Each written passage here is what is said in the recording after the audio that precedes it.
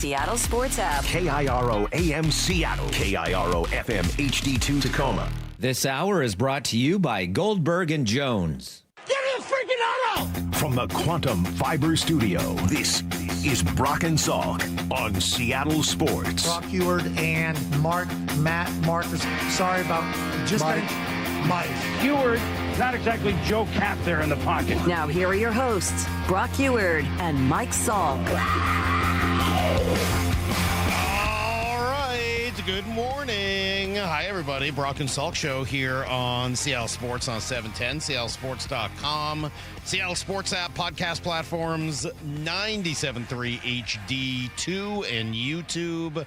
Spent so much time recently talking about YouTube, especially, and I realize that we haven't had a single podcast review on Apple Podcast in over a month. It's been like 6-7 weeks or so since we've gotten even a single podcast review.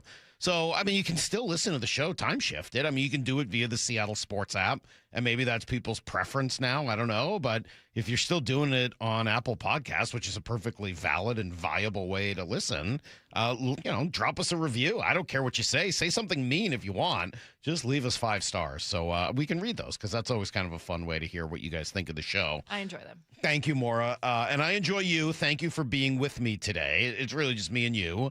Just because everyone else ditched you? Well, everyone else ditched us, really. Yeah. Brock, as it turns out, is not available today. I thought Brock was going to be with us. Lyle, as everybody knows, no longer here. And I got about 100 text messages over the weekend and overnight, late-night texts about Lyle not being here. So he's still very much on everyone's mind. Thank you to Ian for just coming by last second here to help us out. Hi, Ian, and run the board today. But I had to change the name of our group chat. We have a new group chat. It's just me and Brock and Maura, and it's now called, sadly, Small BNS Show. The old one was called New BNS Show, and now we've gone to Small BNS Show. I mean, it was probably time for it not to be labeled new anymore. I know, but that's, it was helping me distinguish. But now it's small. And really, by the end of the day, it was just me and Maura texting each other. It's just like the core group here. Yeah. Once Brock told us he wasn't in today, we were like, forget you. And we really didn't even respond after that. No, I had nothing left to say to him at that point. We'll see if we ever speak again. No, we probably will tomorrow. In the meantime, the Mariners sweep. Late Night Mariners texts. And we get some Late Night Mariners texts. And they're fun this Monday morning, as they should be. The team has won 6 in a row. They're playing their best ball of the season. They're all happy, although there's some interesting, fun questions in here. Mike, here are my takeaways after this weekend, Salk. Number 1, the Mariners should try to trade Brendan Donovan. He doesn't need to take up roster space at this point. Okay. No. Well, I'll start with no. I would disagree with that fairly strongly. First of all, he's not taking up roster space at the moment. He's hurt, so he's not on the roster.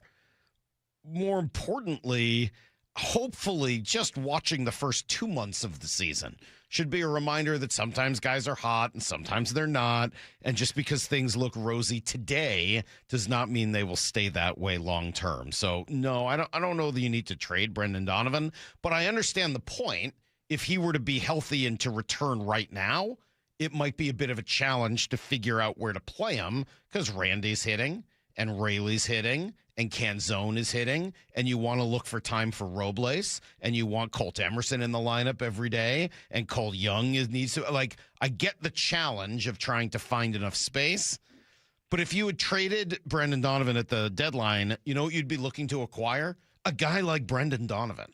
So I'm going to say no on that one. Also, number 2, Cal doesn't need to play daily when he returns. They are just as fine when he isn't in the lineup. Yeah, I might be a little prisoner of the moment, but I appreciate the idea. The catchers have been awesome, and both Garver and Paredes have done a heck of a job filling that role until Cal is eventually ready to return. Giving him a little more time off than last year is probably appropriate, given the fact that that's a nagging injury that he has. Well, I think they should have done that, last year. Yes. So, yeah, I will not have any problems with Cal getting some time off. But not saying he's a part-time player. No. Let's tone that one down just a little bit.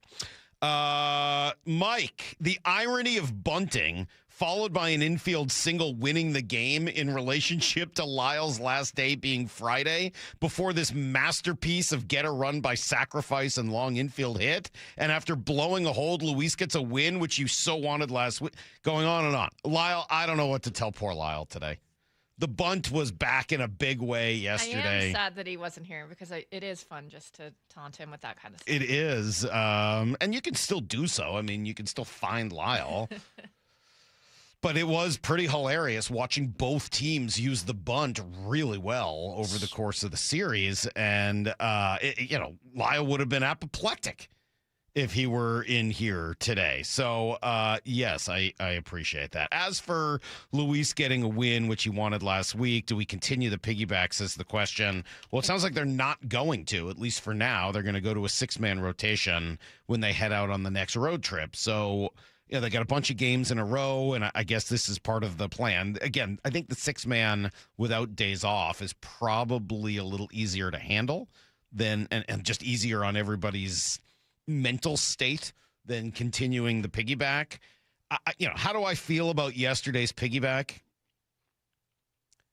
All's well that ends well, I guess would be my answer on that. All's well that ends well. Did I like it in the moment? No, I did not. I'm sorry. Did it end well? Yes. But look, I mean, I can't sit here and talk to you guys about process over results when things don't go well. And then the moment things work, be like, results over process. That's not really fair. You kind of have to have some level of consistency. Yes, we will all have moments of hypocrisy. But I don't know whether I would look at this and say, it worked. The end was great. They threaded the needle the last 2 games. Kudos. But if Luis comes in yesterday and gives up more than the runs he did, which would not have been impossible. If Cole Young doesn't make a leaping catch to save the game, if JP doesn't make a perfect throw home, we're having a very different conversation today. So I don't know. Look, it worked. I'm happy about that. And everyone seemed to be able to move on. Texter says another example of a functionally successful piggyback. Multiple attempted bunts to throw Bryce off his game, and one to help the M's secure the sweep. Lyle would have had nothing to say this morning. Oh. See, everyone was ripping Lyle, but he's in your head. I think that's a good thing. Another overnight, late-night Mariner text over the weekend. Salk, I really understand and appreciate the piggyback in theory, but I'm confused on why it's so set in stone. What I mean is, if Bryce is rolling, why would you take him out at all? I understand you want Castillo to have an opportunity, but why cool the hot hand? I just don't understand it. I guess that's why I'm on the couch and these dudes manage baseball teams. No, I don't really understand it either, though I guess I'm also on the couch. But I think if you're going to do it, I honestly prefer it that way, because then I think if then the next week Luis is rolling and they take him out earlier, or you let Bryce go 6, but you only I feel like it feeds into the frustration they were already having. I think Bryce Miller said after the game that he knew exactly when he was coming out. Yep. And I think that this is better for them. Dude still threw 5 dominant innings, allowed 1 hit, no runs, and had thrown 73 pitches. I don't love it, but if you're going to do it, I think having a clear set plan of how long they're going is probably best for the guys involved, in their minds at least.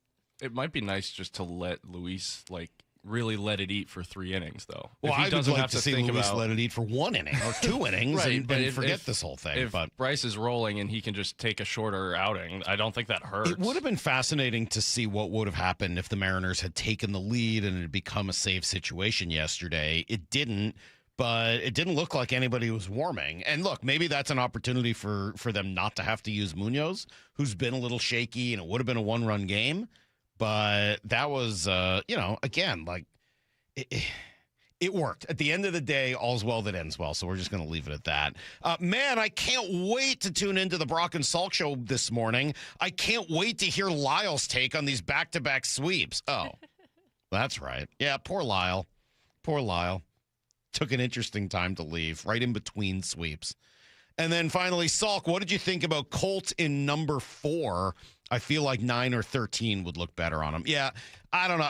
4's a great number. I'm not going to knock it. I kind of like it. It can swing between shortstop and third base like him. It's a good lefty-looking number. I like it. I got no issues with Colt wearing number 4. We had a big jersey number weekend, more. I don't know if you saw. We're trying to figure out Cecily's new jersey for next week. She's going to be in tomorrow, I think, for Answer the Question, Jerk. And, yeah, she's ditching 33. We had a big debate yesterday between 16, 17, and 88 for her hockey number next year. And after a ton of consideration and about 100 replies on the tweet, she has opted for number 88 next year. I think I would have gone with that too. Yeah, I think the Patrick Kane, Eric Lindros, Pasternak, all that. Now, I was kind of a big advocate of 17. Keith Crowder when I was a kid, Milan Lucic. I just a lot of great 17s. And I feel like it's a big physical number, but it's hard to argue with the beauty of those 2 8s together. It's just so symmetrical. Fills up a jersey. And she's probably going to be about the biggest kid on her team this year. So you throw those 88 right on the back, you throw those 2 8s there, whoo. Gonna look good. All right, we'll come back, give you guys everything you need to know. More is going to take us through the weekend. Shannon Dreyer is going to spend a good couple of hours with us today trying to figure out how we've gotten here and why the Mariners are suddenly red hot. And then we'll even talk with Evan Drellich at the end of the day as well. So a lot of good stuff to come. Be here all morning long. Brock and Salk, Seattle Sports on 710 seattlesports.com. Have you downloaded the Seattle Sports app? We're going to have a challenge right here. What are you waiting for? Listen to this. Every pitch. Here comes the 3-2. Every game. Swung on and missed. Got him. One app for free. How about that, folks? The Seattle Sports app. Every game. Julio racing back. Right in the palm of your hands. Makes a leap and makes the catch. Plus the latest Mariners news, insider access, video, and podcasts. They got it. Wow. The Seattle Sports app. If you've been in a wreck or a fender bender, you have the right to take your vehicle to any repair facility, not just where your insurance company tells you to go. Accurate Auto Body has been family owned and operated since 1994, and they work for you, not your insurance company. With over 25 years of auto repair work, they'll exceed your expectations. we meet by accident, fixing every last dent. Accurate Auto Body. At Accurate Auto Body, all their work is performed by certified technicians, only using OEM parts to guarantee the safety of you and your family. For the best in auto body collision repair and customer service, give them a call at 425-883-2450 or AccurateAutoBodyWA.com. Your insurance company may not love them, but you will, because we meet by accident, fixing every last dent. Accurate Auto Body. This Friday, Masters of the Universe arrives. That sword is gonna show me the way home. Power up your summer. Hang on, it's about to get weird.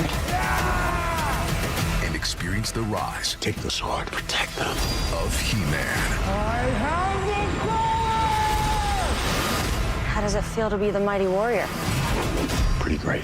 Don't miss Masters of the Universe. Rated PG-13. May be inappropriate for children under 13. Early screenings Wednesday. Everywhere Friday. Progressive provides protection for your boat and other outdoor vehicles so you can explore new things.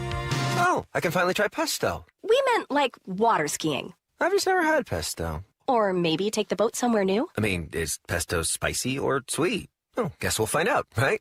Right. Bundle home or auto insurance with your boat, RV, or motorcycle and stay protected with Progressive while you explore. I don't know. Maybe I'm not ready for pesto. Progressive Casualty Insurance Company and Affiliates. Not available in all states or situations. Pump up the volume. Business moves fast. Orders roll in, deadlines close in. When you ship with USPS Ground Advantage, you can keep up with confidence. Every package stays in our secure network from dock to door. And with nationwide reach, dependable tracking, and upfront affordable pricing, you get built-in peace of mind. You run the business. We run the routes. Visit USPS.com/groundadvantage to learn more. This is the story of the one. As a maintenance engineer at a beverage manufacturing plant, he starts his day knowing every line is ready to run because Grainger delivers the industrial-grade products he needs to keep mixers, conveyors, and packaging equipment moving. With Grainger's vast selection of bearings, belts, and motors, he keeps operations running smoothly, so nothing grinds to a halt. Call 1-800-GRAINGER, click Grainger.com, or just stop by. Grainger, for the ones who get it done. In sports, the tape never tells the whole story. Hiring is no different. AI can make candidates look like an MVP on paper, so knowing the person and the skills behind the resume matters. That's where Robert Half changes the game. Our recruiters combine their expertise with award-winning AI to evaluate skills and fit quickly. Learn how we can find you specialized talent in finance, accounting, technology, and more. At Robert Half, we know talent. Visit roberthalf.com/talent today. Mariners and Mets tonight at T-Mobile. First pitch at 6:40, 5:30 pregame. Every pitch, every game, one app for free. The Seattle Sports app. Pump up the volume. Business moves fast. Orders roll in, deadlines close in. When you ship with USPS Ground Advantage, you can keep up with confidence. Every package stays in our secure network from dock to door. And with nationwide reach, dependable tracking, and upfront affordable pricing, you get built-in peace of mind. You run the business. We run the routes. Visit USPS.com/Ground Advantage to learn more. Wait, everything on this IHOP value menu is just $6? I told you it was amazing. A huge plate of pancakes, bacon, and eggs is just $6. Wow. There's also French toast, a ham and cheese omelet, and oh, they got a BLT and fries now. Okay, we're coming here every day. You don't have to tell me twice. Feast for just $6 with the IHOP value menu. $7 in some locations, available every day for a limited time at participating restaurants in the U.S. Hours may vary. No substitutions. Not valid with other discounts or promotions. Prices may vary.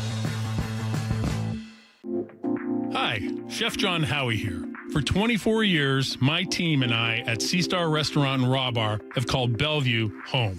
We serve fresh, locally sourced seafood, farm fresh produce and poultry, and great steaks. At Sea Star, we like to say there's something for everyone, from the carnivore to the pescatarian to the vegetarian. Come see for yourself at Sea Star Restaurant and Raw Bar in Bellevue. SeaStarRestaurant.com, SeaStarRestaurant.com. Spring is here, Seattle, and now is the smartest time to replace your roof. Trust your neighbors at 3 Tree Roofing, a local, family-owned company that knows how to roof in Washington weather year-round. Schedule your free estimate today at 3treeroofing.com to take advantage of spring pricing, shorter wait times, and get $500 off your new roof before the summer rush hits. Our experts come to you, build a clear plan, and give you an estimate that same day. No surprises and no high-pressure sales tactics. 3 Tree Roofing, your Puget Sound roofing experts. This hour is brought to you by Goldberg and Jones. Need to know. 15 minutes past every hour with Brock and Salk. Presented by Marquee Data. Here's what you need to know. Up first. Well, a sweep, not just one, but two in a row. A second sweep as the Mariners take care of the Diamondbacks 3 times this weekend and run their winning streak now to 6 games. The wins kind of came in all shapes and sizes. J.P. Crawford pretty well taking the opener all by himself. He was unbelievable on Friday night. Couple of home runs. He made a stellar play at shortstop, saved a run, and then eventually scored on Randy's walk-off. That was exciting. Saturday, pretty much just the Brian Wu show and a whole bunch of home runs. Julio had one. Raley had another. Pitch on the way, swinging a drive deep to right center field. Where is this going to land? And it is gone. Goodbye, baseball. Luke Raley with home run number 13 on the year. Way back into right center field. The Mariners with a 1-0 lead. Raley with home runs in back-to-back games. Touches home, and the Mariners have a 1-0 lead here in the bottom of the second, and the packed house is going crazy already tonight here at T-Mobile Park. Luke Raley is having a career year. X Factor, Maura. X Factor.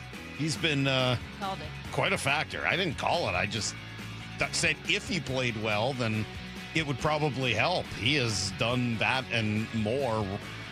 Canzone had a home run. Colts had a home run on Saturday. That was cool. And then yesterday, the successful return of the piggyback, Miller and Castillo combining for 10 innings of 2-run ball, and Victor Robles sent everyone home happy. Here's the pitch. Swung on, broken bat up the middle. The dive, Perdomo knocks it down. It's going to be a hit. Randy scores. The Mariners have done it again. They've walked off the Diamondbacks for the second time in the series. The Mariners on fire. They've won 6 in a row. Party time at T-Mobile Park in the sunshine. What a day for the Mariners. 3-2, the Mariners win it. Yeah, playing their best ball. 10 home runs in the series, a pair for Raley. He's got 13 on the year. Pair for Julio, he's got 12. Yeah, they're playing the way we expected them to play. I mean, I think as we talked about prior to the game, it seems like in that last series, everything was firing for us, and tonight, I thought everything fired for us again tonight. Good defense. We had great offense, I thought our guys threw the ball well. They were able to get some hits. They were able to get a couple breaks here on an infield single here or there. I think still firing on all cylinders, and that's what it takes. And that's what these guys, they bring it every night. Well, they sure did all weekend long. Honestly, probably the best stretch of baseball we've seen from them since the playoffs last year. They get to 2 games over 500 now, 2 games up on the A's, who are basically falling apart. Mets come in next. Austin Warren tonight against Emerson Hancock. Here's the second thing you need to know. Well, and as good as things are, suddenly at the major league level, the Mariners minor league system might be in even better shape. Last week, Keith Law updating his top 100. Now Kate Anderson's at 4, Ryan Sloan at 8, Felnine Celestin is at 17. So that'll work. MLB Pipeline put all 6 Mariners in their top 100. Colt's still there at number 5. He hasn't graduated for them yet. He will. Anderson at 6, Sloan 21, Las Montes 29, Arroyo 47, and Johnny Formello 73 plus Celestin's at 100. He moves back in after the ridiculous month of May. But how about Anderson and Sloan this weekend? Dominant starts Friday night. Anderson 5 1/3 scoreless. The next day you get Ryan Sloan, just 6 perfect innings, no biggie. Wow. I mean, just what they have coming makes the whole thing maybe even more impressive. They're also hoping to get Cal Raleigh back here at some point. Let's see. Here was Cal, who was in over the weekend, which was nice. Hold on, I've lost it. Where did I put Cal? And here he is. Great. Had a really good last week down in Arizona. A lot of positive signs. Really excited to be back here, obviously. In about 2.5 weeks, looks like it's going to be at least another week. It'll end up being over a month, I think. It's all said and done before we end up seeing Cal Raleigh. Here's the third thing you need to know. Seahawks going to lose one of their top lieutenants, assistant GM Nolan Teasley, hired by the Vikings to run their organization as the general manager. Started with the Seahawks 13 years ago as an intern. Continued to progress all the way up the ranks until eventually becoming assistant GM and now the GM of the Vikings. His father is black, and so the Seahawks will get a 3rd-round comp pick in each of the next 2 drafts as part of the Rooney Rule. Gets them back to 12 picks in next year's draft. Pretty incredible. And then NBA and Stanley Cup Finals matchups now set. Carolina and Vegas play for the Cup starting tomorrow. And San Antonio will battle New York for the NBA championship. That is everything you need to know. 1/4 every hour here on the Brock and Salk Show. God, really is. Yeah, I'm not taking credit at all for calling it, just saying, like, he's an X factor. You kind of ended up forgetting about him last year because of the oblique and the way it just kind of took apart his season. Luke's not a perfect, complete player, but he does some things incredibly well, and he's very streaky. But when he's hot, he's unbelievable. I mean, his numbers this year, he's as good as it gets. And then, yes, we're still getting a lot of the, they should be playing him every day and let him hit against lefties. No thanks. I mean, we saw what happened yesterday when he hit against the lefty. It wasn't pretty. It generally isn't. Now, by the way, I like the decision yesterday because you wanted to get Raley up again later. So there are times where he's got to do it, and I hope he battles, and I hope he gets a hit. But the idea of playing him against lefty start, no thanks. No, first of all, I'm looking to get Robles time. I want Robles in there. He brings a whole different element with the speed and defense and athleticism, and it's not like Victor can't hit. But I just, the reason you're getting such great numbers from Raley is because he's being put in a position to succeed. So don't mess with a good thing. Don't put him in a position to do something he's not as good at. No, this is working. This is working perfectly. Yeah, I would not mess with that. I think you'd end up being pretty frustrated if you had to watch him hit against lefties a lot. All right, let me take a quick break. We're going to come back. I was busy this weekend. You were probably busy this weekend. If you missed anything, more is going to take care of you next on Brock and Salk. Think you know the Mariners? Not if you aren't subscribed to the Daily Mariners newsletter from Seattle Sports. That's what they've been waiting for. The latest Mariners news and injury updates. Exclusives from Mariners insider Shannon Dreyer. You look at the pieces and how it works. Plus the best takes and breakdowns from your favorite Seattle sports hosts and contributors. The Mariners seem to be trying to build something that I think is a little bit more sustainable. The Daily Mariners newsletter. Monster solo home run. Subscribe at seattlesports.com/newsletter. The throw to first, and it's in time. Holy smokes, what a play by J.P. Crawford. At T-Mobile Park, you've always got the best seat in the house. But if you're looking for a truly golden view, look no further than the seats on the first baseline, a.k.a. Trident Town. Post up behind the Mariners dugout, and you get a great view of Logan Gilbert, Brian Wu, and our entire rotation at work. Swing and a miss. Fastball upstairs, blew it by him, strike three. Not to mention the best view of the best home run celebration in baseball. When the Trident goes up, you know a party's going down. And it's gone! Julio! Mariners baseball. Trident South. Be here for this week's interleague matchup at T-Mobile Park as Julio and the Mariners welcome Juan Soto and the New York Mets for a 3-game set. The series gets underway tonight and tomorrow at 6:40 and wraps up with a midweek matinee Wednesday at 12:40. Get your tickets today at mariners.com. Hi, this is Nancy Penrose, owner of Big Trees in Snohomish. Spring has sprung. Need color to brighten up your yard or privacy trees to keep your neighbors guessing? Now is the time to buy. With hundreds of trees arriving in the nursery daily, Big Trees has the perfect tree for you. Check out our updated inventory list online at bigtreesupply.com or come visit the nursery today.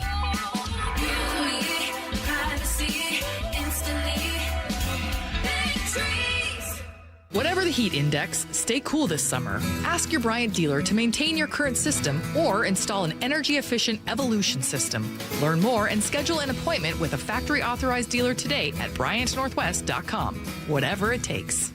Lee Johnson Auto Family, the LJ way. When you buy a new vehicle from Lee Johnson, you'll get a lifetime powertrain warranty included. When you tell someone what team you cheer for, do they apologize? Does your first childhood memory involve crying on a Jumbotron? Then you may be a fan of a BST or bad sports team. Luckily, when you bundle your home and auto insurance with Progressive, you're protected from things like fire damage caused by violently unplugging the TV. Or an accidental overhand left to the drywall. Visit Progressive.com today. Progressive Casualty Insurance Company, affiliates, and other insurers. Covered subject to policy terms. Not available in all states or situations.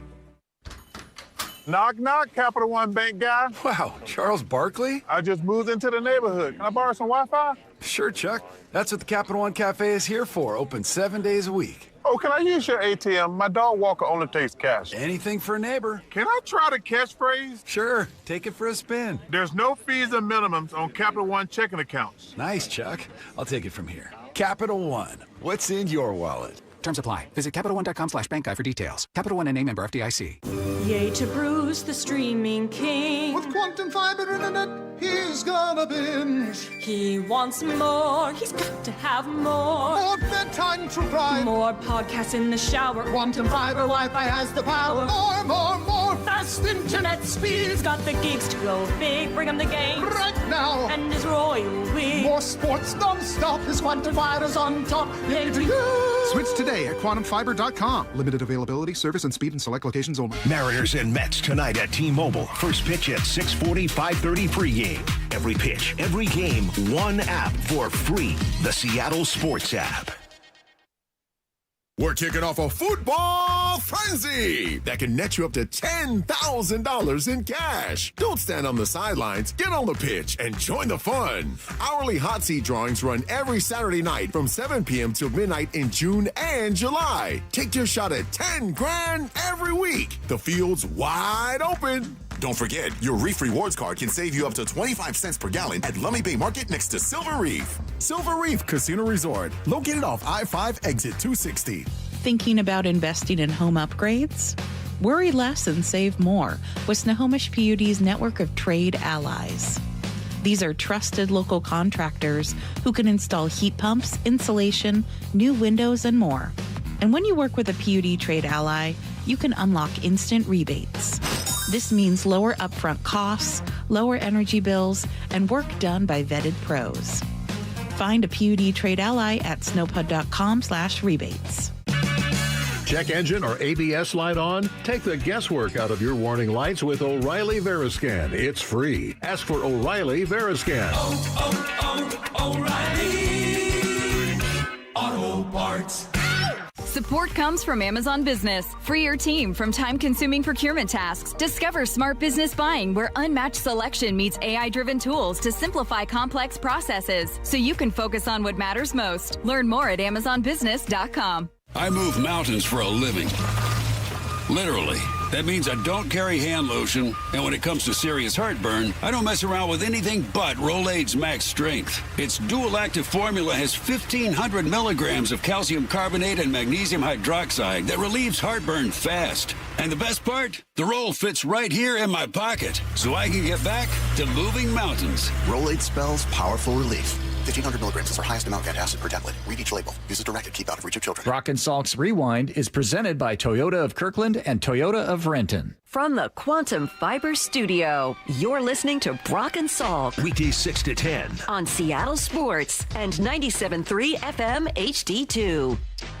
Hope everybody had a good weekend. I got to go to the ball game Saturday night. I will have thoughts over the course of the morning. Shannon Dreher is going to be with us at 7 and really for like 2 hours, which is great. Talk a ton of basically all baseball today, other than a few minutes of Blue 88 with Bump and whatever else is in Need to Know. It's really just a full-on baseball day after the Mariners win 6 in a row. And more is going to take us through the weekend here in just a sec. I will just say kind of big picture from being at the ballpark. And I'll get to some of my more specific observations, most of which are about Julio Rodriguez. But the biggest takeaway is if you've ever felt, like if you ever get caught up in the online doom loop for the Mariners, I wish Lyle was here today. This is a message for Lyle. Because if you ever get caught up in the online doom loop of, same old Mariners and Mariner this, and they can't do that, and this is a problem. If you ever get caught up in that loop, go to a game. Go to the game. The vibe is so night and day different. All of that doom and gloom and, they're going to mess this up, and this is a bad thing, and this stinks, and I'm mad at this, and the front office that, and the ownership that, all of it goes away. If you are around, honestly, if you think that is the only view on the Mariners because you're spending a lot of time online, Twitter, X, whatever your favorite platform is, whatever. If that's your view and the belief of this is all that's out there, go to a game. Being there on Saturday night is actually the first game I've had a chance to get to this year, which is a bummer for me. But I took my daughter and her friend Eliza and Eliza's dad, Hal. Great time. We had an awesome time. But just feeling that energy, that buzz, that level of hope and optimism and excitement about the team. It doesn't matter whether they've won 2 or 3 or lost 2 or 3. It doesn't matter. The vibe in the building is a completely different vibe than the one you will often get, especially online. Well, Well, I hope so, because social media is just I mean, it's an awful place. It's truly awful. negative echo chamber. And both things are probably extreme, right? The atmosphere in the building is probably a little overly optimistic at times, which is fine, as it should be. I mean, like, I'm not complaining about it. The truth is probably somewhere in between and probably closer to the in the park than the online. But just worth noting, if you ever feel like it's too much and that is, the Doom Mariner scroll is the only thing out there, just go get tickets. How can you not have fun? I need to know what you ate, though. Okay, so Cecily's become obsessed with hot dogs, and she had 2. I got her the value hot dog. I know, it was gross. She had 2 hot dogs. So I got her a hot dog, which is great because they're super cheap at the walk-off market. And then she ate it and was like, still hungry. I was like, oh, geez, all right. So I had to go back and get her another hot dog because at that point now I'm not spending like money on. Anyway, 2 hot dogs for Cecily. And then Hal got peanuts, which we ate, although Cecily claims not to like them. She and Eliza giggled about the word peanuts for a good portion of the game, and I definitely played into that. And then I had, you know what? I went to Marination and got the pork sandwich. Oh, yeah, that's a good choice. I wanted to go out. Believe me more. I was thinking about the ribs. I was wondering if you went for barbecue. I was thinking about it. I thought long and hard about walking out to the center field area, but I got there kind of late and it might be sold out. You may have double Mitch-witched it. It up so much. I would think it would get sold out anyway, just for how difficult. I mean, a lot of the stuff is sold out. The boat, the cool ferry boat, is like it's always sold out. People line up like before the game. I know. Starts. It's a whole thing Just for the ferry boat. 860 wondering whether or not I participated in the tarps off movement. Absolutely not. No. Thank you. Also, if I took my shirt off, you'd be like, "We'll take the sweater off too." So, what are you doing? Let's go around the weekend. TMI. All right. I mean, I think I've been pretty clear about the amount of hair I'm rocking here. We're going to start with the Mariners this week. We had a couple sad weekends where we wanted to start with other things. Yeah. We're going to start with the Mariners this week because it was a pretty good weekend. So Friday, J.P. Crawford got to Zach Gallen early, drawing 3 balls and fouling one off before launching a solo shot in his first AB. The 1-1. Swung on. Roasted left field towards the wall. It is over the wall. Sail away, Julio. Sorry. That's cool, I wasn't supposed to go to it yet. That's all right. I was going to say JP drew a walk again in the 3rd, and then it was Julio's turn to knock one out. What did that Julio one sound like? No, I'm just kidding. The 1-1. Swung on. Roasted left field towards the wall. It is over the wall. Sail away, Julio. A 2-run pull on a clothesline. It's out of here, and the Mariners lead 3-0. I mean, you were talking about the vibes in the ballpark. I think it also feels much different when they start hitting home runs like this early because I don't have the numbers on it, but I would think the number of games they've won this year when they start off like that are pretty high. Yeah, I mean, it certainly changes the whole vibe. That ball that Julio hit years ago, I'm looking at, this was 2011, right after Dave Niehaus died. The Mariners brought in a rotation of announcers to try to, because nobody was going to just immediately step into Dave Niehaus's shoes for obvious reasons. And they went both to the past and kind of all over the place. Anyway, Ron Fairley was in, and Carlos Peguero hit one of the hardest hit line drive home runs, just like the one Julio hit. I was thinking about it, and I love this call. Next pitch on the way, swung on, hit hard down the right field line, and that is a line drive home run. A line drive just over the fence when we were just talking about getting out in front of a pitch. And he hit a screaming Mimi. Sorry, we added in a little sound effect, I guess, back in the day. But yeah, screaming Mimi. That's exactly what Julio hit. That was a screaming Mimi. Just That's a random memory. Okay. Oh, well, if Brock was here, he would have said the exact same thing. And he hit a screaming Mimi. That was a dart from Julio. Yes. That made it 3-0 M's. Kirby allowed a solo By the way, hold shot. on. I'm sorry, not to cut you off, but like, most people probably don't remember Carlos Peguero. What's interesting about Julio's home run is that Carlos Peguero might have been the most impressive-looking physical specimen I've ever seen. He was like Willie Mopena, huge, except tall, little lankier. I mean, just absolutely jacked. Couldn't play. Stiff as a board, but like if he got a hold of one, he was capable of hitting it straight on a line out of the park. It's amazing that Julio has that same level of strength and power while being as fluid an athlete as you're going to find in the field and all the other things Julio can do. It does speak to just how impressive Julio is. Sorry, Mark. Go on. No, that's right. He had a very impressive weekend. That home run made it 3-0 Mariners. Kirby allowed a solo shot to Perdomo to start the fourth, but JP came right back in the bottom of the fifth and did it again. The stretch and the pitch. Swinging a fly ball, well hit center field. Waldschmidt going back to the one, he tracked to the wall. JP does it again. Goodbye, baseball. In his third plate appearance, his second home run of the night. JP with a 2-run home run to straightaway center field. He led off the first inning with a home run. He now has 9 on the season, 2 tonight. 3 runs batted in. Holy smokes, and the Mariners now lead the Diamondbacks 5-1, and what a night for J.P. Crawford. That was a 417-foot shot. Yeah, that one's okay. I mean, you'll get to it. JP won them that game on Friday. Julio obviously had a little something to do with it. Everybody contributes, but you don't win that game if JP Crawford isn't there. I mean, 2 home runs and then a game-saving play late in it. Like, he really had himself one of those days where a shortstop can just completely take over the game in all facets, and he ends up winning them the game. And scores a winning run, too. It's nice to see because I think everybody loved that he went to the team and offered to move to third, and we talked about there being a lot of selflessness in there, even if there maybe are some selfish motivations I think it's okay behind for it. both those things but to be there's true. just been a lot of talk of, almost like he's being put out to pasture or something.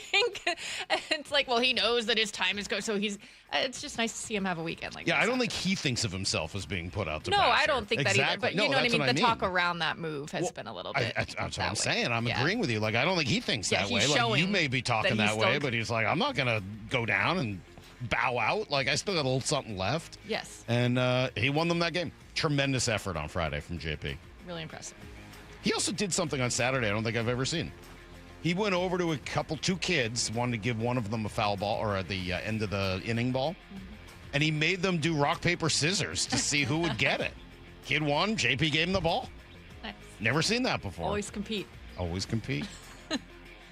Kirby got into a bit of trouble in the 6th with runners on second and third. He gave up a double to Gabriel Moreno. That brought the Diamondbacks within 2 runs and ended Kirby's outing. Matt Brash entered the game, and Arizona was able to drive in a run on a fielder's choice that he was not charged with, but he did end up giving up an RBI single that tied it at 5-5. That was his first run that he gave up this season. Trade him. Cut him. Get rid of him. We're done here. Thanks, Matt. Appreciate your service. I mean, May 29th. That's pretty impressive. Well, he was hurt for some of that time. I mean, Yeah. like, geez, we're not giving him all the credit. I think my love for Matt Brash is pretty well documented. Bummer to see him give it up the other day, but if your ace relievers, guys like Matt Brash, are gonna give it up, great to have it happen in a win. Like, they're gonna give it up occasionally. He's not gonna be perfect the entire year. So if you can have him give it up and still find a way to win, that's a huge deal. Well, we're gonna talk about Andres Munoz having some struggles too. So yeah, great that they were able to still win this one. So Mr. X Factor Luke Raley would give the lead right back in the bottom of the 6th with a solo shot. But in the 9th, Andres Munoz gave up 2 singles and hit a batter to load the bases before striking Waldschmidt out. Vargas then grounded into a fielder's choice to score Perdomo and tie it, but Munoz was able to get out of the inning without any further damage. The Mariners didn't score in the 9th, so we headed to extras. And Cooper Criswell, who was also great this weekend, went Really good. 3 up, 3 down in the top of the 10th. Huge deal. And then in the bottom of the 10th, Randy Arozarena decided it was time to end this. Here comes the 2-2. Swung on. Looper into the gap. Right center field. It's fallen. It's down. It's down. JP around third. He scores. The Mariners win. Randy Arozarena, the game winner. 7-6. The Mariners get the win. They walk off the Diamondbacks, and the Mariners have won 4 in a row. The celebration is on here at T-Mobile Park. Like you said, on a rare day when Brash and Munoz had a little bit of struggles, it's nice to see the bats and so many different people contributing to get that way. 2 things that jumped out to me there. One, I love the way Gary says Randy's name. He says it in his own unique way. Nobody else says Arandy. It's almost like a Arandy. He really kind of digs low to come back up. Very sing-songy. I love it. And secondly, that ball had some carry to it.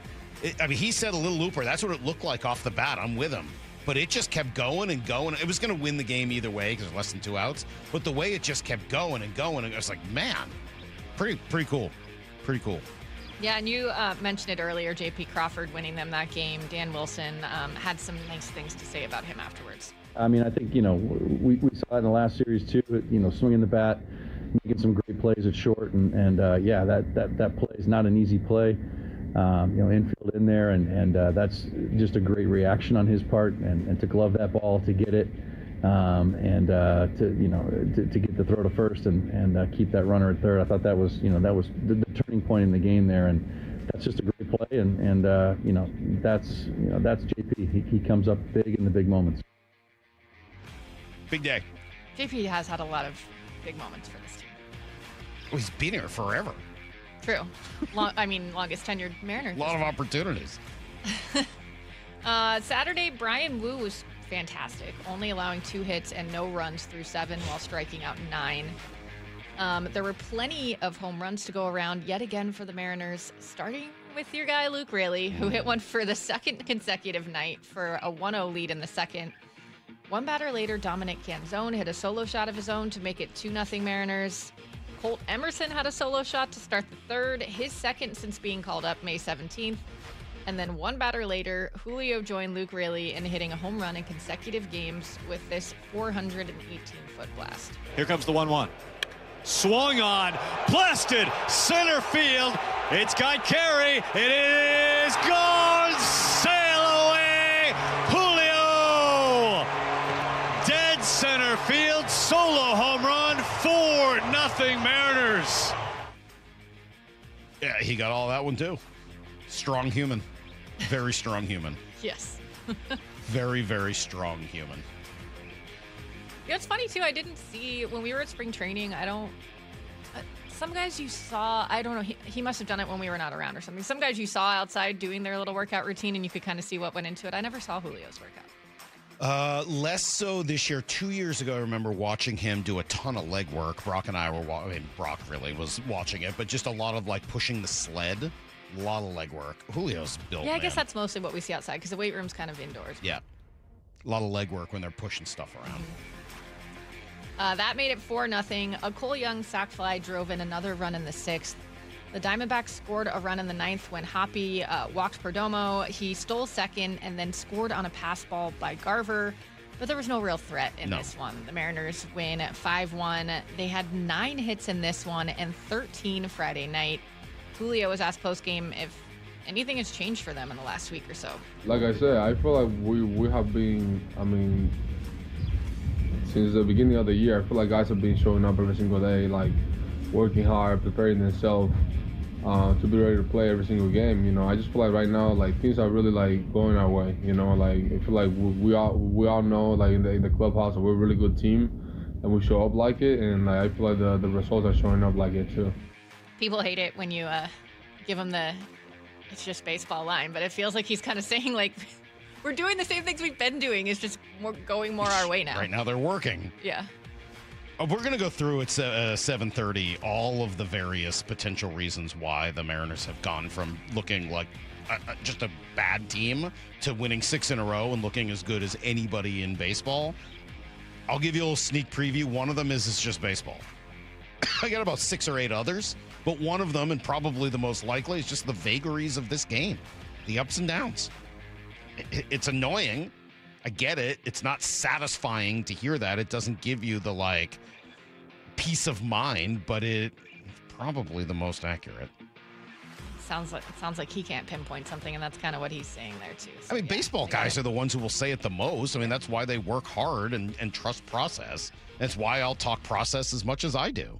The process is good, and honestly, more, you can finish it up here with Sunday in a minute, but they played clean baseball all week. They controlled what they can control. You've got to do that. It's interesting to think how I feel like that's been a trend this season. When the bats get going, the defense is cleaner too. You have to play clean baseball. You've got to control what you can control. Diamondbacks did not play clean baseball, and before that, the A's definitely didn't play clean baseball. So if you want to go on a run like this, you've got to play clean, and it sure helps if you can play cleaner than the other team. They controlled what they could control, and that's that's a big win for them. I mean, we did talk on Friday about Colt Emerson's arrival and Robles coming back, and how they have gotten a little bit of defensive upgrades. They're a little more athletic, and that's on my list of things to talk about. All of those things contribute, as does the weird ups and downs of baseball. Well, yes, Sunday, Cole Young got things started for the Mariners with a home run off the second pitch he saw in the second inning to give the Mariners a 1-0 lead. In the return of the piggyback, Bryce Miller went 5 innings, which he said he knew would happen heading into the game, so was happy with that clarity. He only gave up 1 hit, no runs, 1 walk, and struck out 6. Things didn't look so great to start Luis Castillo's side of the piggyback. He gave up a walk, a double, and then allowed a run to score on a wild pitch, but he did get out of that 6th inning, giving up just 1 run. And then Dominic Canzone got it right back for him with a solo shot to start the bottom of the 6th. That gave the Mariners a 2-1 lead. Luis Castillo went 3-3 down in the 7th, but he did give up a single to start the 8th, and a throwing error by Naylor. That was a weird moment on a sac bunt, allowed that runner to reach 3rd. The Diamondbacks then drove him in with a sac fly to tie the game. Was it a weird moment, or does putting the game in motion and forcing guys like Josh Naylor to throw the ball actually have some level of purpose behind it? Again, I'm not going to sit here and rip Lyle over and over and say bunting is the wave of the future. I totally understand where the analytics are on bunting, but I think you've got to recognize that it's been out of the game for long enough, and there are guys like Josh Naylor out there who is, look, Naylor's really good at picking the ball at first base, and he plays a good first base, but asking a first baseman to charge and then throw the ball to second, there is something to it. It puts the game and puts pressure on the other team, and it worked in that situation. Yeah, I don't. I think he needs to budge a little on the never. A lot. Bunt. There's some circumstances, as we'll see later in this game, where it's a good thing. So yes, a sac bunt moved Arizona's. We need to go to extras. So Luis went 3-3 down in the 9th, and Dan Wilson decided to keep him in through extras. A sac bunt moved Arizona's ghost runner to 3rd, and Castillo then walked Moreno. He struck out Del Castillo and got Marte to ground out to give the Mariners offense the chance to win it in the bottom of the 10th. Luke Raley then drew an intentional walk with Arozarena already on board as the automatic runner. Cole Young laid down a sac bunt, as we were talking about, to move Raley to 2nd and Arozarena to 3rd, and then Victor Robles, who's never had a walk-off hit before, how about that? Did just that. Here's the pitch. Swung on, broken bat up the middle. The dive, Perdomo knocks it down. It's going to be a hit. Randy scores. The Mariners have done it again. They've walked off the Diamondbacks for the 2nd time in the series. The Mariners on fire. They've won 6 in a row. Party time at T-Mobile Park in the... Get after it, He did Gary. get a little help from Diamondback shortstop Perdomo. He had a little bit of a bobble there on that one. But hey, yeah, he did, and it helped. There were all the things that helped. Ketel Marte had a terrible series. I mean, he didn't do much of anything. Corbin Carroll did not do much of anything, and credit to the Mariners pitchers for shutting those 2 guys down. But you take those 2 guys out, and the rest of that lineup, Perdomo's good. I mean, they're fine. But without those 2 guys at the top doing much of anything, Diamondbacks look pretty mortal very quickly. And credit to the Mariners. They took those 2 guys out and found a way then to win all 3 games. Yeah, again, how are we talking today about the piggyback if Cole Young doesn't make a leaping play and Marte ends up, I don't know, maybe very differently. But instead, he did make that play. And so the results end up being very positive for the Mariners. Thank you, Maura. What a great weekend. Of course. I didn't even get to the NBA. Mike Tirico had a fun call on the Spurs. I just know, I know they were playing the Spurs Thunder game on the big screen at the Mariners, because so many people here don't want to see the Thunder go. And they basically just threw down like a disrespectful go-home dunk at the end. Yeah. to say, like, get out of here. I saw that. Devin Vassell, yeah. So maybe not that. That was fun. Maybe I didn't see that.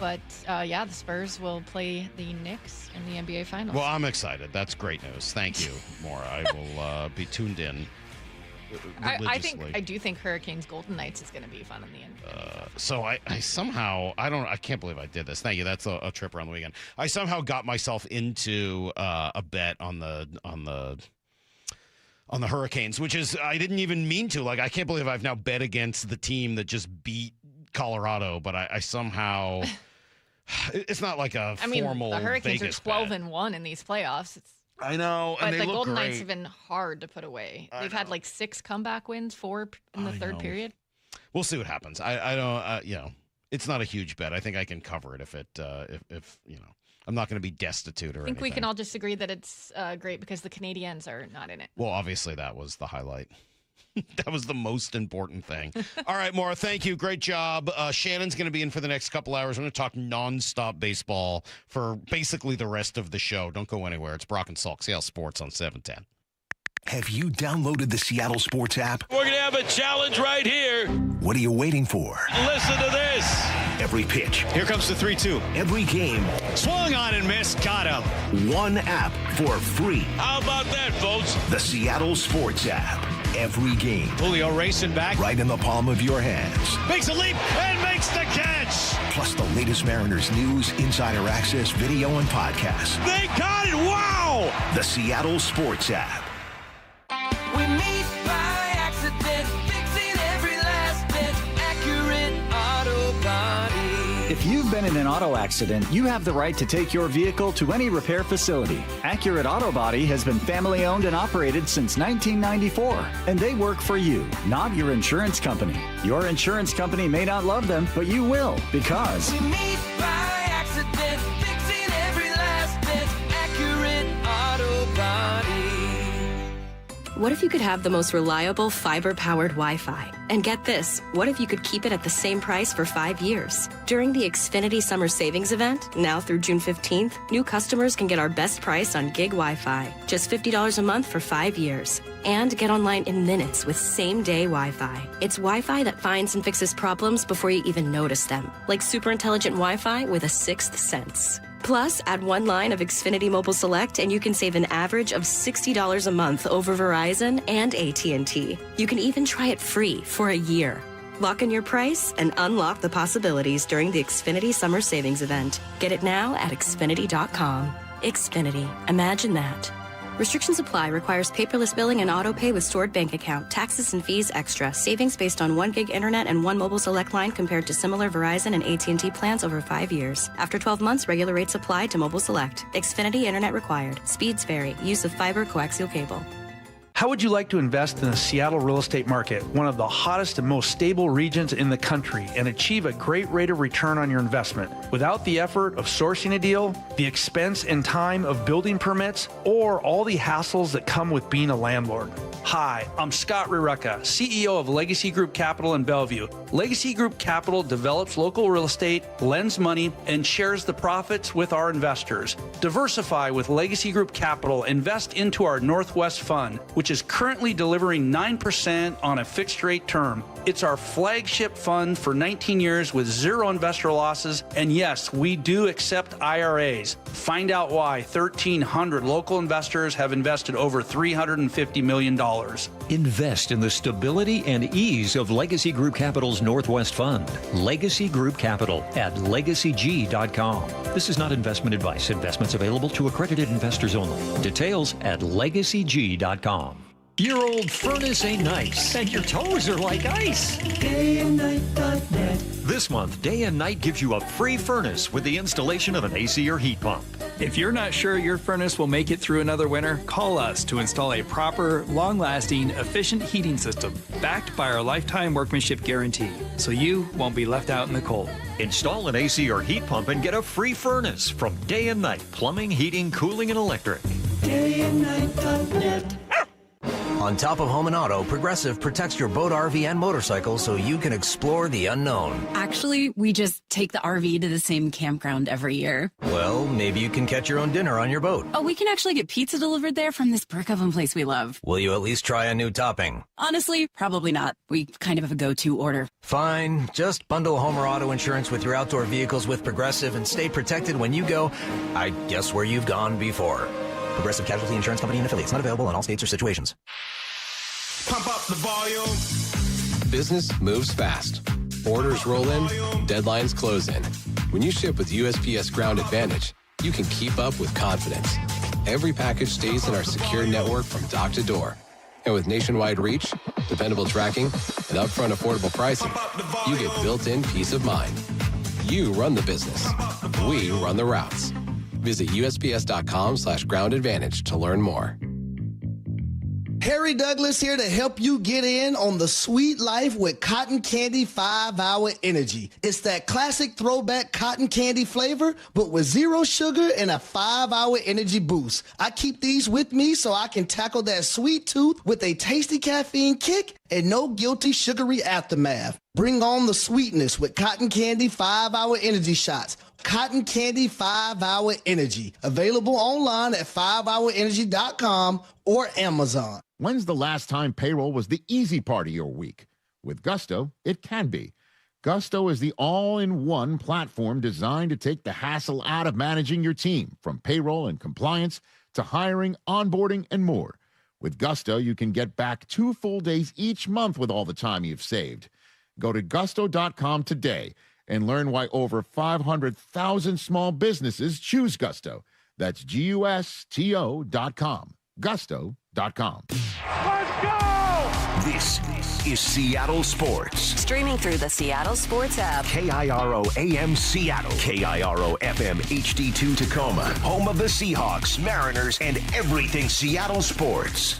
This hour of the Brock and Salk Show is powered by Star Rentals, preferred supplier to the West's best contractors. Give me a freaking auto! From the Quantum Fiber Studio, this is Brock and Salk on Seattle Sports. Brock Ewert is my hero. Jay Buhner just punched me in the kidney. We're going to accuse you of manager. Doesn't really work that way, Sherm. This is a show that has my name on it. It kind of does, though. Now here are your hosts, Brock Ewert and Mike Salk. Hello!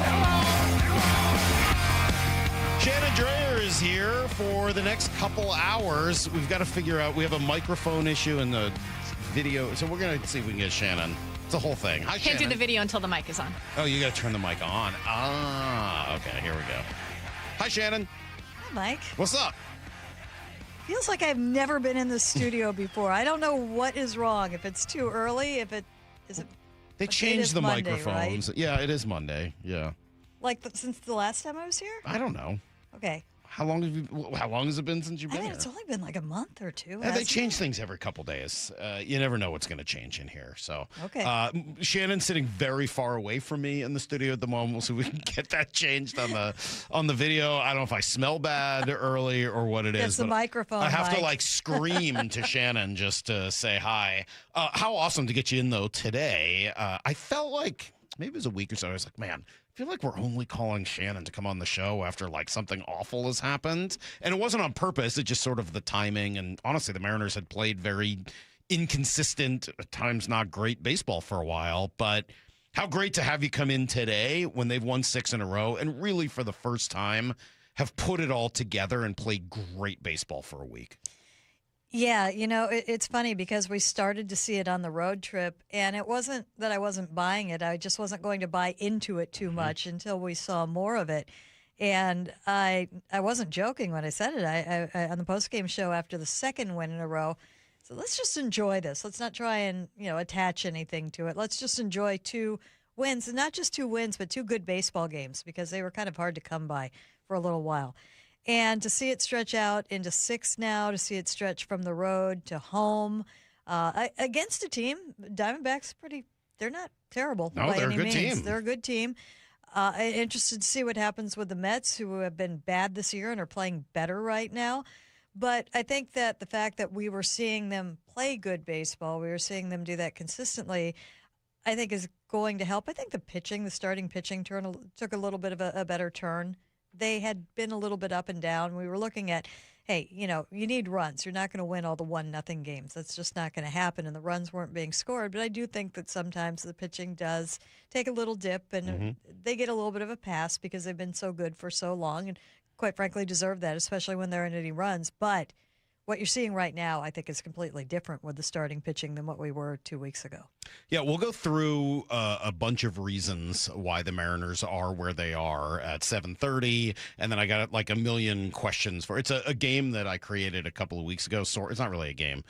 It's called What's Going On With, and you have to add the with. It's the only way it works. So I'm going to ask you a bunch of questions at 8:30 that all start with what's going on with, and then we'll talk about the various issues from the piggyback to Julio to Colt Emerson and JP, a whole bunch of other stuff. Try to just get updated on everything that's going on. I've been really impressed by the last week of the Mariners. And, I mean, obviously that's not like going out on a limb. They've won 6 games in a row. But I feel like this is why we talked so glowingly about their long-term prospects at the beginning of the year. And you see when they do put it all together. Right. The pitching, the fielding, the defense, that's the same thing, the hitting, like all of when it all comes together, you see just how multifaceted they are. And you're missing 2 key players. Right. True. I mean, arguably, they're guys who at times could be their 2 best hitters. Right, which is, you have to note. And that was what, when Cal goes down and Donovan goes down, if you look at them on paper and what we were looking at all winter, they still should be okay if they play their game. They really should. Mm-hmm. And now we are seeing that. So I'm not surprised that they are doing that. I do think that they have a lineup that can do different things, and I think that we've seen that evidenced over the last week. Some of the games, it was the hits. Some of the games, it was there were games where they were particularly in Sacramento, putting together runs. It was multiple hits in an inning. It wasn't the big bomb, and then you come home and it's absolute bombs away. Mm-hmm. They hit more home runs in baseball last week than anybody did. I believe it. I mean, it's funny. They were almost all solo home runs, but they hit a ton of them. So if you do that, you're going to score a lot of runs. And I think the most important thing that we saw offensively in that time was they were scoring in multiple innings. Mm-hmm. And we have not seen that with any consistency this year. And that's so important. And I think that is largely, there are days where, you're going to be feeling it and you're going to be hitting all those home runs. But there are going to be other days where it's going to be about grinding out the bats. It's going to be about grinding out the innings and getting that, Cole Young getting the extra run on Saturday. That was important. That kind of thing we are seeing more of. We saw them win games in different ways multiple times. You're in there every day and around the team as much as anybody. And I know baseball's a game of consistency. Did you sense or feel any difference in the vibes during a 6-game win streak as opposed to how things were before that? Yeah, it's really interesting. So the first 3 were in Sacramento, which is just an odd clubhouse. It's a minor league clubhouse. It's the size of this room. Right. And so it's basically go stick your head in and come out. And so it wasn't spending a lot of time in there. And I haven't actually been – I've got something coming up on this road trip, so I have been working on that. And I haven't been here. I've been here for just 1 game so far on this homestand, so just trying to get ready for that. But you do feel it when they're not there, and they got to points where I really don't even think I saw, maybe a little bit last year, definitely a little bit the year before, but they pulled themselves out of it really quickly. And you hear it in the words they say. They don't ever concede that they know they're a good team. And sometimes you look at them, oh, really? And other times you start to think, okay, you're a good team, you're not playing well right now, but at some point you've got to play well. But I think that belief is so important in them. And I think I started thinking about it quite a bit this week, and I want to get more into it. But I think that is evidenced in, and I think that is perhaps his style. I think that's Julio. And I think that is, you hear little things here and there about him leading, and I think that's how he leads. Somebody had to have that attitude. Somebody had to have that confidence and had to have that little bit of extra. And he carries that regardless. And I talked to him, Ryan and I talked to him after Game 3 in Kansas City. That was just, a disaster. And he should have won that game. And bad things happened. And, the play in the outfield and everything else. And he stood in that locker room and insisted that they're in great shape. And then you're looking at him and you're staring at him. And then the same thing he did before last year started in spring training last year.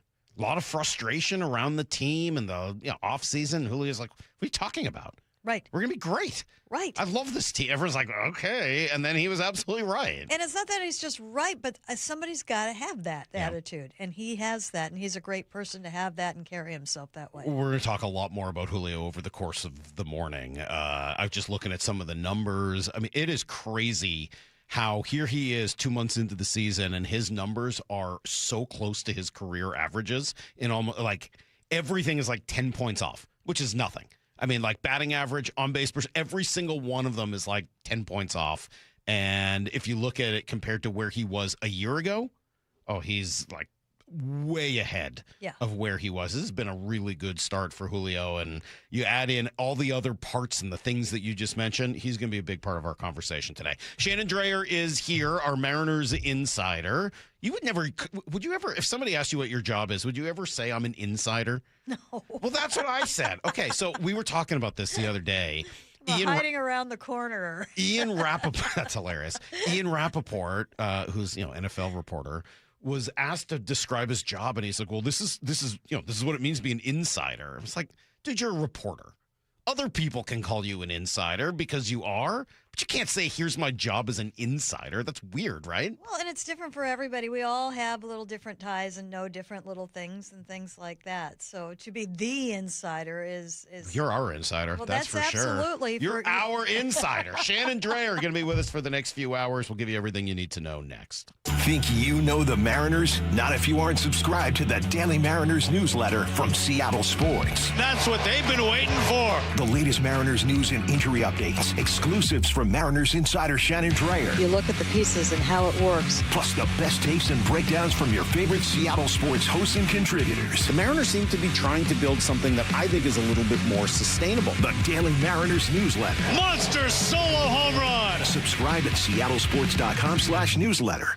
Hey, it's Mike Salk here. Summer in Western Washington, you know what that means, right? The beach, the barbecues, the golf, maybe a little vacation you've been looking forward to. You know you'll be taking pictures that whole time. Don't you want to look and feel your best? Well, Eastside Weight Loss Clinic can help. Trust me, you're going to do it fast. I lost 15 pounds in the first couple weeks, 35 pounds total after 8 weeks. There's time. What are you waiting for? Schedule a 15-minute no-obligation consult right now at eastsideweightlossclinic.com. You want to know what to expect? Okay. Safe, healthy, sustainable weight loss. No exercise, no pills, no injections, no surgery. Real food that you buy at the grocery store. You will lose weight, and you'll look and feel your very best. That feeling, just on the other end of that 15-minute consult. The secret? You'll find out. Schedule your quick intro today at eastsideweightlossclinic.com. That's eastsideweightlossclinic.com. Dr. Ryan Coogan, D.C. Results may vary. Underestimating the trucking industry is one of the biggest mistakes I see victims and other lawyers make. Trucking companies have an army of lawyers and experts who act quickly after an accident to protect the company. Only an experienced trucking accident lawyer can navigate the complicated federal and state laws to protect your rights. If you or a loved one has been injured in a trucking accident, call Davis Law Group today for a free consultation or get my free book on trucking accident law at WashingtonAccidentBooks.com. Dave Wyman here with an interesting story. A woman was about to donate a box of jewelry, but her friend told her, take it to Bellevue Rare Coins first. She walked out with a check that far exceeded her expectations. Old jewelry, coin collections, gold watches, necklaces, and pendants. It's worth finding out what those items are worth during such a strong market. Before you give anything away, get it checked out at Bellevue Rare Coins in Bellevue, Linwood, Issaquah, and Tacoma. Go to BellevueRareCoins.com. Step inside and let the excitement take you places. This is Muckleshoot Casino Resort, the ultimate spot for action that reaches incredible heights, luxury that knows no bounds, and live entertainment that always thrills. It's all at one incredible destination. So when you look for the best, look nowhere else. Muckleshoot Casino Resort, the biggest and best in the Northwest. Muckleshoot. Harry Douglas here to help you get in on the sweet life with Cotton Candy 5-Hour Energy. It's that classic throwback cotton candy flavor, but with 0 sugar and a 5-hour energy boost. I keep these with me so I can tackle that sweet tooth with a tasty caffeine kick and no guilty sugary aftermath. Bring on the sweetness with Cotton Candy 5-Hour Energy Shots. Cotton Candy 5-Hour Energy. Available online at 5hourenergy.com or Amazon. Okay, I have to tell you, I was just looking on eBay where I go for all kinds of things I love, and there it was. That hologram trading card.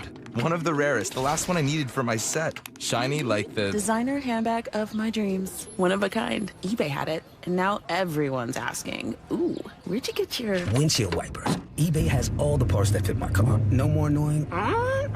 just beautiful. Millions of finds, each with a story. eBay. Things people love. Mariners and Mets tonight at T-Mobile. First pitch at 6:40, 5:30 pregame. Every pitch, every game, one app for free. The Seattle Sports app. Power your drive with Mobil 1 motor oil. Buy 5 quarts, get $15 back, and score a fast and furious prize after rebate at O'Reilly Auto Parts. O'Reilly Auto Parts. From the FIFA World Cup to competitive business environments, grand ambitions lead to game-changing achievements. At Bank of America, we're there to support businesses at every step, providing insights and expertise to help you gain an edge. He shoots, he scores! What would you like the power to do? Explore winning business solutions at BofA.com/gamechangers. Bank of America, official bank of the FIFA World Cup 2026. Support comes from Amazon Business. Free your team from time-consuming procurement tasks. Discover smart business buying where unmatched selection meets AI-driven tools to simplify complex processes so you can focus on what matters most. Learn more at amazonbusiness.com. T-Mobile has an exclusive bundle for customers 55 and up. I'm Sarah Bowl. Yeah, I'm Frank Bowl. A reliable network is key for us. And with T-Mobile, it's been wonderful. And going to the 55 plus plan saved us so much money. A lot. And that's important. Trying to keep costs down. The home internet's been perfect. It's fast, it's quick. The setup was so easy, it took less than 15 minutes. It was like, ta-da! If you want simplicity, coverage, reliability, you want the whole package, T-Mobile has it.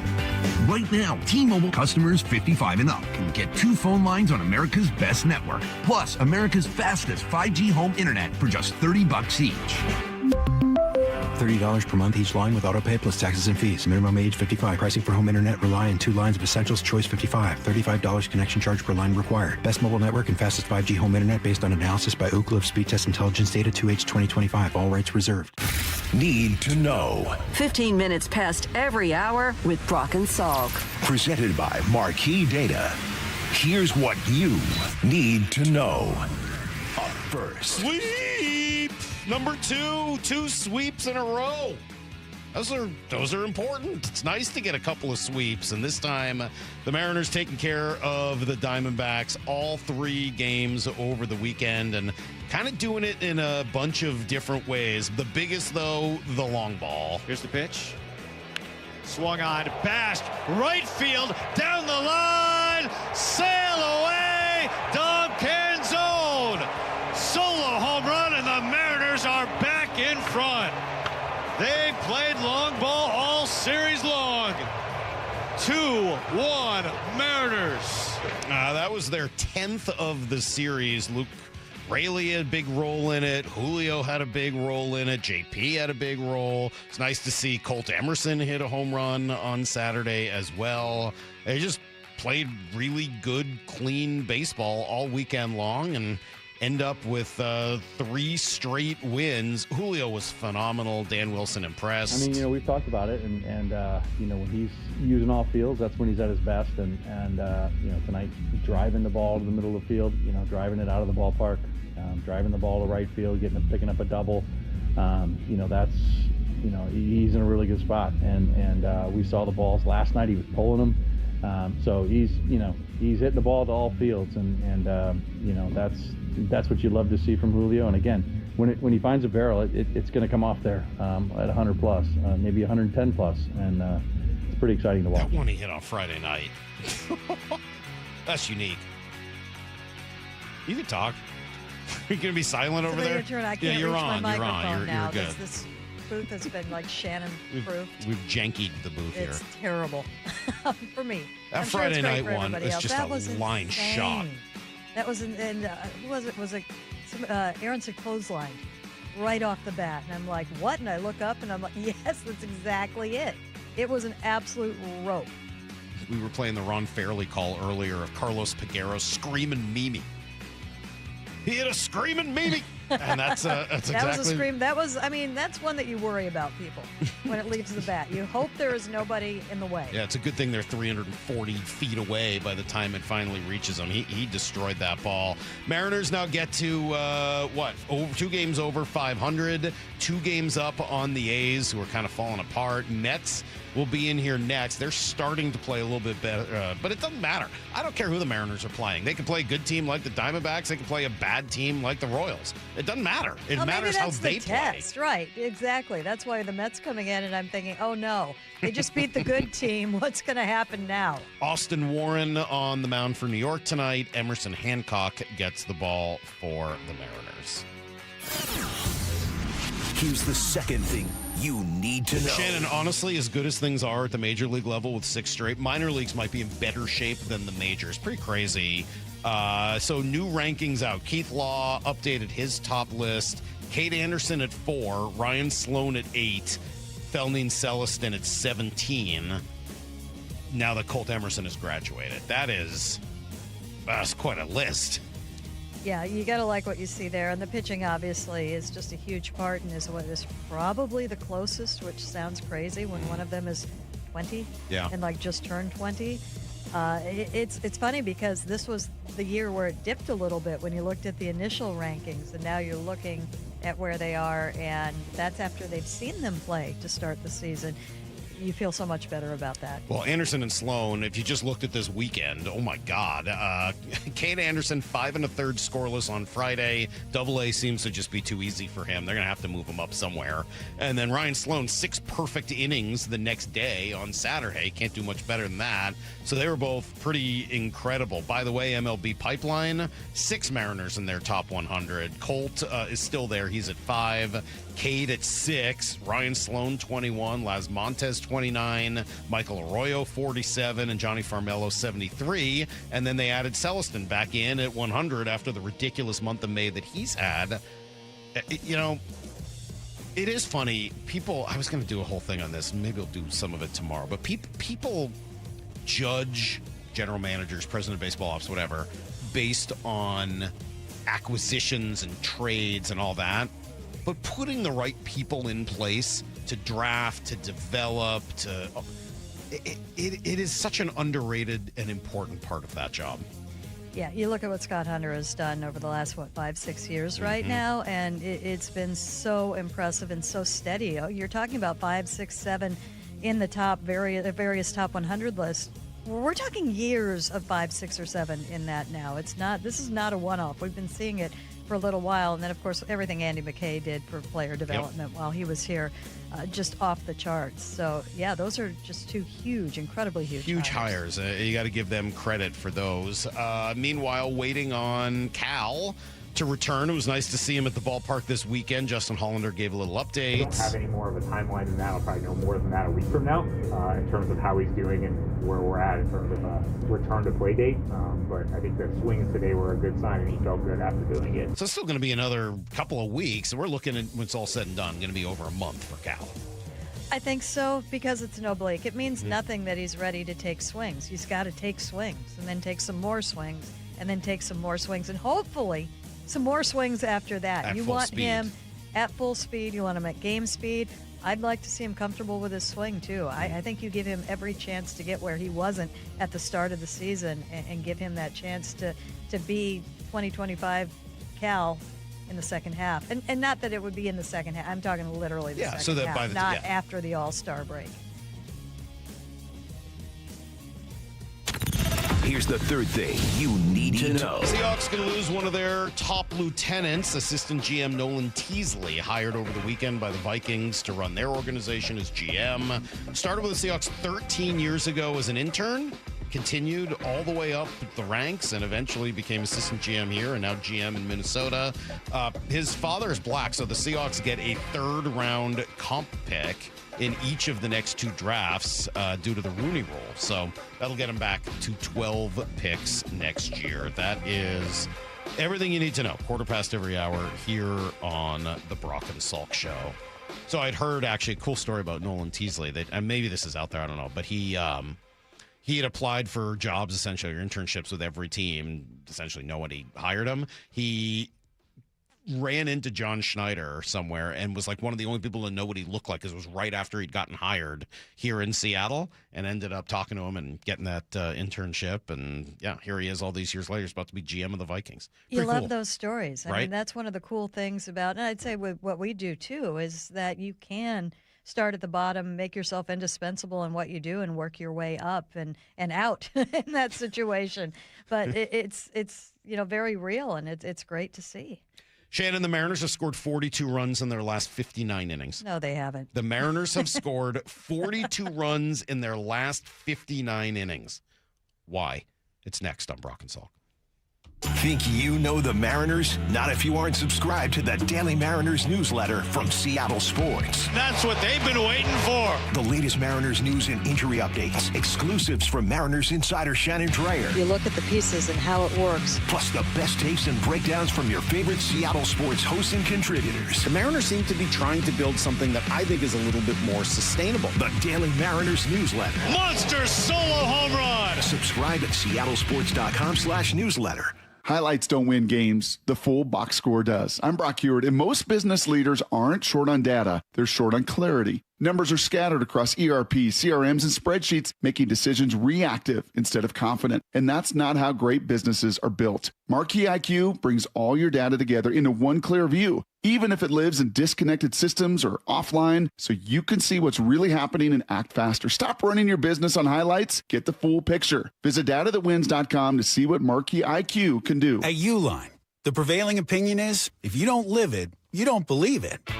The people at Uline believe in hard work, and they live it by being there 24/7 to answer your call, having 41,000 items in stock, and offering same-day shipping from 12 locations across North America.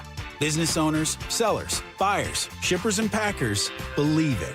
Uline is the hard-working, dependable source for your shipping and industrial supplies. Visit uline.com. In 2026, Bay Alarm celebrates 80 years of security. For the Puget Sound, that means local service including burglar and fire alarm systems, 24/7 in-house monitoring, and custom security designed to work with business operations. Bay Alarm has real people rooted in your community looking out for your business. After 8 decades and 3 generations of family ownership, our promise is still the same. We got you. Learn more at bayalarm.com. When you own your own business, you need to keep things moving. Need to book a last-minute flight? Earn a $300 travel credit to cover that. Need to take a meeting before takeoff? Do it from the comfort of the Chase Sapphire Lounge by the club.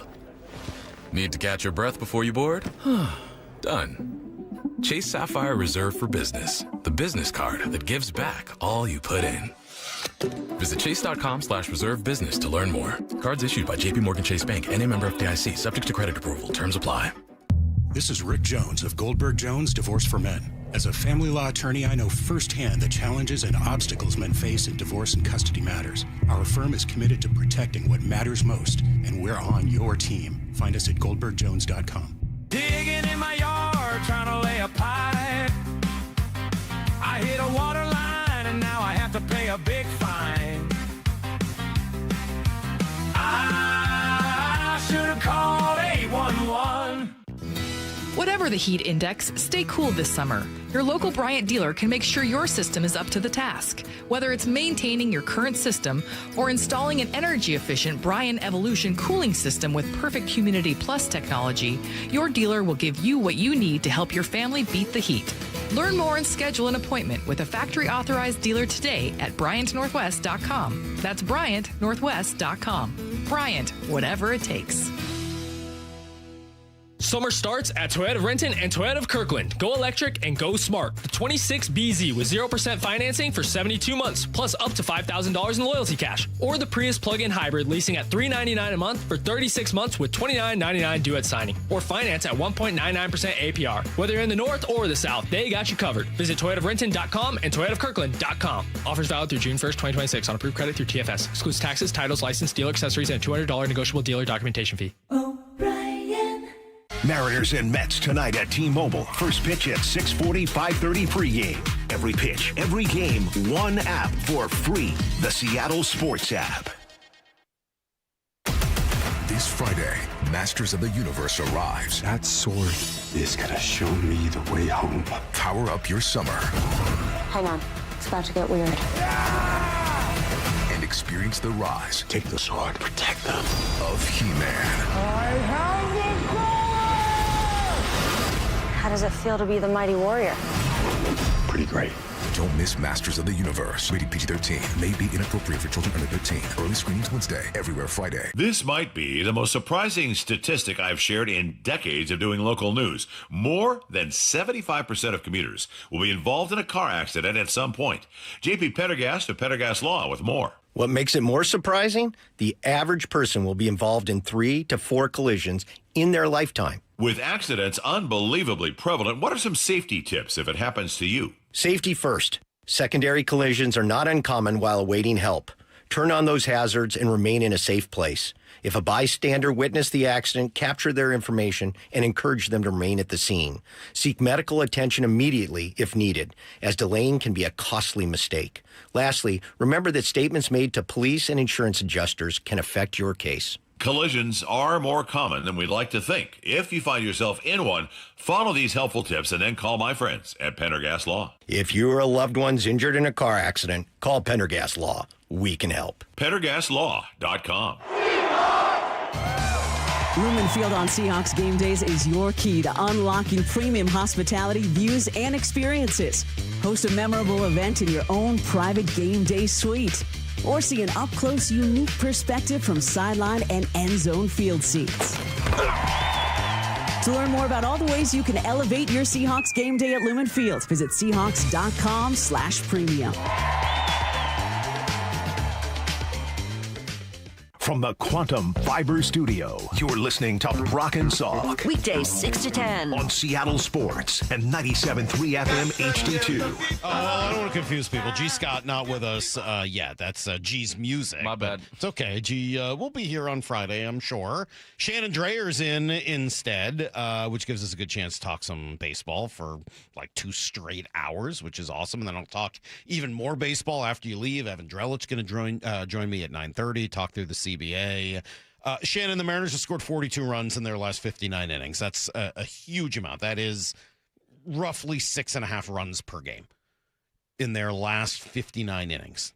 All the while getting stellar pitching in, let's say, 5 of those 6 games. And really, the Kirby start was just fine. I mean, it's not like he was bad, but they've really pitched well. They've hit well. What is it? We don't know, obviously, but I've got a list of maybe 7 things here, and I would love your take on how much each of these things has contributed to the Mariners kind of turning it around. The most likely thing for me, sadly, is just some of the vagaries and ups and downs of baseball. At the end of this, we can go through the other 6 reasons, but the most likely is there is no reason. They just got hot, and sometimes you're hot, and sometimes you're cold, and that's the way baseball works. Well, isn't that what you're looking for? You seem disappointed when you get it, but Right. That's what you're looking for. I think the biggest thing is the consistency, and obviously they're not going to win every game going forward. But to see some sort of streak of consistency, I think, is important with them. And I don't think it's just baseball. I think that you'd be tempted to say, oh, it turned on a dime. Well, it never really turns on a dime. There's been a lot of things that have been going on. You've got a player back here and there. You've got a defensive play that's made here and there. You've got maybe somebody feeling a little bit better. You've got maybe a little bit of a different focus in approach or in how they are attacking things. And those are things in particular on the hitting side that don't just happen. Sometimes it takes a little while for it all to set in, for everybody to buy in and to get there. So I think there is an element of that. I do think I've talked about it a little bit. I'm fairly certain there was a players meeting a couple of weeks, not a players, a team meeting a couple of weeks ago. And I think the focus was attitude and energy. And I think that has paid off too. I think that we have seen more of that, and what we've talked about. Julio being Julio, there's your attitude, and the energy is like, hey, look around. You talk about if a team's not hitting, they look kind of dead. Well, when you're not hitting, you need to bring a little bit extra so you don't have that, and you have that energy. Well, and it got maybe a little more of it with Victor Robles returning as well. You have to wonder about that, and the record is what, 7-2 since he's been back? So let's run through, because honestly, a lot of those things are sort of mentioned in here. Let's start with you say that it started beforehand. That was one of the things on my list, that it started a few games, a week, 2 weeks before we actually saw the results. What do you think may have been different process-wise for them in terms of the at-bats or whatever it may have been that changed? I'm not sure what it was, but something that I've heard a lot, and it certainly displayed itself in the last week, that they were being more aggressive at the plate. And, you look at this team, and one of the things that really just stood out, really stood out early, is how they just were not getting anything in the zone. And sometimes I think that some of that, they were getting the pitches in the zone. They were not hitting the pitches in the zone. Their zone contact is way up in this last week and has actually steadily been coming up. The aggressiveness that they have shown, they've swung at more first pitches in recently, and I think that is something that has helped them too. Also, all of a sudden, start seeing them get more pitches in the zone. I think as they've become better with their strike zone, they've started to shrink the strike zone of the opponents a little bit, realizing, okay, they're not going to swing at this. They're not, I can't get away with this right now. And I think that they're taking advantage. I think along those lines, I think just probably the simplest way to put it is that I think we are seeing them a little bit more aggressive at the plate. Another one of the possibilities here in the Mariners' turnaround, personnel changes. We talked about Robles. Colt was called up. The pen got back to full strength with Matt Brash and Gabe Spire. I mean, how much do those four guys, and you could probably go on from there, but specifically those four, how big a difference have they made? Well, it's easy with Spire. You either do it or you don't. You either get it done or you don't. And so far, so good with him, and really encouraging in talking to him. And you could tell, pretty much the entire season, something was a little bit off with him. And he feels good about where he is physically right now. So I think that's really important. Victor, the two defensive plays that he made in Sacramento, it just shows you how important they are. And we saw, one was almost carbon copy of the game saving and possibly amazing, right? The postseason saving play last year. And Julio's reaction is like, oh, yeah, this guy might run in front of me, and it's a good thing. So I think that's fun. And then as Ryan pointed out last week, allows him maybe to shade towards left a little bit more. And might need a little help out there. Might be a guy left who could use a little bit of Julio's range on that side. So it does sort of help the entire outfield to get him out there more. And it brings that energy too. That's something that he's out in the field, the flash of what he does. And I think it keeps everybody on their toes out there a little bit. I don't know that people realize just how energetic Victor Robles is. I mean, if you were to go through guys that you've covered over the years, how many of them bring the same kind of nonstop, everyday energy and vocalness that Robles brings? Yeah, he's definitely hear him before you see him. He announces his presence before he shows up. Media, when he comes out of the dugout, pitching coach and whatnot. Anytime. I've missed him, and if you've watched any of my on-field videos before and showing what the scene is, he finds a way into almost every one of those because he's having fun as he does his work. He can be very serious, too. It's not like he's a total goofball all the time out there, but it is something that he brings, and he thinks it's important that he brings it. Another person who does that is Ferrer in the bullpen. He sees that he is the person that should bring that out there. And he actually said, I like to be a little bit of a clown sometimes, which is absolutely fine. All right. Do you know what his nickname is? I don't. Chucky. Chucky. Which is actually Chucky. Okay. Because a teammate, because he was so funny and so crazy, and with the Nationals called him Chucky, as in the little Chucky doll. Oh my gosh! And it everybody likes it, so he likes it. So Chucky became Chucky. Chucky, all right, yes, that works for me. How much of it is Julio? We talked about Julio and his personality, but Also, just Julio's game. He's got 10 before yesterday. I don't know for 5 yesterday, but before yesterday, Julio had 10 hits in 7 games. 4 of them were home runs. 2 of them were doubles, and he drove in 9. I mean, when Julio gets on those runs, he does make a pretty big difference for the team in general. He does. He's that player. And I think the thing that we should talk about is, I don't know if it's on your list, but when Cal Raleigh went down and when Brendan Donovan went down, who did you need to step up? And 2 players that a lot of us pointed to were Julio Rodriguez, and it's not like really step up, it's just like get to who you are as quick as you can, and Luke Raley. And they both have been absolutely instrumental in what we have seen.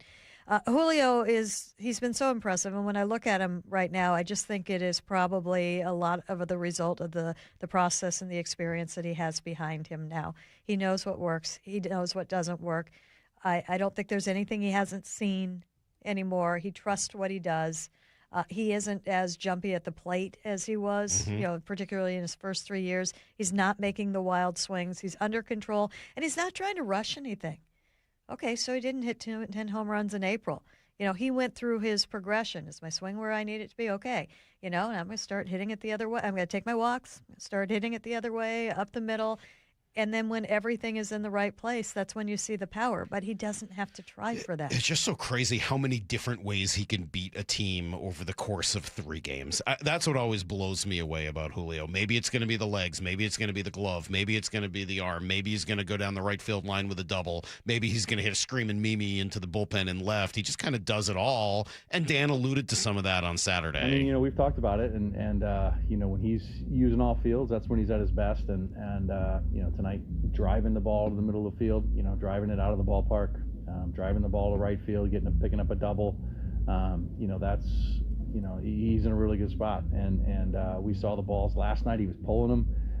So he's hitting the ball to all fields. And that's what you love to see from Julio. And again, when he finds a barrel, it's going to come off there at 100 plus, maybe 110 plus. And it's pretty exciting to watch. And then from Julio's side of it, I mean, he wasn't talking about himself as much, more talking about the team. But sometimes as Julio goes, so goes the team. Like I said, I feel like we have been, since the beginning of the year, I feel like guys have been showing up every single day, like working hard, preparing themselves to be ready to play every single game. I just feel like right now, like things are really like going our way. Like I feel like we all know, like in the clubhouse, that we're a really good team. And we show up like it, and I feel like the results are showing up like it too. Okay, so go ahead, Sean. He was saying the same thing when they were losing. He's very consistent with that, which is important. I think it's needed, particularly in that time. Let me then get to a little bit more of a crazy Salk theory, but I'm a little curious your take on it. Is it possible, and I'm just throwing this out as a possibility, that they needed to hit, I don't want to say rock bottom, because there was never a rock bottom, but did they need to hit a bit of a bottom in order to maybe remove the weight of some of those expectations and get some of the doubt back in from outside in order to kind of be in that comfort zone in that same place they've been in more the last couple of years? That's a tough one. I mean, I don't know what the psychology of that is, to be honest with you. Is this a group that, as you say, has to do that? And I would say, in talking to some people with the organization, it's kind of a hard reality that that's who they are. That's who they have been. And, just in 22, that's what happened. In 23 or 24, when they almost made it, it happened and they didn't pull out of it. They came close. And it happened last year, too. I mean, there's been that you have to hit that point. There has to be the roller coaster. There has to be just the scary drop and then the miraculous climb. But there was some talk in spring training, like maybe that wasn't going to be the case this year, sure. right? We're going to get off to a hot start and we're a World Series contender and this silly and that. You. What are you thinking? That's not what you do when you haven't. I was always a little uncomfortable with it, so this is a little bit of self-fulfilling. No, I'm not you. No, I'm just like, if that is, maybe that's not who they are. Well, that's kind of my point. Like, I was always uncomfortable with them saying that and talking that way. And so maybe this is a bit of, self-fulfilling, confirmation bias on my part. So I'll own it if it is. But I'm a lot more comfortable when they aren't talking about being a World Series team and instead are just out there playing baseball. I also think, look, it helps lead to cleanliness. They've played cleaner than their opponents have. They haven't made the errors Not to say they've been perfect, and Josh Naylor threw the ball in a center field on a bunt. It's not been perfect. Right. But they've played generally clean baseball. At least that error is because the Diamondbacks forced them to do something different. They played relatively clean baseball. They didn't do dumb stuff over the course of the last 6 games. And the A's, they give up 9 extra runs between a failed double play and they just played bad baseball, and the Mariners capitalized on it. And I think the Diamondbacks kind of the same thing. It's kind of the same deal. Well, it's an important thing. You talk about the games that you're supposed to win. When teams are giving you games or helping you out, absolutely. And when you don't get that has an effect. Mm-hmm. You just blew an opportunity.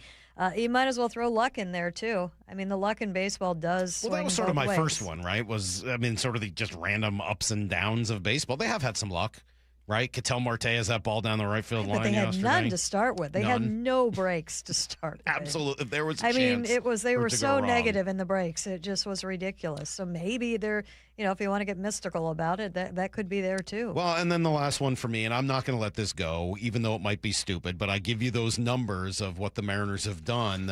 What did I say it was? 42 runs in 59 innings.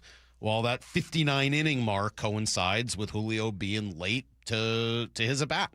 And I don't know exactly what happened in between there, but something happened. Something happened because guys are not 5 minutes late for an at-bat the way Julio was, and especially coming off of the misplay in left field, and then Dan saying there was a defensive conversation. I don't know exactly what happened. I'm not here giving this is my report on Julio in the dugout. But something happened, and they have played. I mean, it has been a clear line of demarcation between bad baseball and good, with that right at the nexus point of it. Well, he was talking defense with someone. Yes, he was. And obviously. Well, I don't think it was with Josh Naylor. I don't think it was either. I could have been with the coach. Could have been.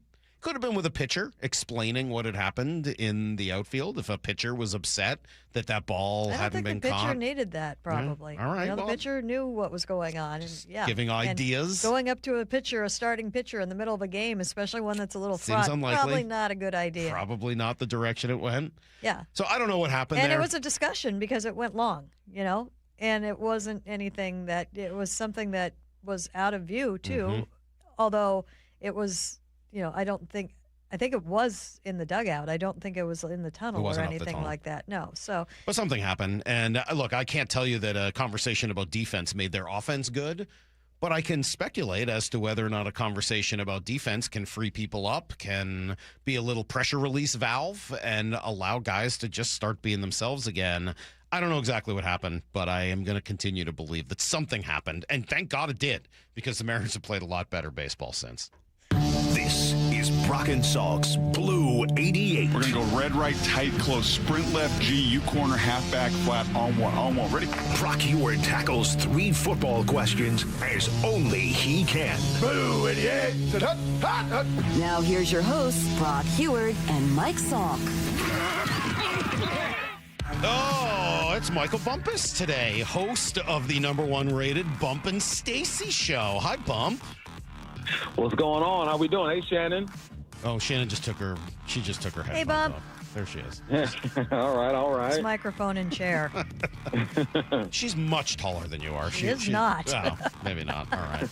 Hey, Bump, let's do 3 good football questions here. We will start with the obvious. How much will the Seahawks miss Nolan Teasley, their assistant GM, who heads to Minnesota? Salk, I saw that move, and I'm like, dang, this is the sacrifice that happens when you win Super Bowls. But then I went back and I looked at all the guys who have left John Schneider in his tenure and gone off and done some good things. Dan Morgan went to the Panthers. Teasley's going to the Vikings. Fitterer went to the Panthers as well. You got John Dorsey. There are so many names that I looked up that I saw go off and be GMs, be personnel directors or whatnot. And yet John has still been able to keep this thing afloat and be successful. So then I started thinking about Sean McVay. I go, John Schneider is the Sean McVay of executives. He gets guys ready. He sends them out, yet his system still works and he's still able to produce. So, yeah, you're going to miss him. Obviously, there's a chemistry and a familiarity that goes along with that. But John's been through this before, and I guarantee you there's somebody waiting that he's been grooming, that's been learning, that he's going to promote. from within and keep things going. So it's unfortunate. You hate to lose good pieces, whether it's personnel, players, or people in the front office. But John does this. This is what he does. And I'm sure he's happy to have these guys get elevated and go off and do some great things. Yeah, not bad to get a couple of third-round picks out of the deal as well. I don't know Nolan Teasley personally. I've heard a lot of great things about him. I love the story, though. Starts off as an intern, and 13 years later, he's off to Minnesota to be the GM. That's pretty cool. That's some great hustle and a great story. Let's go question number 2.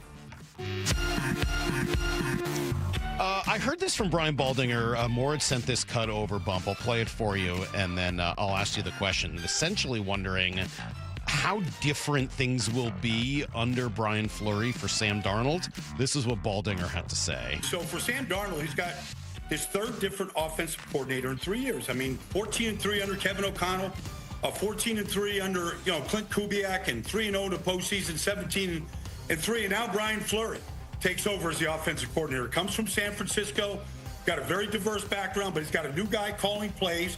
It's going to look a little bit different, but the good thing for Sam is he returns that man, Jackson Smith and Jigba, the leading receiver in the league, and the guys up front. All 5 starting offensive linemen all return. And so there's a lot of unity, and then combined with just a lot of carryover from a year ago for Sam Darnold. Do you think, Bump, that there will be much of a learning curve for Darnold with a third offensive coordinator? Or is the language and the system similar enough that there's not a big adjustment there? I mean, I think Fleury's going to make this offense his own. You also got to remember that, these guys work together in San Francisco. So whatever language he does change is going to be familiar for Sam. It's not like he's learning French. And he's this is the first time he's looking at this playbook. But yeah, they're going to be little tweaks or whatnot. And honestly, Salk, I think the language thing is overblown in football. Like, I get that there's different offense coordinators, they do different things, but at the end of the day, everything is kind of similar. I can look at every offense in the NFL and pick out a few things that they do the same. Pick out a term that's similar to another term. And quarterbacks are supposed to be one of the smartest dudes on the football field, which they are, at least the successful ones. He should be able to pick this up fairly quickly. So, yeah, he's going to have to learn a couple of new things, but it's football at the end of the day. I think the bigger adjustment is going to be, okay, how aggressive does my coach want me to be? How much freedom do I have at the line of scrimmage? That's kind of the bigger adjustment to me. But as far as the language goes, Sam's going to be able to pick that up pretty quickly, I think. I feel like it's a much tougher adjustment for Fleury than Darnold. Like, he guys got to call plays for the first time. That's a challenge. As for Darnold, I would hope he's a steadying influence on that. That's a great point, because you never know what it's like until it's 3rd and 3 in the fourth quarter and you're playing for home field advantage. You know what I'm saying? That's when them cheeks pucker up a little bit. You got to see what are you going to lean on. So, yeah, I think that's a great point. But thankfully, he has a guy like Sam Darnold, who I think, like you said, can help him through that, because Sam's been through some battles of his own. All right, question number 3. Speaking of Sam, he was on the Greenlight podcast last week. He said this about his wide receiver, Jackson Smith and Jigba. I think JSN, man, he's the way that he runs routes, and I've used this a ton, but it looks like he's skating out there, and he doesn't really change levels. So I think he just runs routes at like the same level, and he just kind of glides. And I think it makes it really, really hard on defenders to be able to cover him, because they don't know whether he's about to put it down in the ground and change directions, or whether if he's going to give him a hezzy and then keep going on that same line, or if he's just going to run by him. Bump, as a professional wide receiver, how hard is that to do? It's very hard. It's kind of like your gait when you run is God-given. Like if you look at the way DK runs a route and the way Jason runs a route, it just looks different. I was looking at a clip of Rory McIlroy look at silhouettes of swings, and he was able to tell who each person was with their swings. Like, all these guys are good golfers, but their swings are just different. It's God-given. That's kind of like what running is. And with him, he looks so smooth, it's deceptive. Like with DK, you knew when DK was digging and he was going to try to run by you. That head is down, the knees are up, the shoulders are violent. And with JSN, it's just like you said, he's gliding, he's so smooth. So it kind of puts you to sleep. And when I train my kids, that's what I tell them. I go, we want to put DBs to sleep. We want our body language to be so smooth and so forward that they're guessing. And when they start guessing, that's when we have them. And that's what JSN does, man. And he's so good at getting on the toes of defenders. A lot of receivers want to try to run by you, and be 2 or 3 yards away. All right, if I try to run by you there, I'm going to widen up, you're going to press me to the sideline, the DB wins. He gets right on your toes before he makes any kind of move while he's putting you to sleep. So now you're guessing and you're hoping at the same time. So it's beautiful watching him run routes, man. He's so smooth. His hands are second to none. I think when he was drafted, people were kind of scratching their heads at first, but they're loving some JSN now. That's for sure. Bump, thank you. This is fun. That is today's Blue 88. Bump and Stacy coming up right after the show. What's in store on a big Monday for the Bump and Stacy show today? You know, we got some. Of course, we got to talk about these Mariners. You know, they're on a heck of a run right now. And then just June 1st, so some moves could be made in the NFL world as well. See if A.J. Brown goes to the Patriots or not. All right, good stuff. Bump, thank you. Love your insight. Love to hear from you. And, of course, the highly rated #1 show, Bump and Stacy. Heck yeah, congrats. It's awesome. And the show is it is that good and comes on right after us at 10 o'clock. Bump, appreciate it. Thank you. Appreciate you, Salk. All right, there you go. There's Michael Bumpus. He and Stacy will be on at 10. Shannon Dreyer is going to do another hour here with me talking baseball. And I saw something, Shannon, on Saturday night. I was at the game. And sometimes you got to be at the game to see it. I've said it before, but it like hit me between the eyes on Saturday. Like I could not stop thinking and talking about it. I'll ask you about it next. I'm Brock Salk. Have you downloaded the Seattle Sports app? We're going to have a challenge right here. What are you waiting for? Listen to this. Every pitch. Here comes the 3-2. Every game. Swung on and missed. Got him. One app for free. How about that, folks? The Seattle Sports app. Every game. Julio racing back. Right in the palm of your hands. Makes a leap and makes the catch. Plus the latest Mariners news, insider access, video, and podcast. They got it. Wow. The Seattle Sports app. How would you like to invest in the Seattle real estate market, one of the hottest and most stable regions in the country, and achieve a great rate of return on your investment without the effort of sourcing a deal, the expense and time of building permits, or all the hassles that come with being a landlord? Hi, I'm Scott Rireka, CEO of Legacy Group Capital in Bellevue. Legacy Group Capital develops local real estate, lends money, and shares the profits with our investors. Diversify with Legacy Group Capital. Invest into our Northwest Fund, which is currently delivering 9% on a fixed rate term. It's our flagship fund for 19 years with zero investor losses. And yes, we do accept IRAs. Find out why 1,300 local investors have invested over $350 million. Invest in the stability and ease of Legacy Group Capital's Northwest Fund. Legacy Group Capital at legacyg.com. This is not investment advice. Investments available to accredited investors only. Details at legacyg.com. Guys, I'll never forget the first time I saw somebody get results at our clinic. He was an 81-year-old man who hadn't been intimate with his wife in over 8 years. Viagra had stopped working for him, and he was desperate for help.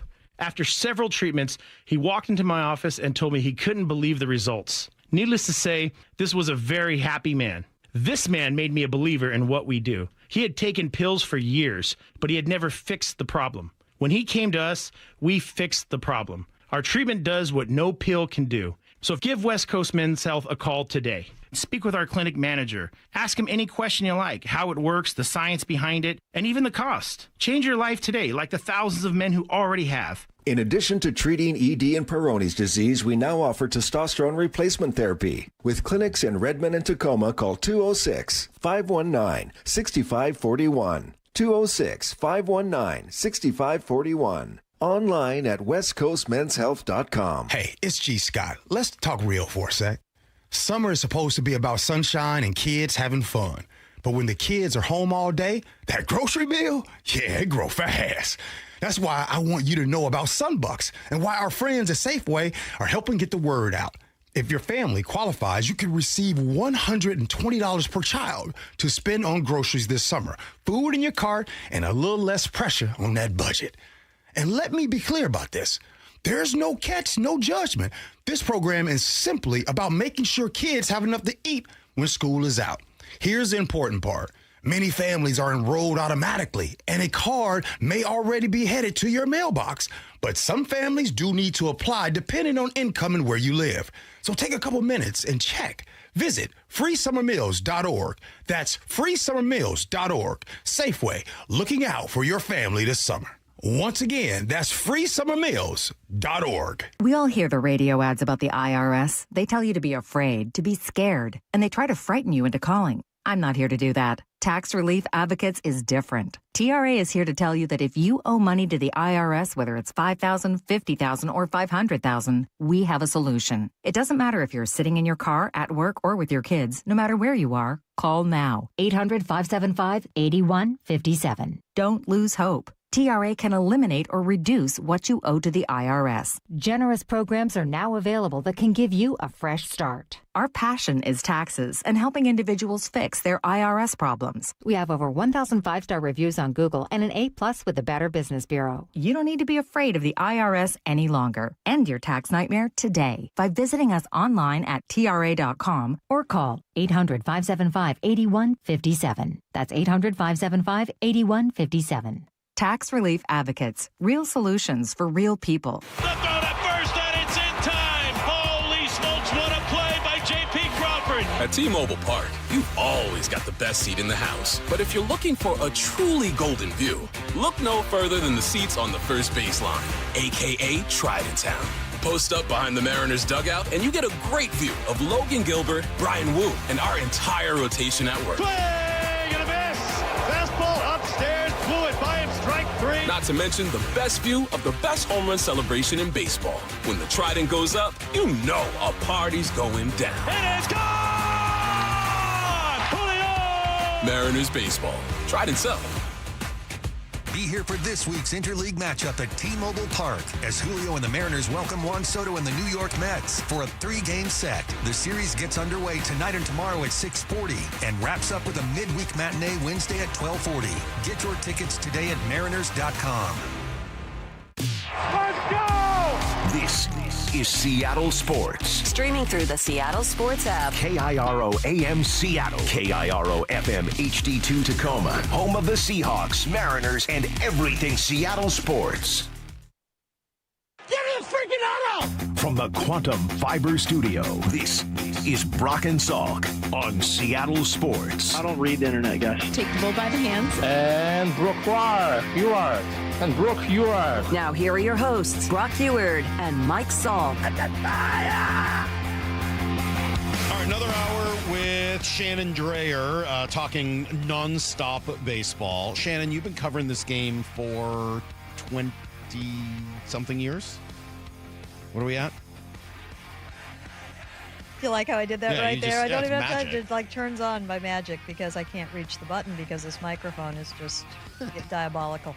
20. I covered my first game, very part-time basis, in 1997. Okay. So it's been a while. Long time. You've watched a lot of Long baseball time. games. Yes. I'm 48 years old, been going to sporting events, baseball covered at one point, baseball, basketball, football, and hockey, and some college sports in the same time. We've been around a lot of ball games. Been to the park, I don't know how many times. I've never seen anything like Julio. Never. And I cannot come up with another example. Maybe they're out there, but I have never, ever seen a player. And I've talked about this before. It just hit me again on Saturday going to the game. And I had good seats thanks to the station here. It's awesome. Every once in a while we get the good seats. So I was kind of sitting behind the camera well on first base with my daughter and her friend and her dad. And I've never seen a player more concerned with the fans than Julio. And not in a bad way. Not in a like, oh my God, they're going to get up. Like, if he's not concentrating on the game, which is, there are times where that's the only thing he's doing, he's thinking about the fans. He's playing for the fans. He's giving a ball to someone in the fans. He's looking at somebody in the fans. As soon as he makes a nice play, he turns around to share that moment with the fans before he shares it with his teammates. I cannot come up with a single example of any other player in any other sport. And that's not to say there aren't other players, and maybe somebody would hit me with one, and I'd say, like, okay, yeah, that's a good point. But just the interaction, the amount of time and energy he spends thinking about the fan experience while playing the game. I can't come up with another example. I can't come up with anybody who's like that. And then he does it all with such a smile and such a joy. There was a kid who kept coming down because, as I said, we were sitting in great seats. It was awesome. I don't mean to brag about it. Working at the partnership with the Mariners, occasionally we get access Bring to me cool awesome towels, seats. please. It was awesome. It was very, very cool. I'm incredibly grateful. I don't mean to brag. Okay. But because of it, there was this kid who came down at the end of almost every inning because he wanted to get one of the balls from the end of the inning thrown to him. And it's a little hard because there's now, a netting there, so it's kind of got to go up and over. Anyway, he came down every inning, didn't get one. And Julio noticed him. And now they're up 5-0 at the end of the game. That game was not within reach. But Julio made eye contact with the kid, and in between innings, found a ball in the dugout, came over, specifically called the kid to come over to the camera well over where Angie was, tossed him a ball, kid missed, and then Angie had to help him out. But just the ability of Julio to even notice that stuff. Yeah. Randy does a good job, and he's concerned with the fans, and JP's always throwing the ball into the stands, and Robinson Cano before him was always the guy who would throw it into the stand. We've seen that before. I've never seen anything quite like Julio. It's amazing. I think it's kind of a combination of when you were asking about the comp, I think Ichiro came to mind. He's not going to interact as far as throwing balls into the stands, but everything he did out there was a show for the fans. That's an interesting one. And yes, so I think that he always had them in mind in that respect. And then on the other side of him is Randy, who throws more baseballs into the stands than anybody, and it's a rule. And I actually sat behind him once for a few innings when we were in, I think it was in Tampa in Steinbrenner Field. I thought that would be a good place that I could get close and see. Mm-hmm. He's following where the ball went and making sure the right person got it and turning around the entire time where I was almost ready to yell, Randy, forward focus. Well, that was with Randy, I sometimes wonder if it's distracting him from the job at hand.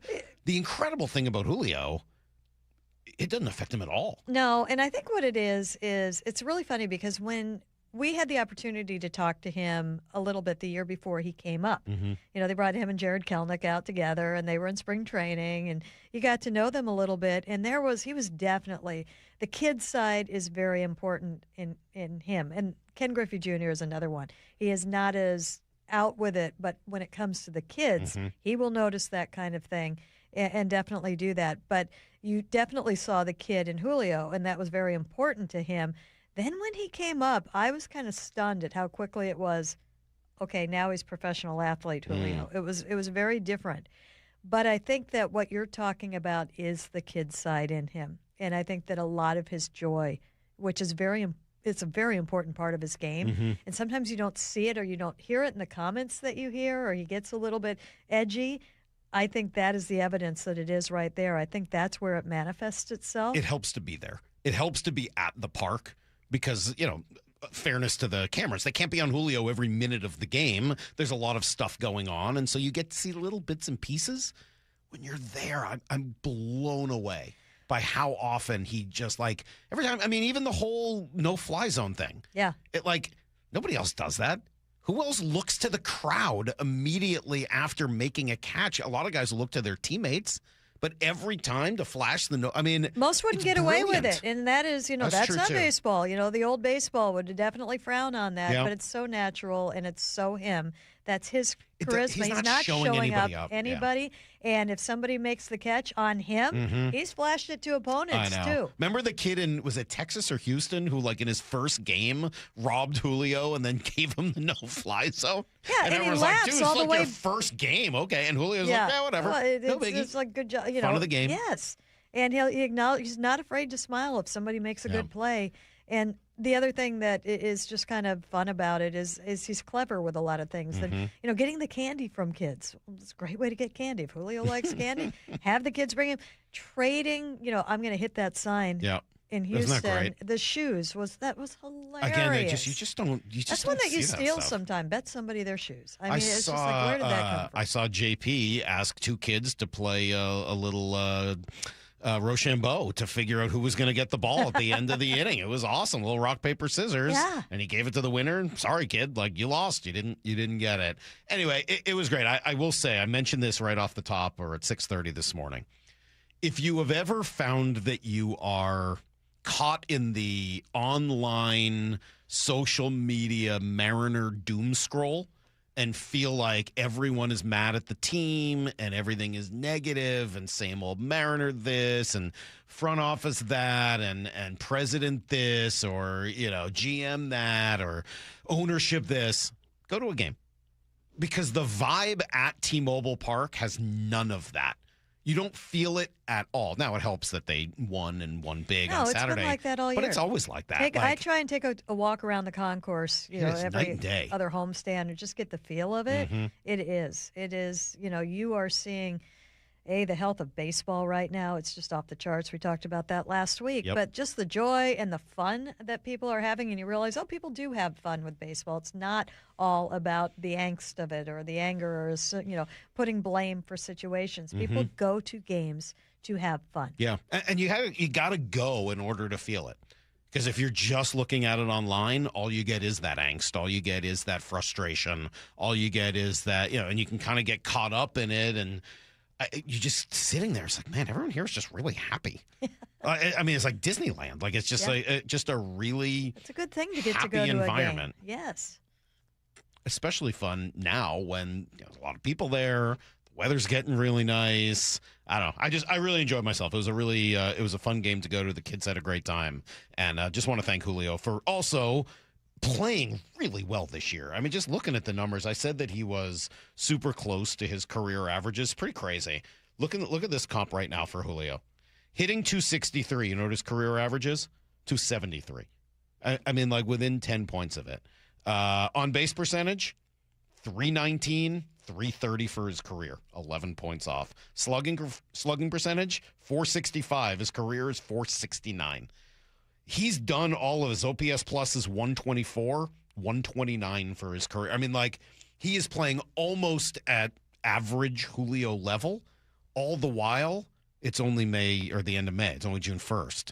This is supposed to be the time where Julio is well below average. If he still has his second half Julio, he can have a monster year. Well, second half Julio, in some part, was because of first half Julio. So if you don't have first half, you might be asking, I'm just going to say, it might not be as dramatic this time. But it'd be really interesting. I think you're getting Julio right now. I think that after this year, we put that behind us, and this is Julio. Yeah, there'll be adjustments at the beginning of the season, but it's not like he's just been doing this the last week. It's been a few weeks right now. So I just, this is who he is supposed to be, and baseball is not an easy game. It's not automatic, but he is being Julio. I remember writing when Julio first got called up and had the success he did. Like, hey, the Mariners are eventually going to win a World Series because guys like Julio do that. Like, when you get a Julio Rodriguez, generally, and there have been a lot of ups and downs and twists and turns since then. Obviously, they haven't gotten there. And Cal kind of took on the mantle of being their best hitter last year and the biggest attraction and all of it. But just a little reminder that Julio is one talented dude, and when you throw in that personality with that level of talent and that kind of hard work and effort, pretty special thing. Have you downloaded the Seattle Sports app? We're going to have a challenge right here. What are you waiting for? Listen to this. Every pitch. Here comes the 3-2. Every game. Swung on and missed. Got him. One app for free. How about that, folks? The Seattle Sports app. Every game. Julio racing back. Right in the palm of your hands. Makes a leap and makes the catch. Plus the latest Mariners news, insider access, video, and podcasts. They got it. Wow. The Seattle Sports app. Hey, Brock Salk here for my friends over there at C-Star who have celebrated 24 years as Bellevue's go-to and mine for fresh seasonal seafood. And what I love is being able to count on my good friend Chef John Howie and his amazing team and their long-standing reputation for excellence behind every plate. I was just there last week. I don't even know how he does it. The cedar plank salmon, there's just nothing like it. And right now, May is about as good as it gets for fresh seafood, whether it's oysters, their sushi, their Dungeness crab bisque. There's a reason my brother went there the next night as well. Generous portions, true value, and delicious beverage pairings as well. The C-Star team, they create that welcoming atmosphere with polished service that turns great meals into lasting conversations. And from the first greeting to the final bite, every detail is cared for and you feel it.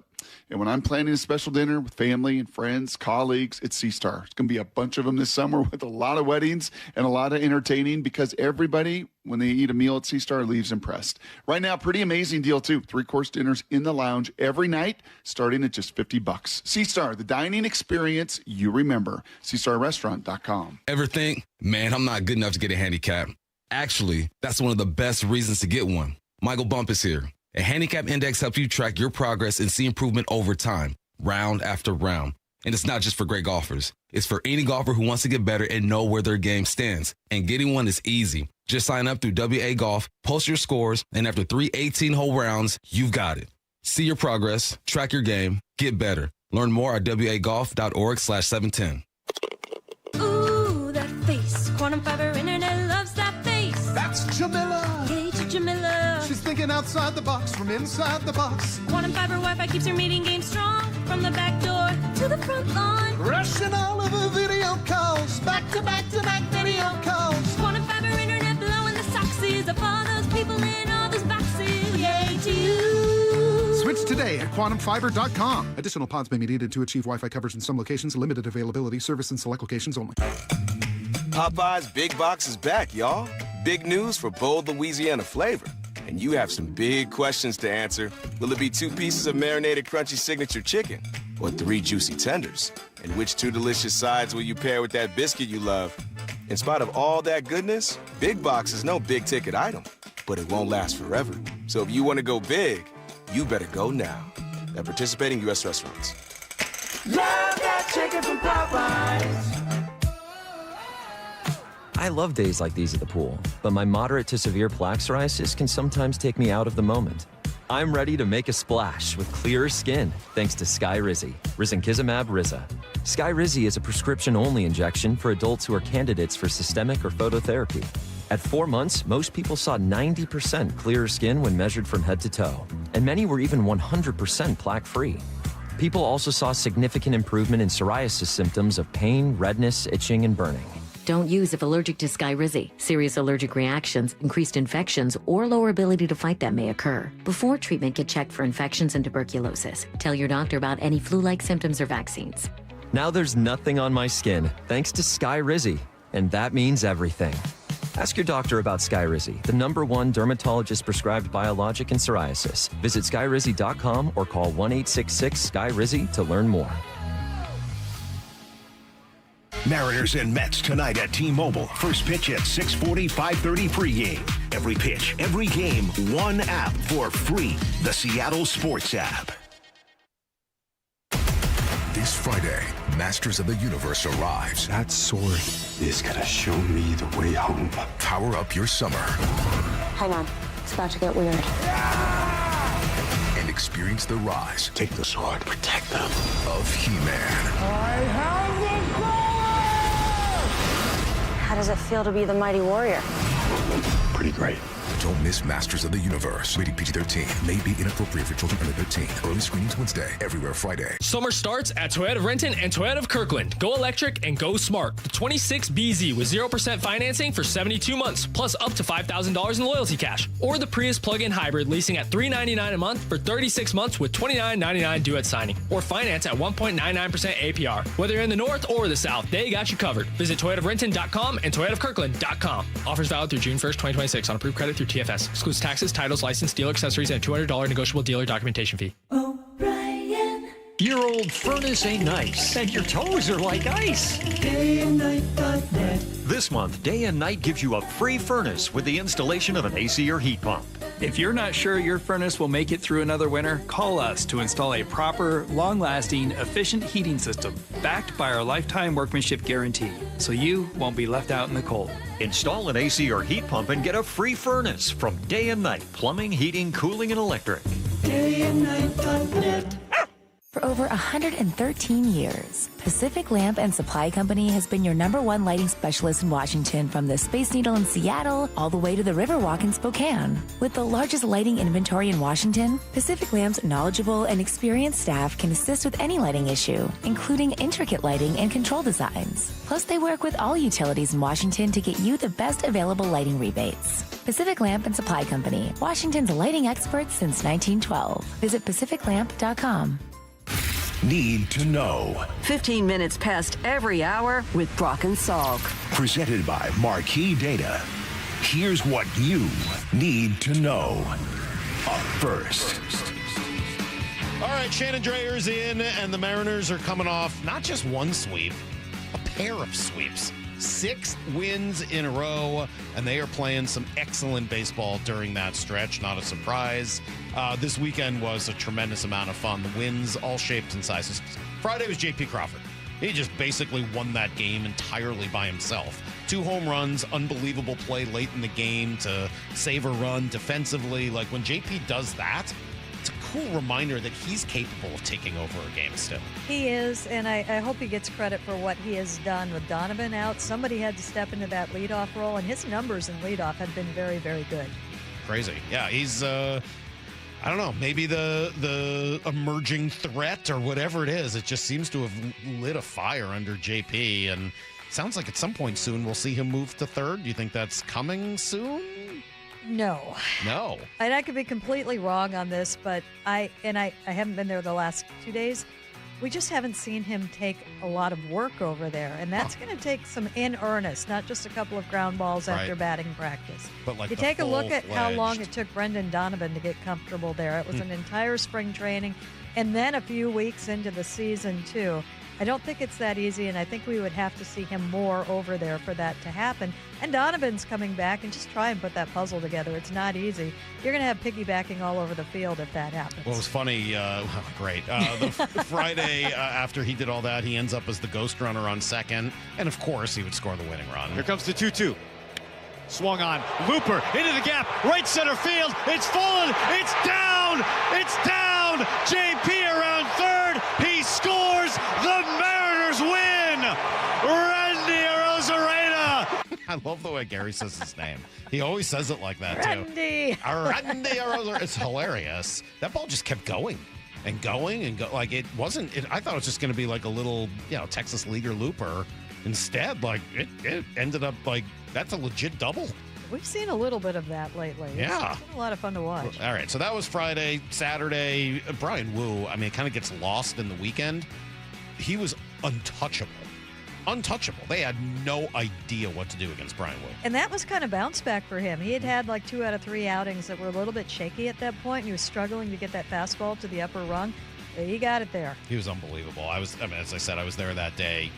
Not a threat, essentially, for the entirety of that game until the 9th when it was already over. And then yesterday, a little funky, the return of the piggyback, successful in that they get the win. You love the piggyback. We're going to talk more about it at 8:30. Bryce Miller, Luis Castillo combining for 10 innings. Victor Robles sending everyone home happy with a little infield hit that ended up being exactly what they needed. So 10 home runs. Raley hit 2, Julio hit 2. JP hit 2, Canzone, and Colt Emerson. Just essentially a perfect weekend for the Mariners. 15 home runs last week, best in baseball. That's amazing. And Dan Wilson happy. I mean, I think as we talked about prior to the game, it seems like in that last series, everything was firing for us, and tonight, I thought everything fired for us again tonight. That was Friday, could have been Saturday, could have been Sunday, as things fired on all cylinders all weekend long. Mariners, couple games over 500, 2.5 up on the A's. Mets in starting tonight. Austin Warren against Emerson Hancock. Here's the second thing you need to know. Then you get to the minor leagues where things might be even better. How about Ryan Sloan and Kate Anderson this weekend? Dominant starts. Anderson goes 5 1/3 Friday. Sloan goes 6 perfect innings the next day. How'd you like to be a Double-A player with those two guys come to town? Hey, sweet. How was your weekend? Not good. Lefty on day 1, then the righty on day 2. It was awful. It's kind of like the year that Hisashi Iwakuma was I think 3rd in Cy Young voter, and it was Felix day 1, Iwakuma day 2. Good luck. Yeah. Take your chances on day 3. How's your weekend? Not good. It was fairly awful. I had to face these two guys. They also both move up in Keith Law's updated list of prospects. He's got Kate Anderson 4, Ryan Sloan 8. And he loves Felnine Celestin, now up to 17th. He's at number 100 in MLB Pipeline. He's always loved Celestin. And again, I will not forget one Mariner executive telling me a few years ago, that Celestin is apparently possibly more talented than Julio. We'll have to wait and see on that one. Doesn't mean he's going to reach the same heights. It's been an impressive comeback. He had a very rough last year. Fell off of the prospect list.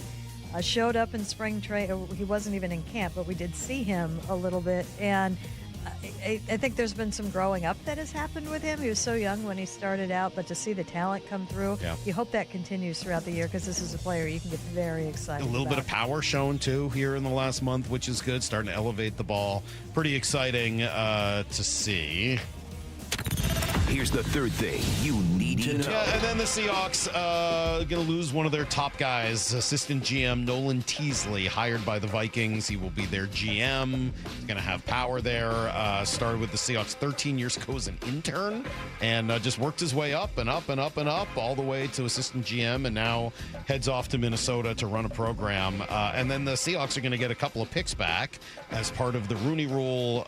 Teasley's father is black, so the Seahawks will get 2 third-round comp picks, one in each of the next 2 drafts. So they're now back to 12 picks next year. NBA Finals set. It'll be San Antonio against New York. A Stanley Cup final matchup set as well. Carolina and Vegas face off tomorrow. That's everything you need to know. Been watching any of the Stanley Cup playoffs, Shannon? Been super fun. Is that happening now? It is, yeah. Well, it's about to. Tomorrow. Okay. Tomorrow, Right. the finals. So it's time to tune in. It's been time to tune in. It's been unbelievable. We're going to be in Detroit. That's a good hockey city. It's a Hockey Town, USA, or so they like to. Bars everywhere there, yeah. Yeah. We might run into a hockey game there. Okay. Well, you know what we're going to do there? I don't. Have you ever gone foaling? Foaling? Yes. No. What is it have to do with young horses? No. Okay. Thankfully. What is foaling? It's a game, and it kind of came around when the axe throwing started to take over, and so it didn't quite get as big. But it's actually very cool. They have this big warehouse outside, just out about a few miles from the park, and it fills up with people. They've got bars on either end. They've got bands, and they have, I'd say, about 40 bowling lanes set up. And you have pins at both ends. Okay. And you have teams of 4, so you just go in. Uh-huh. You take your friends, you go, and you play against the team on the other side who you don't know. Okay. You throw a football at the pins. And you would think that it would be easy to knock them down. No, it's not. And there are strategies. Do you lob the football? Do you throw it hard? Spiral's not a good idea. You get 1 pin if you do that. Right. Do you bounce it? The thing is that once the ball hits the ground, you can play defense. So if the ball bounces or hits 1 pin, you can stop it. Wow. You also, if your pins get knocked down by somebody from another lane, it counts. So you have to. Do not tell Brock about this. Oh, no. Do not tell Brock about this. He's going to organize a team trip to Detroit. We're going to have to go to Detroit just so Brock can try this. It is an absolute blast. Well, that's pretty cool. All right, Shannon, I want to talk next. I want to do 2 things. First of all, Shannon's doing something awesome. Bowling. No, in addition to foaling, Shannon's doing something awesome. I want to make sure we talk about it because it's a really cool deal. Great for her and great for all of us. So we're talking about that. And you're going to get to play What's Going On With, which is unique and different. And it's next. Think you know the Mariners? Not if you aren't subscribed to the Daily Mariners newsletter from Seattle Sports. That's what they've been waiting for. The latest Mariners news and injury updates, exclusives from Mariners insider Shannon Dreyer. You look at the pieces and how it works. Plus the best takes and breakdowns from your favorite Seattle sports hosts and contributors. The Mariners seem to be trying to build something that I think is a little bit more sustainable. The Daily Mariners newsletter. Monster solo home run. Subscribe at seattlesports.com/newsletter. Hey, Mike Salk here. Yeah, it's summer. Sure feels that way. Going to be over 80 tomorrow. And that means, look, trips to the beach and barbecues, a little golf, hopefully, and maybe a family vacation you've been looking forward to. Well, you're going to end up taking a ton of pictures, right? That's sort of the modern thing. Don't you want to look good? Don't you want to feel your best? Eastside Weight Loss Clinic can help with that. Trust me, you can do this super fast. I lost 15 pounds just in the first 2 weeks, 35 pounds after just 8 weeks. So you've got time. What are you waiting for? Do this right now. Schedule a 15-minute no-obligation consult right now at eastsideweightlossclinic.com. Here's what you're going to get. Safe, healthy, sustainable weight loss, No exercise, no pills, no injections, no surgery, real food that you buy at the grocery store, and it will help you look and feel your very best. That feeling, just on the other end of a 15-minute consultation. So the secret? Well, actually, you got to call and schedule the consultation. They'll tell you about it. Schedule your quick intro today at eastsideweightlossclinic.com. That's eastsideweightlossclinic.com. Dr. Ryan Coogan, D.C. Results may vary. Hon, is your new pinball machine in our budget? KeyBank will meet you in that our money is now our money moment. Actually, our banker Steve recommended we start a joint checking account for bills and keep our individual accounts for things like pinball machines. Did someone say Banker Steve? I was in the neighborhood in case you had any checking account questions. Steve, you're always there for us. Now, how quickly can we open that account? Steve, are you seeing this? For every financial need, we'll meet you in the moment. KeyBank opens doors. KeyBank, member FDIC. There's not one car deal that is worth ruining an experience for a customer. That just is really what is instilled. The Johnson Auto Family, the LJ way.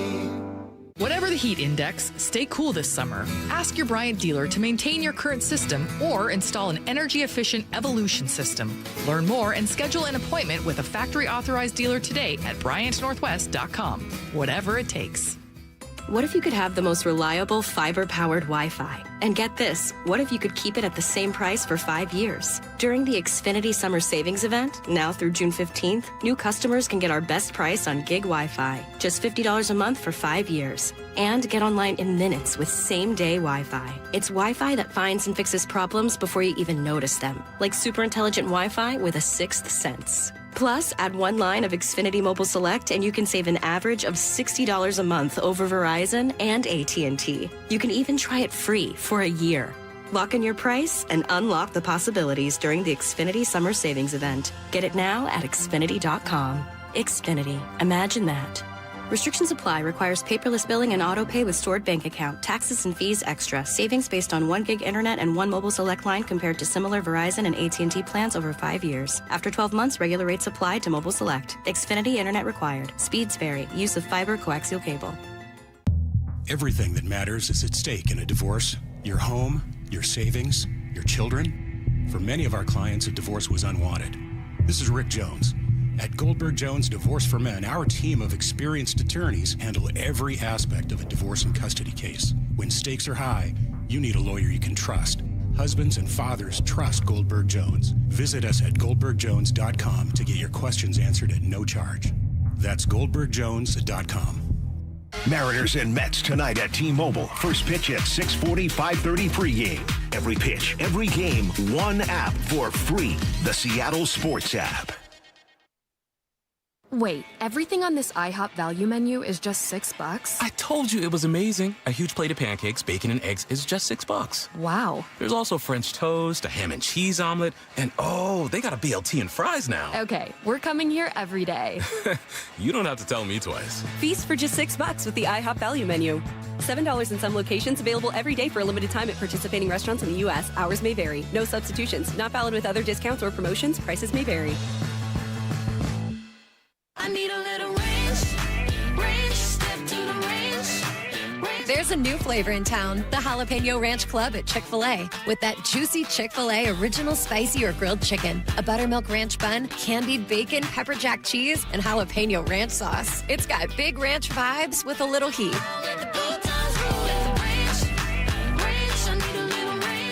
Chick-fil-A's new Jalapeno Ranch Club, available for a limited time only. Order ahead on the Chick-fil-A app.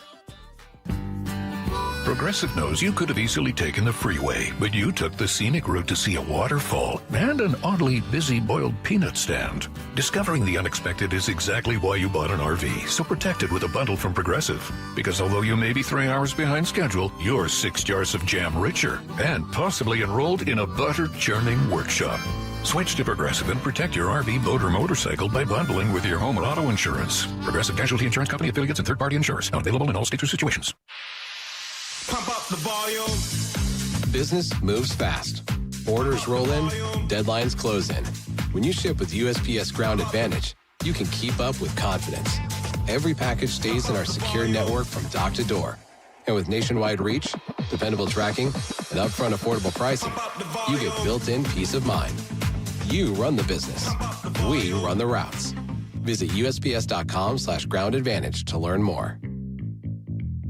From the Quantum Fiber Studio. This is Brock and Salk. Weekdays 6 to 10. On Seattle Sports and 97.3 FM HD2. All right, what's going on with, I got like 6 different topics for you, Shannon Dreyer, who was with us for about another half hour here in place of Brock today. Brock will be back tomorrow. He's finishing up his big fishing trip in the middle of nowhere in Canada. It looked pretty awesome, the pictures he was sending. So we'll get back to that with Brock tomorrow. So I'm going to ask you a bunch of these things. But Shannon, you got to tell us about what you're doing. This is so cool. On the upcoming road trip? Yeah. Yeah, I'm looking forward to this. So Rick, is taking a lot of road trips off this year and enjoying a summer, which is absolutely fantastic. And I'm going to sit in and help Gary with the broadcast on this upcoming road trip. And I think when we come back, it is against Baltimore. We'll sit in with Rick, too. That's pretty awesome. Yeah. So you'll be doing so Gary, explain how it works. So Gary will do you're not going to do play-by-play. No. You're going to do the color portion on radio. Yes. And we've had some others. Ryan Rowland-Smith has already done it this year. And it's everybody jumps in and helps out in this situation and figuring out, how that's going to work. But it's a lot of fun. It's, basically I just step down a row. Yes. Like literally. If you've been watching the booth reviews, literally step down a row. So I'm looking forward to it. Gary is just such a great person to talk baseball with, and we have conversations in the off season that I think that probably will probably translate into the game and just in being able to see things that are happening and also explain some things that are happening behind the scenes and trends and things like that as well. So I'm looking forward to it. Well, congratulations. It's awesome. It's a really cool deal. I'm looking forward to hearing it. Look, nobody's as good at talking baseball around here as Shannon. Shannon's as good as it gets, and we're pretty lucky. We were just talking about it in the break a few minutes ago. Seattle's in a pretty good spot for people right now to talk baseball with, whether it's the guys on the beat with Ryan and Adam and Dan Kramer. They're doing a great job. Angie and Ryan and the people around Aaron Goldsmith, and then Gary and Rick, and throw Shannon into the color mix. Like, that's pretty good. We're in a pretty good spot right now. Yeah, I mean, we travel around and we see what there is in other markets, and obviously, throughout the industry and the newspapers, the full press boxes just don't really exist anymore. And to have the thoroughness of what you have and the quality that you have here, and with the broadcast and the number of analysts and the number of people that are talking the game, throw in the conversations we have here as well. Very, very, I think, vibrant sports and baseball conversations. And somebody's got to bring those stories, and I think the whole group is just doing a fantastic job. Pretty cool. Well, congratulations, Shannon. We're looking forward to it. 509 pointing out it's going to be kind of a piggyback situation in the booth. And what a perfect segue to get into what's going on with. This is the second time we've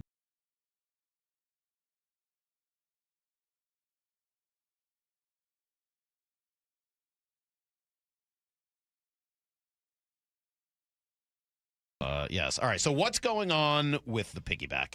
Is it working? Statistically, yeah. What is it, a 1.67 ERA for the starters in that? I think so. I think, we've talked about it, and I think that the way that it was unrolled was clunky, obviously, and I do think that the intention all along was to go to this when they got to the point where, we really are blessed with too much pitching, and there were plans that were made. It wasn't an on-the-spur decision, but the very definite things were they did not want to go to a 6-man rotation, although they kind of are, and they did not want to put a starter in the bullpen because they believe that you're going to lose, that starter is going to lose those innings, those pitch counts. You're going to lose your starter. That there's a fear that is going to happen if you do that. So the alternative was the piggyback. And people ask all the time, is this a first? Do people do this? And yes, it happens in baseball actually more than you would think. And it's happened with the Mariners before. I believe it was done with Brian Wu. And it's usually a younger player that is coming up and just you're trying to control their innings. It happened with Paul Skeens. Happened with Jacob Mizorowski. We Mhm. saw it here in Seattle, and Miz came to Seattle last year. It's something that happens when a player's coming off the IL, perhaps, and they don't want to waste those innings and rehab starts if they think they're ready, but they're not built up. Hasn't really happened when you have two established pitchers, and that's what you're dealing with right now.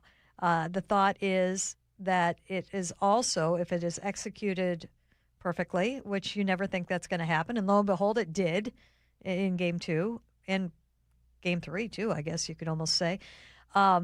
It's a day off for the bullpen, and that consideration was even bigger when Gabe Spire was out, when Matt Brash was out.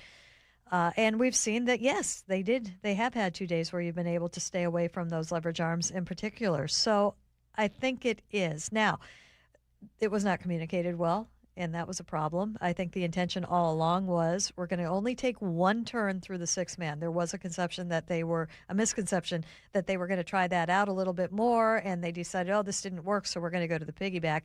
No, it was going to be a six-man the first time because the schedule set up nicely for that. Then when they started getting those days off again, the best way to do it. When you say wasn't communicated well, do you mean with the players or with the fans? Yeah, I think with both, or we can only communicate as much information as we have. And I do think, Ryan and I did talk to Jerry DiPoto the day, and just actually minutes after Dan Wilson talked about we're going to do a six-man rotation. And then the piggyback came out after that. Unfortunately, it hadn't been fully explained to the players how all of this was going to happen. That was the next conversation, like within a short amount of time after the game. That was a day, I believe, when they were one of those starters was starting, and they weren't going to all of a sudden tell them before the game, hey, by the way. But it is it was not on the fly by any means. And I think with the fans, I think that so much, it's been blown up so much that they have missed some of the finer points, that these things were addressed. They were talked about, and it's not as fun to talk about it in that organized fashion when we don't like things that are going on, even though the numbers have been turning out to where they need them to. I think it's funky. I struggle with it. I've said that a few times. I struggle with the idea. I think it's hard just to look at the results when we spend so much time preaching process and not looking at results, and then all of a sudden something, quote unquote, works a couple times, and we're like, oh, look at it, it works. It has obviously contributed to 2 wins.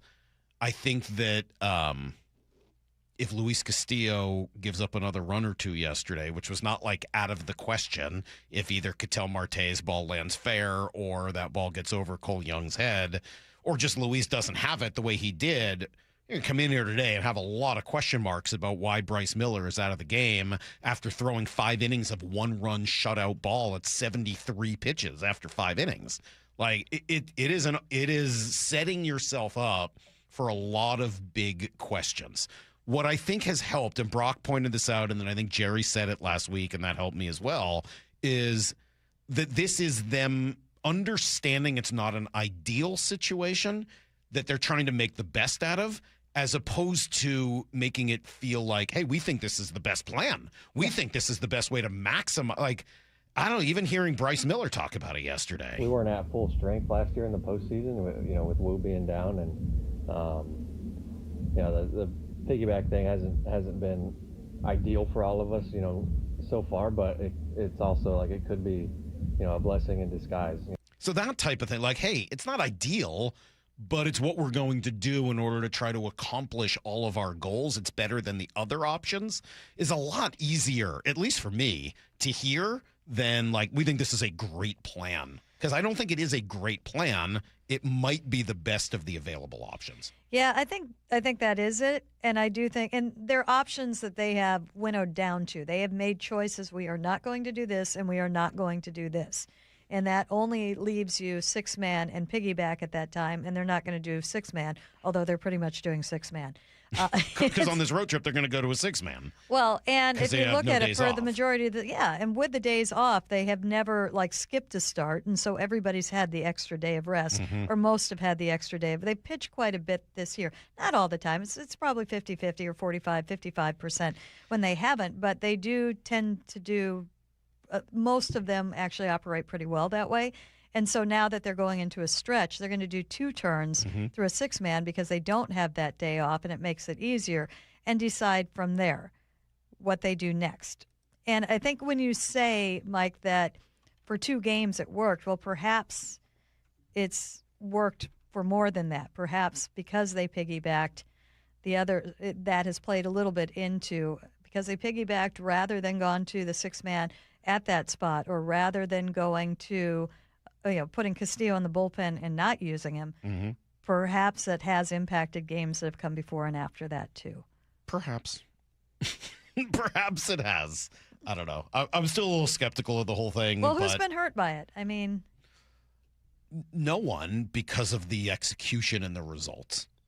But if the execution and results don't go that, I try not to judge things just based on the results, right? I mean, we've talked about this a million times. Guy goes to one pitcher over another in a spot. It's the right move. It doesn't work. Like, not going to kill the manager because the guy still hit a home run off of him. Like, hey, sometimes that's how it goes. Like, in this case, the results have certainly been positive. I'm not convinced that those results justify the process. But at the end of the day, I get that they don't have a better option necessarily. Although I would just put Luis in the bullpen, let him be a leverage arm, and understand that Kate Anderson's not that far away. So that would be my opinion, but I'm not running the show. Okay, I would say a couple of things there. Luis isn't going to turn into a leverage arm overnight. That's going to take some time. And if Luis Castillo is available and they're in a playoff push, they're probably not going to Kate Anderson. They're probably going to Luis Castillo, who has done this for many years. Well, I don't know. The whole Trey Savage thing last year definitely got my mind thinking differently on that one. So I don't know. We'll see what direction it goes. It's not been my favorite, but it has obviously borne some fruit for the Mariners. What's going on with Luke Raley? Is this the real deal, Luke Raley? Like, what have you seen from Luke this year? I've seen, I think, what we had hoped to see at him at his best. I don't think that you are going to see this, day in and day out, month to month, every month. He's going to have his ups and downs, but I think that we are seeing a player that, much like Julio has, and we forget that he's kind of young in this game, or he was young in this game when he came to the Mariners, and in that he is finding ways to get out of slumps. He's had a slump this year. He has made adjustments. He made some big adjustments in the offseason and has made adjustments since then. And so seeing him able to make those adjustments quicker than he has in the past, and obviously health is the biggest thing that we are seeing with him right now, and have the success that he is having right now, I think you're seeing a player. One of the interesting things about him is he's not 3 true outcome right now, but he is, but not conventionally. He's not walking. And his strikeout rate for a slugger right now, don't look at the overall, because he was at like 45% for a good part of the season. He's now like mid 26, 27%, but for a slugger, you're going to live with that. But his average is up over 270 right now. It is bizarre. He's hitting 280. I mean, the numbers on the season are spectacular. He's hitting 280. He's got an on-base percentage of 345, slugging 587. That's an OPS of 932 and an OPS plus of 164, meaning he's 64% better than the average major leaguer. Just incredible. Oh, by the way, leading the team with 13 home runs, and he does all of that in somewhat limited playing time. I mean, he's got 166 plate appearances on the season. A guy who's playing every day, like Julio, has 260, so an additional 100 plate appearances. It's pretty impressive what Luke has been able to do. Yeah, and again, I think health is probably the biggest thing with him. I don't think people understand how hurt he was last year. You talk about the oblique, but that set off some other things that he tried to play through and just really, couldn't get into his legs as much, and it was not the same player. It then leads to the obvious question that I get all the time, and I have a very strong answer on it. Should he be playing more? Should he be playing against lefties? It's interesting because people are curious about it. When I say people, I mean it's people around the ballpark, too. It's not just, us and talk and whatnot. I would say, and we've said this so many times, that when you have a platoon player, a lot of the reason they are having the success is because they are on their strong side. They are that is where they are supposed to do what they are doing right now, and he doesn't really have the history of hitting. He did a little bit in the minor leagues, but that was some time ago. Dom Canzone hit. We've seen him. I would prefer to see Dom hit lefties than Luke. More than we have 100%. Luke. And Canzone did consistently through the minors as well, is closer to that. So, if you were going to do that, I would probably look more in that direction. Victor Robles is another one that if he gets going, you could absolutely. look in that But the direction. Luke Riley numbers against lefties, I mean, his OPS drops to 516 in his career against lefties. It's just not been, and he's 31. It's not like, I'm not against lefties hitting lefties, and Colt Emerson's showing he can, and Cole Young's showing he can, JP shows he can. Plenty of lefties can handle it. Luke can't. Put him in the best position to succeed. The only thing I don't like is if you do get into a stretch of a lot of lefties. And I do think that does hurt them sometimes, that they get out of the routine of what they're doing. And please appreciate what these guys who are in the platoon are doing. It is not easy to go from today I'm a starter, tomorrow I am coming off the bench at some time. They are two different preparations. And they're going back and forth and back and forth. It's not the easiest thing to do. It takes a ton of work. You don't get the consistency. And they're doing, I think,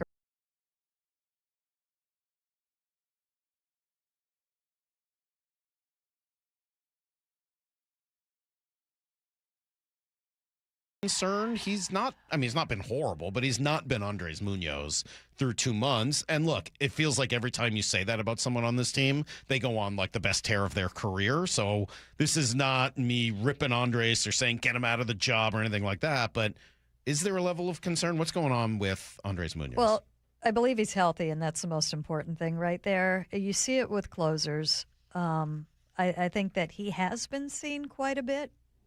And maybe there's a little bit of that as well. Been seen, meaning like the league is starting to, like, just more familiar with him now? Yes. He is very slider dependent, and when that slider is on, it's just out of this world. It's fantastic, and when it's off, he can get into trouble, particularly if he comes in, and Ryan Rowland-Smith has pointed this out quite a bit on the postgame show, but you can tell if he's going to be on or off, and it's not all the time, but if he has a hard time landing the slider or getting the swing and miss on the slider early, it's going to be tough. It kind of will. We've seen it snowball this year, and it hasn't always been that way. So I know that he has worked on, we've seen the changeup a little bit more and maybe some other options, some different looks. I think it's something he's going to work his way out of, but it has not been automatic for him this year. Remember a few years ago they put him in the traject machine against himself? Yeah. Do you remember that? Yeah. And it seemed to really help him realize just how freaking good his stuff was. Like, whoa, that's what I look like? I wonder if he could use that again. Hey, man, this is what your fastball looks like. This is what 100 at the top of the zone looks like. I love the slider. I'm not saying get rid of it. Use it a ton. This is what 100 at the top of the zone looks like at the end of the game.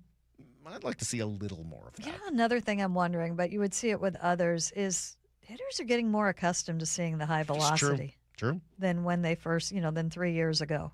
And I think that you might need to see more adjustments with relievers in specific because of that. And you do for the most part. It used to be a reliever had, the heck of a fastball and one other really good pitch, and you're seeing relievers with 3 and 4 pitches now. And that might start to become a necessity as hitters get a little bit more used to the velo, particularly if it's, straighter or doesn't have a weird angle or something like that.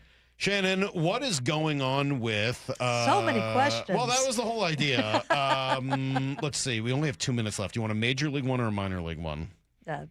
Your choice. All right, real quick. We'll see if we can do both. Real quick. What's going on with Victor Robles? Not just his monkeys, but how do you get Victor Robles into the game more? I don't have a good answer for this because in order to get him into the game more, you got to take somebody out of the game, and I'm not looking to take anyone out. Yeah. But I would like to see a little more Victor Robles, and I don't know how to do it. Well, this is something that I think that they would be open to playing him full time if he stepped up and he earned that. And the catch-22 is how do you earn that if you're not playing every day?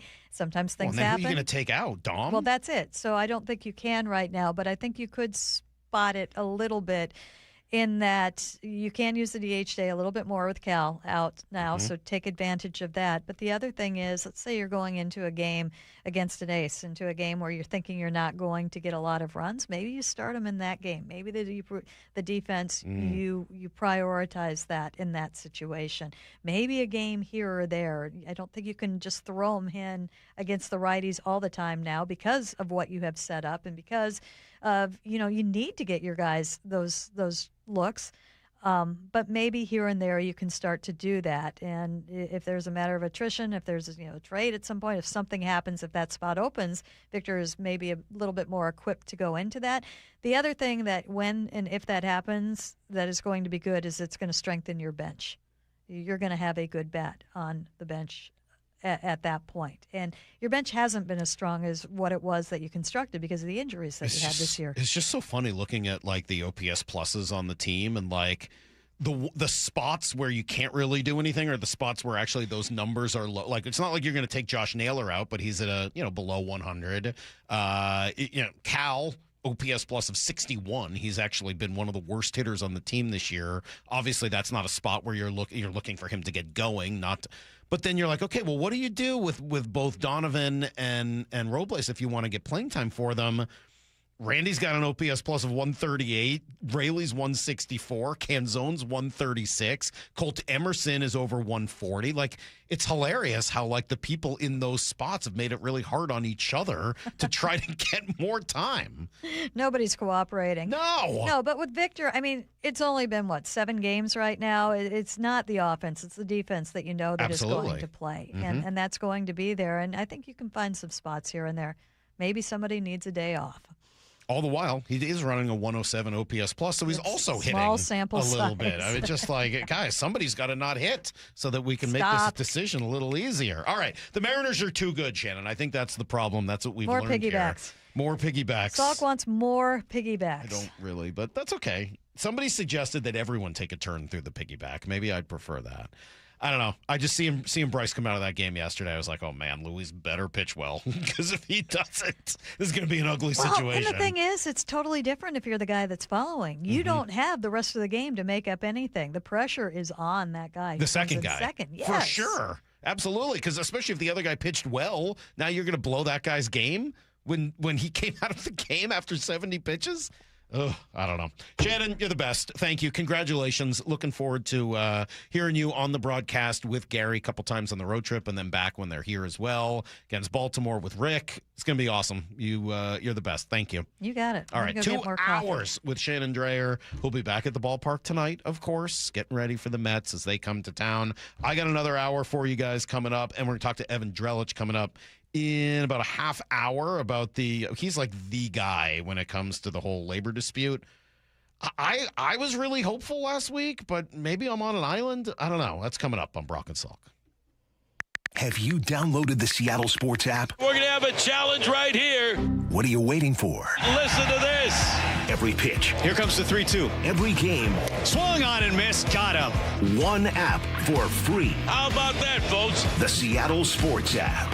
Every game. Julio racing back. Right in the palm of your hands. Makes a leap and makes the catch. Plus the latest Mariners news, insider access, video, and podcasts. They got it. Wow. The Seattle Sports app. Hey, it's G. Scott. Let's talk real for a sec. Summer is supposed to be about sunshine and kids having fun.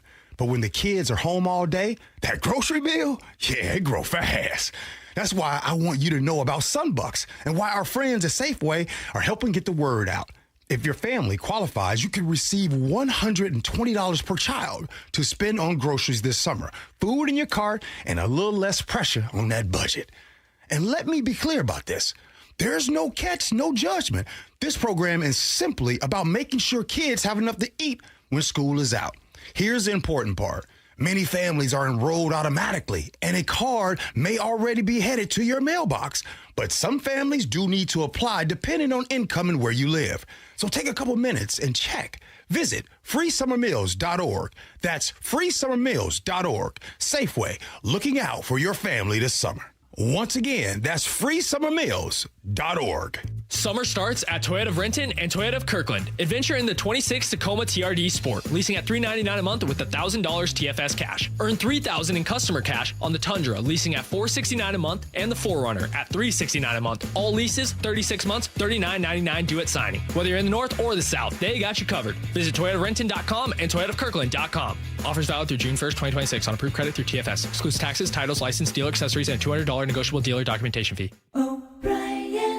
Stacy here for ARC, a fully electric boat that feels like a luxury EV. ARC boats are easy to operate with significantly less maintenance and service. Book a demo just like I did. They'll pick you up if you can't make it to Kirkland. Go to arcboats.com/demo. That's arcboats.com/demo. Hey, it's Bob Stelton here, and let me tell you about one of the best decisions I've ever made in my life. That's when I went to K2 Vision for RLE. That's refractive lens exchange. Now, Dr. Kopstein started K2 Vision with Dr. King from King LASIK, the most experienced LASIK surgeon in the Northwest. King LASIK plus K2 Vision equals freedom vision for every stage of life. No glasses, no contacts, readers, or cataracts. Now, if you're somebody that struggles with distance vision and now you always need a pair of reading glasses, K2 Vision RLE could be your perfect permanent solution to spending your good active years not needing reading glasses. And here's the cherry on top: you never develop a cataract. Now, if you're somebody like me that had a pair of readers in every room of the home, in your car, you had to bring them into the restaurant with you. Otherwise, like me, you couldn't read the menu. That has all been rectified thanks to RLE. So whether it's LASIK, EVO ICL, or RLE, trust the most experienced team of doctors to recommend what's best for you. Schedule your free Zoom consultation today at K2VisionRLE.com. That's K2VisionRLE.com.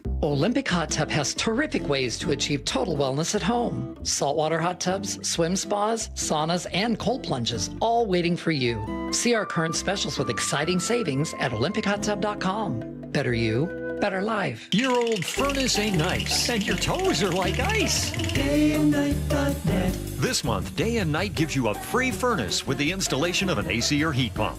If you're not sure your furnace will make it through another winter, call us to install a proper, long-lasting, efficient heating system backed by our lifetime workmanship guarantee, so you won't be left out in the cold. Install an AC or heat pump and get a free furnace from Day and Night Plumbing, Heating, Cooling, and Electric. DayandNight.net. Feeling lucky? Don't miss the Lucky Spring Classic Collector Car, Truck, and Boat Auction. Saturday, June 6th at Tacoma's LeMay Marymount Event Center. Up to 200 collector, vintage, and classic vehicles, many going to the highest lucky bidder with absolutely no reserve. Get lucky, get local, and get in line. Visit LuckyOldCar.com for a list and pictures of auction vehicles. Or call 206-467-6531 for bidding and consignment details. From the FIFA World Cup to competitive business environments, grand ambitions lead to game-changing achievements. At Bank of America, we're there to support businesses at every step, providing insights and expertise to help you gain an edge. He shoots, he scores! What would you like the power to do? Explore winning business solutions at BofA.com/gamechangers. Bank of America, official bank of the FIFA World Cup 2026. Support comes from Amazon Business. Unlock smart business buying with fast, free delivery on millions of items and practical AI innovations that automate repetitive tasks so you can make smarter decisions faster. Learn more at AmazonBusiness.com. Power your drive with Mobil 1 Motor Oil. Buy 5 quarts, get $15 back, and score a fast and furious prize after rebate at O'Reilly Auto Parts. O'Reilly Auto Parts. This is Seattle Sports. Streaming through the Seattle Sports app. KIRO AM Seattle. KIRO FM HD2 Tacoma. Home of the Seahawks, Mariners, and everything Seattle sports. This hour is brought to you by Davis Law Group. Give me a freaking auto! From the Quantum Fiber Studio, this is Brock and Salk on Seattle Sports. Brock Heward and Matt Marcus. Sorry about just Mike. Heward, not exactly Joe Cap there in the pocket. Now here are your hosts, Brock Heward and Mike Salk.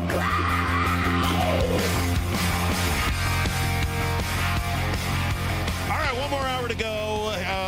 You know what I've got written down? It's funny. We got some guests in the building, and they were like, man, it seems very calm in here. And I was like, well, that's because we do a lot of prep. the night before. So by the time we get on the air... What else did you say it was because of? Well, because Brock's not here. Yeah. That's it. It's because Maura's got her calm demeanor all the time. No, I mean, like... So I said, look, it makes sense, but, you know, we kind of do all the prep work ahead, so by the time we get on the air, it's really not that hard. Like, you know, I got everything here on my show sheet. I know what we're going to talk about. It's just a matter of doing the talking. And I got in here, I realized I didn't write anything down for 9 o'clock. I don't have anything prepared for the next 7 or 8 minutes, so I'm just going to have to riff before Evan Drellich joins us at 9:30, and I am looking forward to that. We talked to him a bunch a few years ago about the collective bargaining agreement. He has been like the guy nationally when it comes to the CBA and baseball labor. So I am excited to talk to him. I will continue to say I really like what I saw from the owners last week. That's never been my point of view in general. I have generally been more on the player side when it comes to negotiations. Certainly in the NFL a few years ago, I thought what the owners did of saying, hey, we need more money and no, we won't show you our books was pretty ridiculous. And as usual, the NFL Players Union capitulated because that's what it does. Baseball union, very different, very strong, arguably the strongest not arguably, definitely the strongest in sports and arguably one of the strongest unions in the country, period. I think they're way off base here, and I felt like the responses they had to the proposed cap and floor they just looked bad. They looked greedy. They looked out of touch. They looked like they had no clue how fans across the country view the game, and seeing the responses in Minnesota and Pittsburgh. I'm sorry, like if you're going to offer a cap and floor that look the way that they did in that owner's proposal, I know that there will be details that come out, and there'll be things that the owners are still going to make their money. So it's not like I feel like that was the entire story. But in terms of round one, PR wise, owners 100, players 0. The players looked ridiculous in their response to that, whereas the owners looked actually very measured and like they were looking to have a real conversation and actually give something up in order to get the salary cap that they want. So we'll talk to Evan coming up here at 9:30. Look, all morning long, we've really just been talking about how great this Mariner run has been. 6 straight wins. They're absolutely crushing the ball. 15 home runs, Shannon pointed out, over the course of the last week. I don't have an answer as to what it is. I don't know. As I said, I really do believe in some of the just randomness of this game, some of the ups and downs. And I do think that that's a huge portion of it. Guys get hot, guys get cold. There's not always rhyme nor reason to that. And it's great when you're able to get a few guys hot at once, or in this case, virtually everyone hot at once. It really helps. So I do think some of it is just the vagaries and the randomness of baseball. You cannot, though, ignore what they've done personnel-wise. Again, I was having fun just looking at the Mariners baseball reference page and talking to Shannon earlier and just like, okay, well, look at all these guys who are hitting. I'll tell you what jumps out when you look down the list of Mariners in terms of OPS plus. And remember, 100 is league average. Anything above 100 is great. Anything below 100 is horrific. Well, depending on how low below 100. You can't help but notice the number 29. Right? You're going through all of these OPS plus numbers, 92, 96, 112, 138, 164 for Luke Raley, 136 for Canzone. The number 29 really stands out, and that's Leo Rivas. I mean, this guy was getting a lot of run. He's got a negative .2 WAR. He's played in 38 of their 60 games. Got 120 plate appearances. Well, replacing that with Colt Emerson and his 850 OPS, his 143 OPS plus, instead of a player that is essentially 70% worse than the average major leaguer offensively, you've replaced him with somebody who's 43% better than average. Think about that swing. That is a mammoth difference, all the while getting his athleticism and what he does at third base. Like, that's a big deal. The Colt Emerson call-up has absolutely helped this team. I was worried it was a little early. I was worried he wasn't ready. He's ready. He looks great. Almost every at-bat he takes has been A+. Again, as Divish said last week, he's going to get beat sometimes because he's a kid, but the at-bats have been incredible. Just A+. Love them. Of all the complaints we've had through the struggles, it's funny that two of the younger guys are the guys you're not complaining about. Cole Young continues to be second on the team in WAR. He's a 2-win player through a third of the season. He's on pace to be a 6-win player. Phenomenal. That's an incredible job by, again, a kid who's 22 years old. The two youngest players on the team have been as good as anybody. So as you're looking for reasons why, some of it is legitimate personnel changes. And then you bring Robles back and what he adds defensively and just athletically. You get Brash back. You get Spire back. All of those things play a role. Julio, huge role. We said when Cal got hurt, somebody had to step up. Julio has stepped up. He has been incredible. By the way, the two backup catchers have both been good. They've both been good. And frankly, Cal, before getting hurt, had not been because he was playing hurt. So you've upgraded temporary. I don't mean to say that those guys are a better option than Cal. A healthy Cal Raleigh doing this thing is obviously a lot better than the Garver-Paredes combo or Pareda combo, but they filled in really well. And it's been an upgrade over what Cal had been able to give you early in the year offensively. So again, personnel differences, absolutely a part of it. They seem to be more focused. They seem to be playing cleaner baseball. They see, and I suggested earlier, maybe they did need to kind of be doubted and be back in that familiar spot of kind of hitting a lull and having people say, same old Mariner, no. Like, okay, well, I'm more comfortable with people talking about them that way than saying World Series over and over again. And when they kept hearing it out of their mouths, made me nervous. I'm glad they think they're good. I'm glad they have a lot of confidence, and Julio has certainly never wavered in that. But I like them maybe, having to doubt a little bit and having to go out there and prove it. I can't prove to you that that's a real thing, but I do like the way it's been functioning for the Mariners. You're a little superstitious. That's okay. It's not superstitious in this case. I don't mind being a little stitious. But honestly, in this case, it's not superstition. It's more headspace. I think baseball, it's a really hard game to play because of one of the many reasons, because of the pressure. Similar to golf.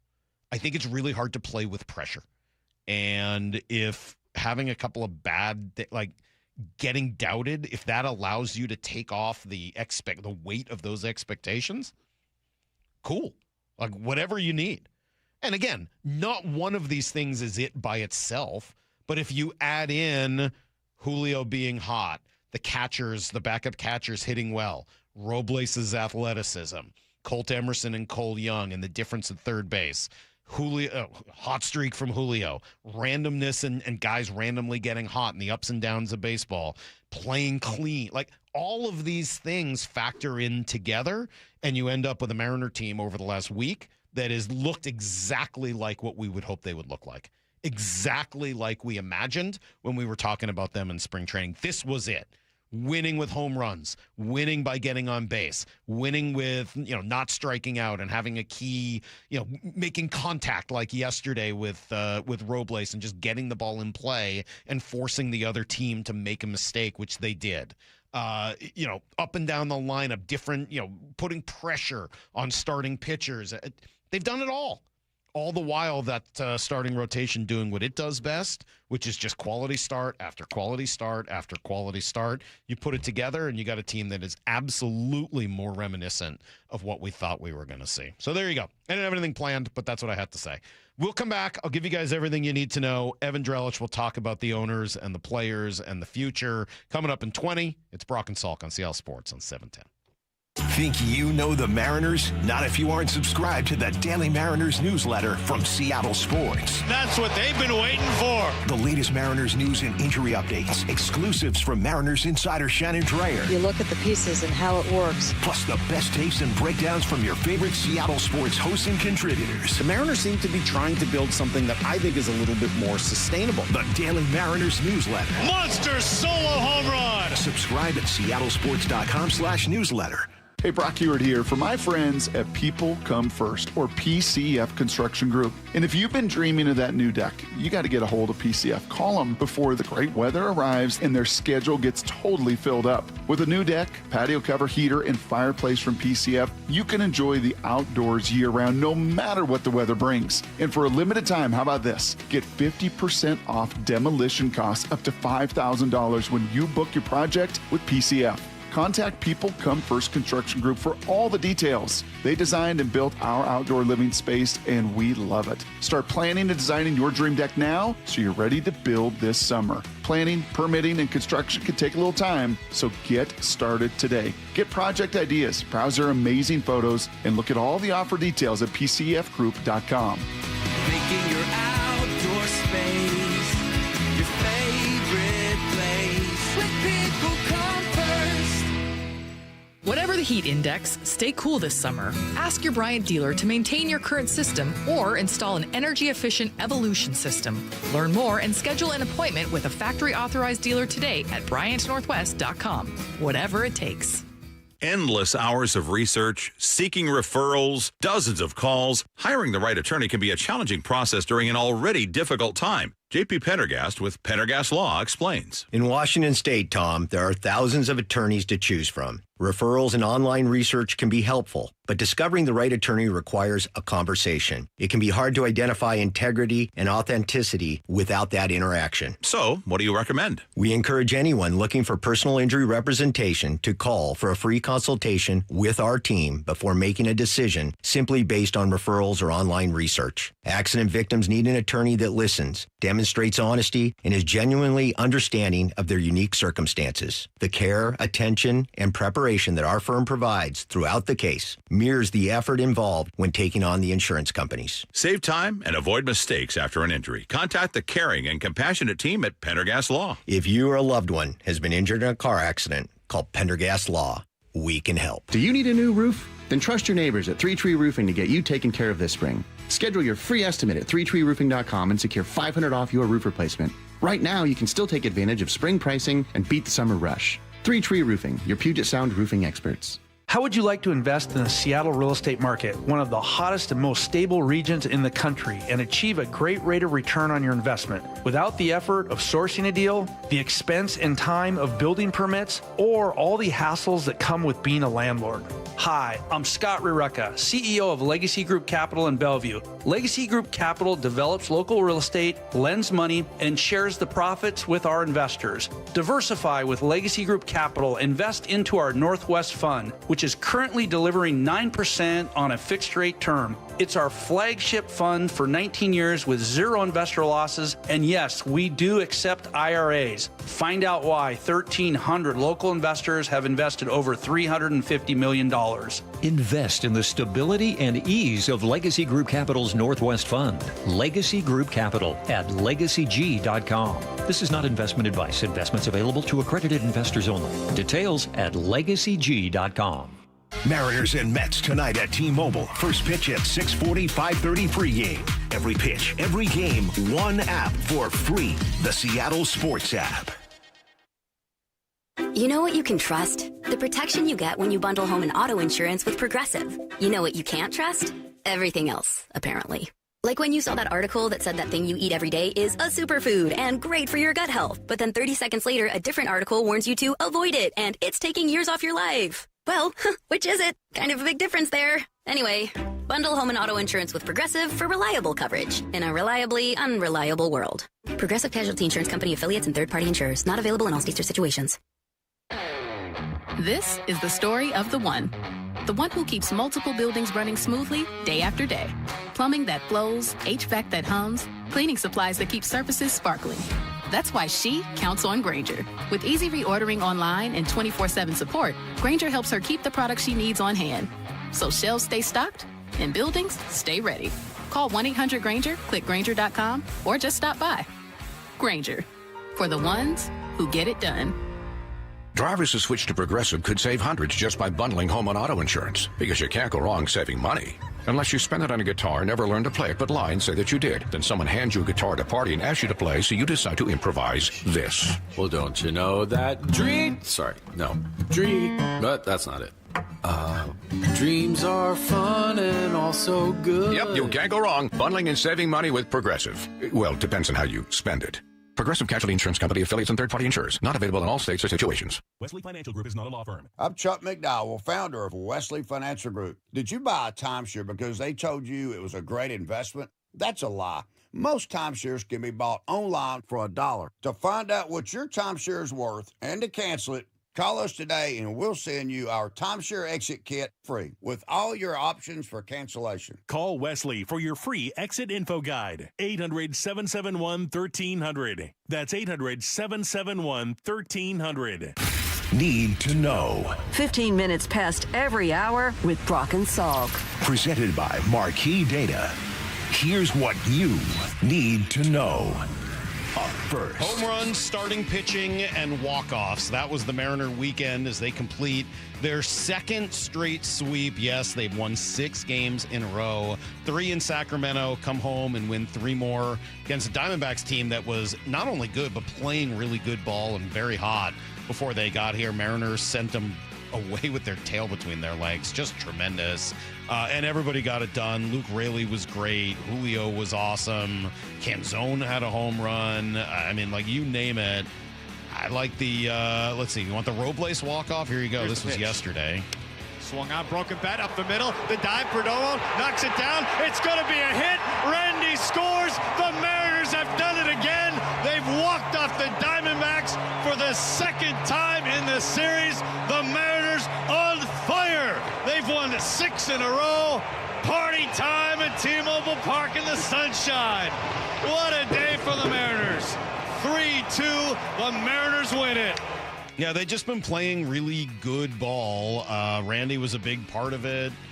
I mean, I feel like you could mention almost every name out there because they all had something to do with this success. You know, I didn't play this earlier, but I would like to. This is Brian Wu on Saturday after throwing a gem, 7 shutout innings. He was dominant. But I love the simplicity. He is such a student of the mental side of the game, and I think this is an important way of viewing the way the Mariners are playing. Honestly, I feel like we kind of took a step back in the sense of just like not trying to do too much. I think it feels like we're just playing baseball right now. I think when you're scuffling and not playing up to your standards, you look a bunch of different ways of what do we need to change and what do we need to do. And sometimes when you have such as good a team as we do, sometimes it's just like taking a step back and trying to just relax and let your game kind of come out on its own. You try to do too much and you press, you just don't quite get the results that you want. And I think that's what we're doing right now. We're just playing baseball. Just playing simple, just playing baseball. This guy, if Brian Wu was not such a successful pitcher that he's going to make $1 gazillion and retire when he's done, he could absolutely have a second career as a sports psychologist. Just the way he embraces that part of the game, talks through it. One of my favorite people to listen to after every one of his starts. Mariners now 2 games over 500. They are 2.5 up on the A's, who have not played good ball at all. And now we'll see the Mets. They come in with Austin Warren tonight against Emerson Hancock. Here's the second thing you need to know. Pretty blown away by what we're seeing at the minor league level as well. I'm just trying to imagine myself as a Double-A player who ends up this weekend seeing first Cade Anderson and then Ryan Sloan. Neither of them allowed a run. Anderson, 5 1/3 scoreless Friday, then Ryan Sloan, 6 perfect innings the next day. It's a pretty big wow for a 20-year-old kid at Double-A. I don't know what they're going to do when these guys are going to move up. But Cade Anderson needs to get promoted at some point. I'm not generally a big fan of having stud pitchers at Triple-A. I don't think it works for very long. There's a lot. We've talked about this before. It's more just kind of a way station. But they have to do something because he is just destroying Double-A hitting. He is too good for that level. So I don't know what happens next. There's obviously not room unless you want to do a second piggyback. I don't. No. Then they could, if they did 2 piggybacks, so they could have a legit chicken fight. Like, then you could get them all in the pool. Then you'd have a real chicken fight. You could put Cade on top of Emerson, very tall, right? And then maybe a shorter Bryce Miller-Luis Castillo fight, and they could have a chicken fight or something. But that level is just not enough for him, so they'll have to come up with something. Keith Law says Kate Anderson's his number 4 prospect. He's got Sloan in the top 10 at number 8, and he's got Felnine Celestin at number 17. So, yeah, things are very bright for the future. It's not just what they have at the major league level. Oh, and by the way, they should be getting Cal Raleigh back here at some point. My guess is it's still going to be at least a couple more weeks, but it was good to see him at the ballpark on Saturday, being around the team, in from Arizona. Here's what Cal said. Great. Had a really good last week down in Arizona. A lot of positive signs. Really excited to be back here, obviously. So, yeah, he's excited to be back up. Said it was a good week. But again, and Shannon said it earlier, until he starts taking swings in with violence, you're not really going to know. It's such a tough injury because of the amount of rotation in this sport. Every time you end up with your oblique having to rotate. So, yeah, we'll see what happens. Cal's tough dude. He'll end up playing through it at some point. But, can they get him healthy enough that he can really be Cal Raleigh in the second half of the year? Here's the third thing you need to know.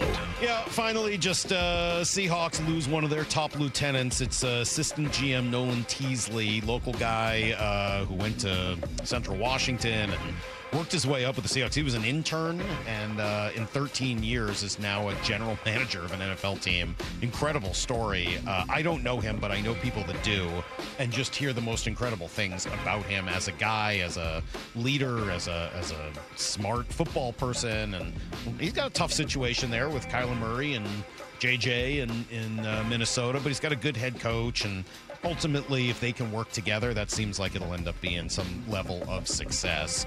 They also get 2 picks back, 2 third-round picks through the Rooney Rule, so that will get them to 12 once again next year. And then we got finals matchups set. NBA is going to be San Antonio and New York. NHL, Carolina, and Vegas starts tomorrow. That is everything you need to know. 1/4 every hour here on the Brock and Salk Show. I have one more thing for you. Oh, what's that? From Adam Schefter, Russell Wilson is now done with the NFL and finalizing a deal to become a CBS sports analyst on their pregame show. So he's not going to be doing games. He's not going to be. Doesn't sound like it. He'll be with James Brown, Nate Burleson, and Bill Cowher. Well, that will probably keep me watching pregame shows about as often as I do now, which is about 0% of the time. But, okay, well. So no Geno Smith, Russell Wilson duo in New York. No, that's too bad. You know what, though? It does. We're not going to have time now, but it is then an opportunity to have a conversation about Russell Wilson's career, because now it comes to an end. Right now he's in. I'm assuming this will be real. I don't think Russ is getting another offer. So if Russ retires, that's it. Right, 2012 through 2025. That's what, a 14-year career. Yeah, it's going to be a good conversation to kind of look back and now that it's over, take stock of Russell Wilson and everything. We'll have some time maybe tomorrow with Brock in to spend some time on that. Also want to just shout out Mike Callahan and the UW rowing program, what they did this weekend as well. Unbelievably cool. 3rd title in a row. Yeah, and then I heard that the Mercer Island track team set a couple, I think it's a 3rd straight state title. Wow. I don't know, just things I pick up along the way. I heard. Oh, by the way, I saw Divish came on with us and was talking about his stepdaughter. He said she took the Triple Crown, won all 3 events. Yeah. Oh, heck yeah, dude. So everybody's having success. Let's go. Well, maybe after all that, we'll keep the good vibes going. Maybe somehow we'll avoid labor stoppage at the end of this baseball season. We'll talk to Evan Drellich next. Stick around for Bump and Stacy coming up next at 10. That's right. That's what this news feels like. Committee for so there's going to be a committee to decide whether they're going to make an announcement and when they're going to make an announcement. Give Seattle a team. Bump and Stacy with Michael Bumpus and Stacy Rost next at 10. I hope you guys are prepared to be embarrassed by my behavior. We're going to be on Hard Knocks for sure. We're definitely going to be on Hard Knocks because I will drag us in front of these cameras. On Seattle Sports.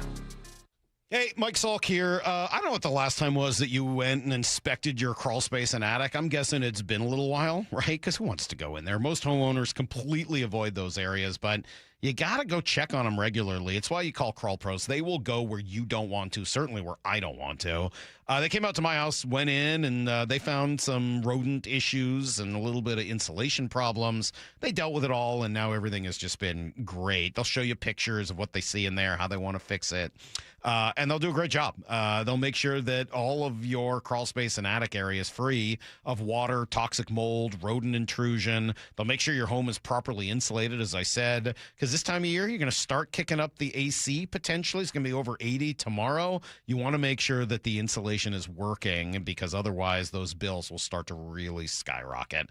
Here's what you do. Go to crawlpros.com. Don't just assume your crawl space and attic are in great condition. Do what I did. Call Crawl Pros and schedule that free corner-to-corner inspection to learn if you got any water intrusion, mold, rodent issues, or any issues with your insulation. Schedule that today at crawlpros.com. Dave Wyman here with an interesting story. A woman was about to donate a box of jewelry, but her friend told her, take it to Bellevue Rare Coins first. She walked out with a check that far exceeded her expectations. Old jewelry, coin collections, gold watches, necklaces, and pendants. It's worth finding out what those items are worth during such a strong market. Before you give anything away, get it checked out at Bellevue Rare Coins in Bellevue, Linwood, Issaquah, and Tacoma. Go to BellevueRareCoins.com. Hi, Chuck here at Frank Lumber, the Door Store. And once again, we have 2 convenient locations to purchase your doors from. Our main showroom and bargain barn in Shoreline. And our Marysville store with warehouses full of factory seconds and closeouts. Whether you would like something brand new or have a little more time than money and wouldn't mind putting a little work into a factory second, we may just have what you're looking for. For all of your door needs, please visit us on 15th Avenue Northeast in Shoreline or on Cedar Avenue in Marysville. And online at franklumber.com. If you want unlimited talk, text, and data on a super fast network, Big Wireless will sell it to you right now for as little as $70 a month. Or you can buy it from Pure Talk for half of that. I'm talking about unlimited talk, text, and data for just $34.99 a month. But wait, there's more. When you switch to Pure Talk, you'll be switching to an American wireless company that's committed to keeping 100% of its customer service in this country. I appreciate that. In fact, that's why I switched. I also appreciate the way they support our vets and our skilled workforce. Dial pound 250, say micro, and get unlimited talk, text, and unlimited data for just $34.99 a month. That's pound 250 micro. Stop paying twice what you need to pay for the service you want and switch to an American wireless company that actually stands for something. Pure Talk. Summer starts at Toyota of Renton and Toyota of Kirkland. Adventure in the 26 Tacoma TRD Sport, leasing at $399 a month with $1,000 TFS cash. Earn $3,000 in customer cash on the Tundra, leasing at $469 a month, and the 4Runner at $369 a month. All leases, 36 months, $39.99 due at signing. Whether you're in the north or the south, they got you covered. Visit ToyotaRenton.com and ToyotaofKirkland.com. Offers valid through June 1st, 2026 on approved credit through TFS. Excludes taxes, titles, license, dealer accessories, and $200 negotiable dealer documentation fee. Mariners and Mets tonight at T-Mobile. First pitch at 6:40, 5:30 pregame. Every pitch, every game, one app for free. The Seattle Sports app. Hey, you mind keeping it down up there, please? KeyBank will meet you in that I need new neighbors moment. Rick, it's your mortgage loan officer, Beth. I was in the neighborhood and wanted to let you know your home loan application's been approved. Beth, you're always there for me, and not a moment too soon. Are your neighbors bowling with grand pianos again? And apparently raising livestock? Ew. For every financial need, we'll meet you in the moment. KeyBank opens doors. Equal housing lender. NMLS number 399797. 1-877 Cars for Kids. KARS Cars for Kids. 1-877 Cars for Kids. Donate your car today. Call 877 Cars for Kids to reach a friendly live agent. Donation is super easy, and your car can be picked up as soon as tomorrow. Call us now or go to carsforkids.org. Donate your car today. Did you know you can donate real estate too? Dave Wyman here, and you've heard me talk about a local company for over a year now I really love working with. Harley Exteriors. You can expect a no-pressure consultation. They're great people to work with, and their windows are beautiful. I recently met with them, and I was excited to hear about the many Seattle sports listeners they've worked with. And now Harley Exteriors has stepped up with a can't-miss offer. Right now, get $450 off each new window, $1,000 off each patio or entry door, 12-month or 18-month no interest, no payment options, plus $200 off your final project total. If that isn't enough to get you started on a new project, I don't know what is. Schedule a consultation just like I did. Give them a call at 833-HARLEY, that's HARLEY, or go to harleyexteriors.com. Minimum purchase of 4 windows required for window discount. Qualifying windows must be 36 by 36 or larger. No size minimum on patio or entry doors. Financing subject to credit approval. Cannot be combined with other offers outside this promotion. Offer valid through May 31st. From the Quantum Fiber Studio. This is Brock and Salk. Weekdays 6 to 10. On Seattle Sports and 97.3 FM HD2. Yeah, been a good day to talk baseball coming off the second straight Mariners sweep, but news coming out last week, I don't know, blew me away. I have been as negative as anyone on the possibility of a labor stoppage at the end of this season. I've really felt like it's going to happen. But I was not expecting the league to come out and the owners to come out with the proposal they did last week. I thought it was a huge PR win. But let's talk to the guy who spends as much time on this as anyone. Evan Drellich has really become the go-to labor guy for Major League Baseball, still at The Athletic. Evan, good morning. Thanks for being with me this morning. Morning, Mike. Thanks for having me. So what happened last week? What did you make of the dueling proposals? In a way, it was as expected, in so much as the big theme of this labor negotiation for really more than a year now, it had become pretty apparent it was going to be about the league trying to get a salary cap, and they've tried in the past to get it. Baseball is the only major sport that doesn't have it in the U.S. They made that proposal. You know, they did as expected there. What surprised me was if you're going to convince the players to do this, which the players union still says we don't want this. At some point, you've got to dangle something that's enticing.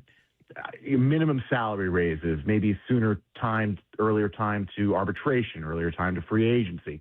Instead of the current 6 years, maybe it becomes 5. The league didn't touch any of those areas in its initial proposal. And there are reasons why that might make sense. But you had the league pushing for a salary cap and floor, which we knew was happening, and the union in its first proposal pushing for exactly the opposite of that. Higher minimum salaries, shorter time to arbitration for some guys, all the things that kind of improve player pay. And the other piece of it that's in the middle of it is revenue sharing. The players are saying, look, you want to improve competitive balance.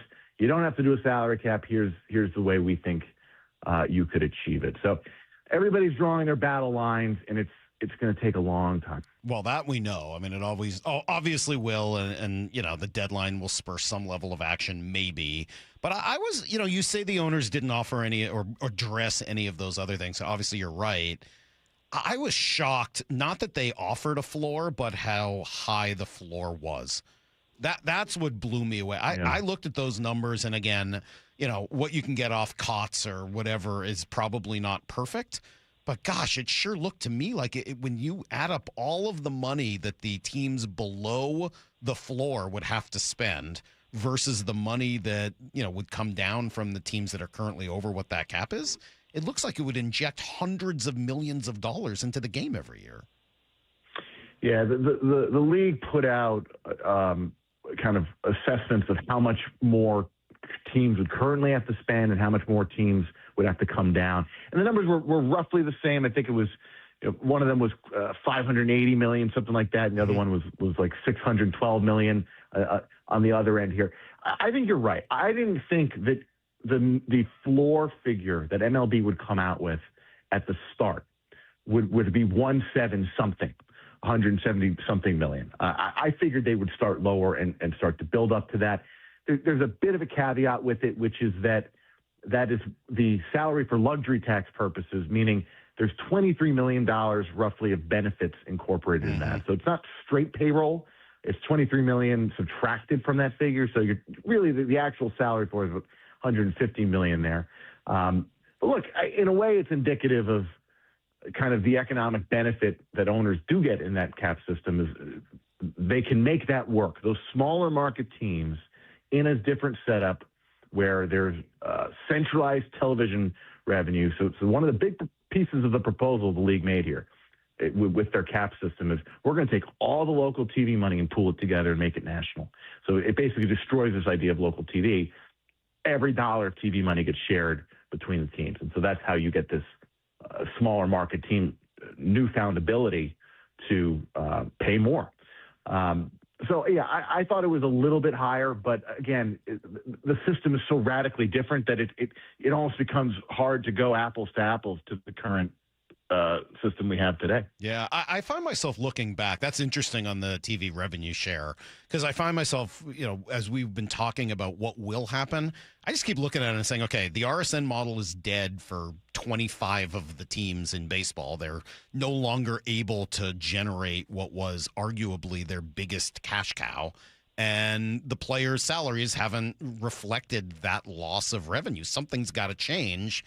And so, I'm finding it difficult to criticize the owners here because they gotta have to do something. Like, how can they be so willing to react and the players be so reticent to do so? They have to know that the RSN model has changed.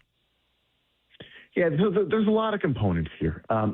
Nobody denies, even on the player side, that the RSN model has changed and that there's less money coming into some clubs, right? The bigger market teams have been more insulated from this so far, right? The Yankees, Red Sox, Dodgers, they're not dealing with the same problem that the teams, the Mariners have, where the local TV money has really dropped.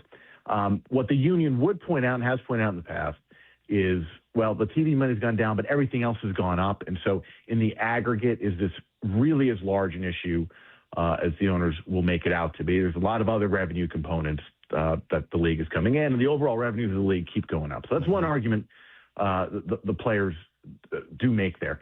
But, look, I think the bigger question is there's clearly revenue disparity. There's payroll disparity in baseball. What is the best way to solve it? The players stand there and go, we don't want to give up a limit on our salaries to do it. We want to change it by changing how you, the owners, share your money without the limit on the salary.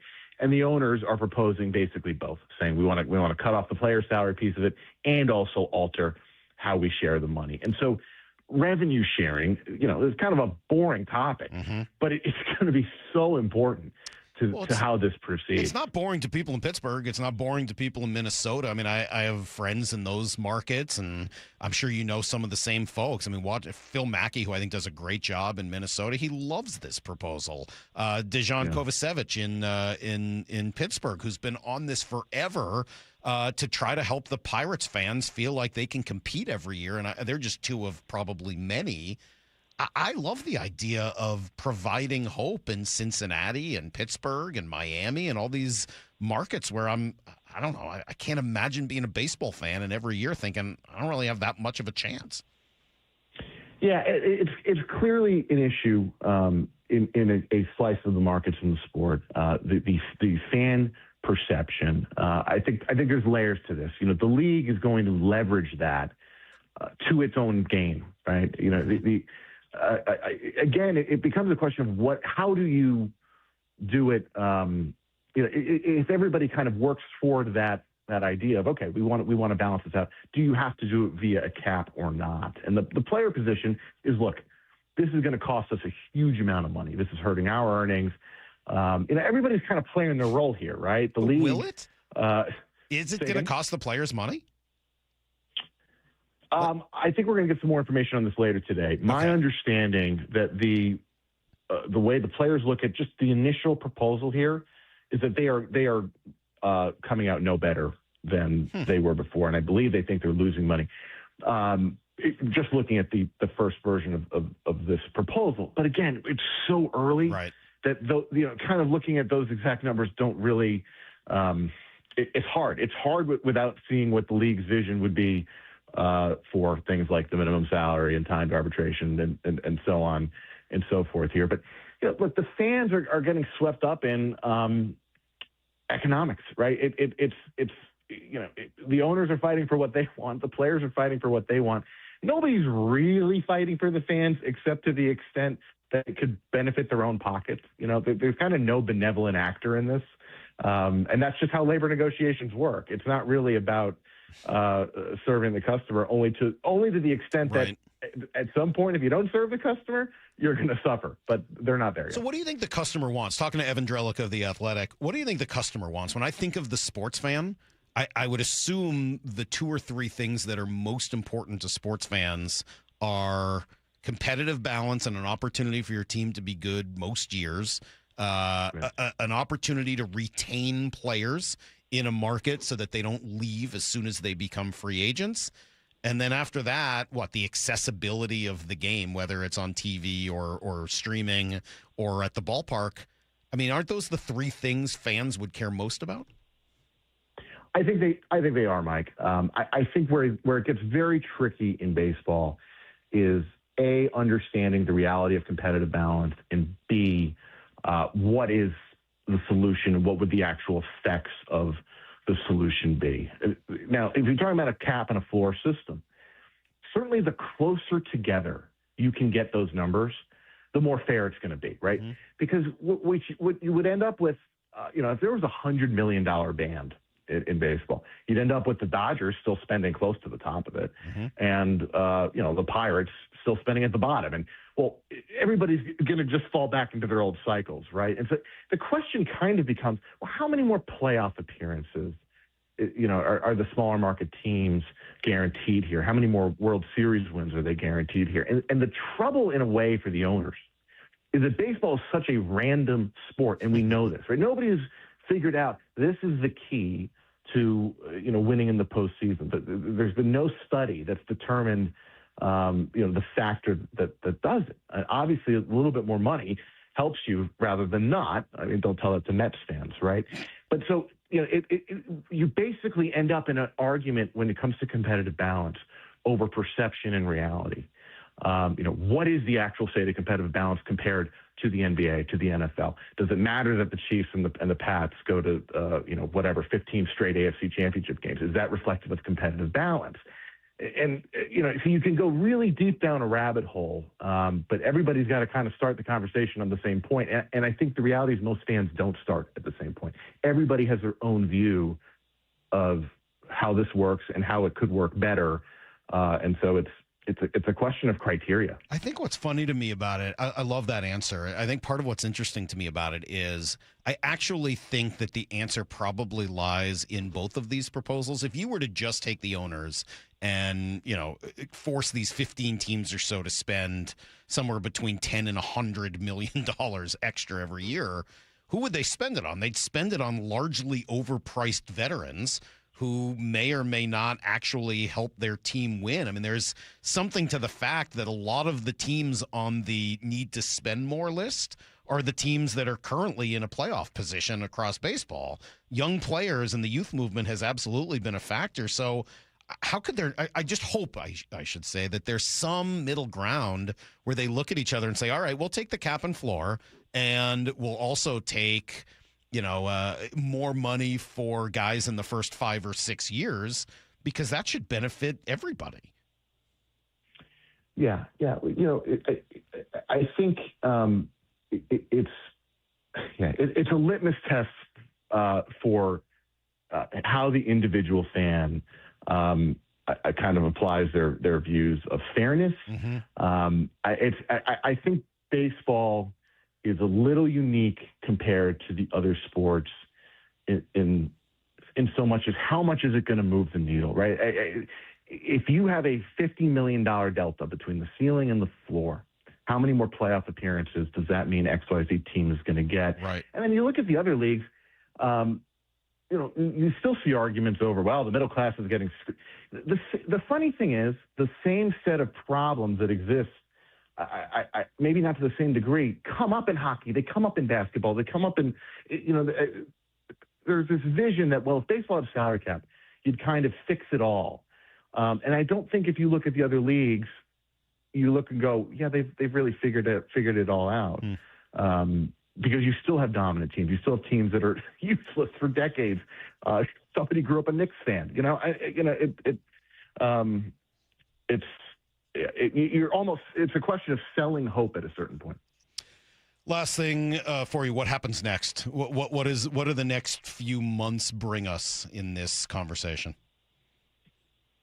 A lot more of this.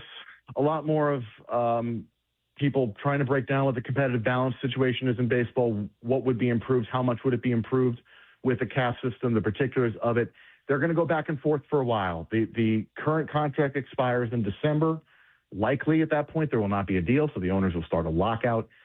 We had that last time 5 years ago. They found a way to get a deal done in March. The big question is, do they find a way to get a deal done to preserve a full regular season, or are we missing games in 2027? Are you more hopeful today than you were a week ago, less hopeful, or exactly the same?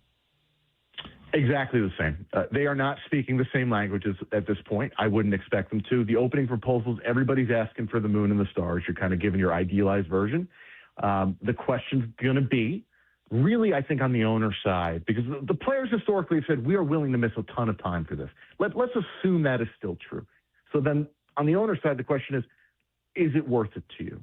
Does the increase in franchise value, does the change in competitive balance, so on and so forth, make it worth hundreds of millions of dollars in missed revenue if you miss a season per club? We haven't had a work stoppage in 30 years. What I've learned, Mike, through watching baseball and covering the business of baseball, everybody likes to make money. The way you make money is you play games. And so my guess at this point is they'll still find some way to play. But I can't promise you that. If the owners sit there and go, we need a cap no matter what, guess what? We're missing time. Great stuff. Appreciate all your insight on this and all your reporting on this over the last few years. It's just been awesome. Make sure you follow Evan everywhere on X and everywhere else, and just great updates on what's going to happen. It is a huge, huge issue. It's always kind of lurking in the background, and we appreciate it. Thanks, man. Thanks for the info. Thanks, man. All right, there you go. Evan Drellich of The Athletic. Couple things I wanted to react to there. First one, fans. He's absolutely right. Nobody's thinking about the fans. Right? They're thinking about, the owners are thinking, how do we make more money? The players are thinking, how do we make more money? Neither one of them really trusts the other one. They're, the owners are mistrusting of the union. The union's mistrusting of the owners. What do the fans want? Well, a couple of things. One, we do want competitive balance. How that gets reached is, a conversation for smart people, but we want some level of competitive balance. I don't think it's an accident that the other three leagues have all eventually landed on a salary cap and floor situation. And I appreciate that the players fight against it. They may not be wrong. I just think eventually they're going to lose that war in the court of public opinion. And I think eventually they're going to lose it because of the revenue changes that have occurred in baseball with the death of the RSNs. I also appreciate Evan's point about how they haven't quite figured it out in the other three sports. Baseball's different than the other three sports. It really is. I could make you an argument. Now, look, we've never seen it, so this is just a projection. But I think I could make you a pretty clear argument that baseball would benefit from a salary cap more than any other sport, because the other three sports are more, not entirely, but more dependent on the one huge star. Like, you have to have it in basketball. Right? You got to have the quarterback for the most part in football. We've seen this. And maybe a little less so in hockey. But, I mean, some of that's still true with stars in hockey. Hockey's probably the closest to baseball in that regard. Okay, fine. Yeah, Mahomes and Brady and a couple of other guys have been to every AFC championship game. Yeah, because football, you need to have the quarterback. The quarterback can dominate that game. It's just not true in baseball. Well, and also, I think baseball is the most tank-proof sport out of the big four that we've got, just between the draft process and the prospect system. You got to wait for so long. That's fair. Yes, there is that element of it. But I just ultimately, I think if baseball had a salary cap and floor, I think it actually works better than it does in some of the other sports. So, okay, what do the fans want? They want competitive balance. And I think that they want players, they want to get to know and like players for a longer period of time. I understand that players want to get to free agency as soon as possible. Don't blame them. There is an inherent unfairness to the draft and being told this is where you're going to work and you're not allowed to leave there for X number of years. I think that's true. But the reality is that's how sports work in America. And the longer you can get players to stay with teams, the better. I think the hope here is that if teams like the Marlins, Pirates, Reds, et cetera, had to spend more money, rather than spending it on overpriced older players, they would spend more money and sign guys to the Colt Emerson type deals earlier in order to get them paid and keep them in that city longer, which is a huge benefit. At the end of the day, I really do think, and I appreciate that Evan, who knows more about this than me, is no more, positive or negative than he was. Passan's probably in the same spot. I texted with Jeff, and we'll talk to him tomorrow. I am a little bit more hopeful, partly because I was way on the extreme of having no hope whatsoever. I honestly think if you were to look at both of these two proposals and combine them, that there is a middle ground where you take from both. I do think that you need to have a salary cap and floor, and I'm shocked that the owners proposed a floor as high as they did, and I think it's really hard to say no to that. I also think that they're going to have to, give a little bit, whether it's 5 instead of 6 years of club control, higher minimum. I would love to see the minimum salaries get higher as part of this. Absolutely. I want young players to make more money, and I don't want all of the revenue in baseball to go to the 10 guys at the top. I would love to see more players, the guys who we know, guys like Charlie Furbush, I would love for guys in their first couple of years to make more money. And I do think that there are opportunities in this chance now to relook at all of baseball and the entire system. I think there's some opportunities to actually make it better, both about balance and to sort of help the players stick around in their cities and develop those relationships with fans that are incredibly important. There's a reason that Julio and Cal and now Colt Emerson, they buy into this team. Why? Because they're signed up to be here for a decade. And that's great for both the fans and for the players. So I think there's some really cool opportunities here. Obviously, the last part of that is, accessibility of the games and, how easy it is to get to a game. I don't know that any proposal is going to end up helping that. But I do think that sharing all of the TV revenue is a very interesting difference that baseball could benefit from. So I'm actually a little hopeful. I know, it's rare. 425 says the show is subpar without Brock. Sorry. You know what? You're right. I'm sorry. I did the best I could today. I have a really quick question. Very quick. The last time we had a labor dispute, we didn't have an opening day until Jackie Robinson Day, April 15th. Over, under, we start before Jackie Robinson. Over, later. It's later than that. But that I do think that we'll still get baseball in this year. I don't know. I've been of the opinion that it was going to be a whole year. So maybe I should just stick with my original opinion. But I that floor being as high as it was gave me a little bit of hope last week. So, all right. Thank you to everybody. Sorry for the subpar show. We'll do better tomorrow with Brock. Bump and Stacy will be well above par, or below par, I guess. I don't know. They're coming up next. I believe they're without Stacy, too. So hopefully they can do better than you did without Brock. Oh, no chance. No, can't do anything without Stacy. It's impossible. All right. We'll see you guys tomorrow morning at 6 a.m. And until then, the hay is in the barn. See you, everybody.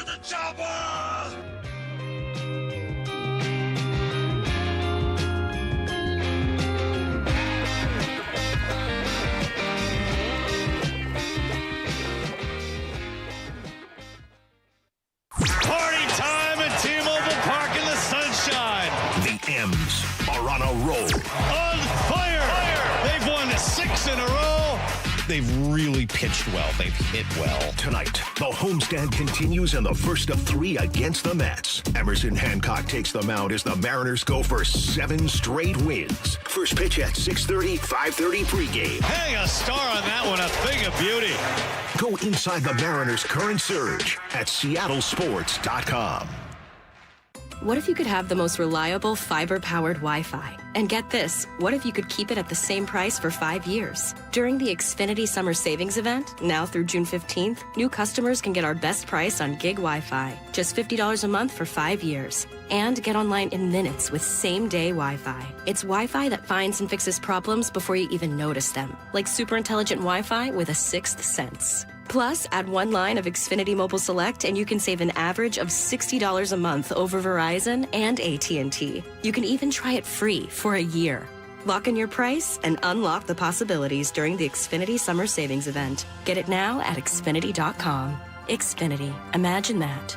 Restrictions apply. Requires paperless billing and auto pay with stored bank account. Taxes and fees extra. Savings based on 1 gig internet and 1 mobile select line compared to similar Verizon and AT&T plans over 5 years. After 12 months, regular rates apply to mobile select. Xfinity internet required. Speeds vary. Use of fiber coaxial cable. You're losing your hair and you simply need a solution that works. You want the best. Modern technology, top-rated physicians, something that's guaranteed to work.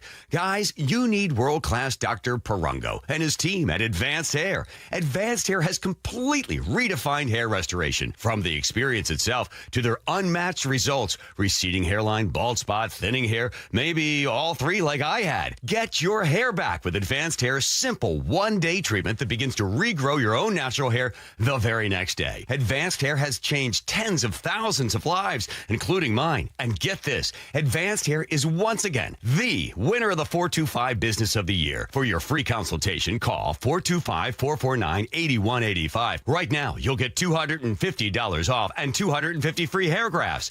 Refine your hairline with the team that redefined hair restoration. That's 425-449-8185. Or for the before and afters, visit advancedhair.com. This is the story of the one. As a maintenance engineer at a beverage manufacturing plant, he starts his day knowing every line is ready to run because Grainger delivers the industrial-grade products he needs to keep mixers, conveyors, and packaging equipment moving. With Grainger's vast selection of bearings, belts, and motors, he keeps operations running smoothly, so nothing grinds to a halt. Call 1-800-GRAINGER, click Grainger.com, or just stop by. Grainger, for the ones who get it done. Pump up the volume. Business moves fast. Orders roll in, deadlines close in. When you ship with USPS Ground Advantage, you can keep up with confidence. Every package stays in our secure network from dock to door. And with nationwide reach, dependable tracking, and upfront affordable pricing, you get built-in peace of mind. You run the business. We run the routes. Visit USPS.com/Ground Advantage to learn more. Do Crohn's disease or ulcerative colitis symptoms keep coming back? Tremfya, guselkumab, may help, with rapid remission achieved at 12 weeks and lasting clinical remission at 1 year. Some even saw visible improvement of their intestinal lining at 12 weeks and 1 year. Tremfya is a prescription medicine used to treat adults with moderately to severely active Crohn's disease and adults with moderately to severely active ulcerative colitis. Serious allergic reactions and increased risk of infections and liver problems may occur. Before treatment, your doctor should check you for infections and tuberculosis. Tell your doctor if you have an infection, flu-like symptoms, or if you need a vaccine. Healing is possible with Tremfya. Approximately 3 out of 10 patients were in endoscopic remission at 1 year, based on areas visualized on colonoscopy, which may not represent the deeper bowel layer or entire GI tract. Individual results may vary. Ask your doctor about Tremfya today. Call 1-800-526-7736 to learn more or visit tremfyaradio.com.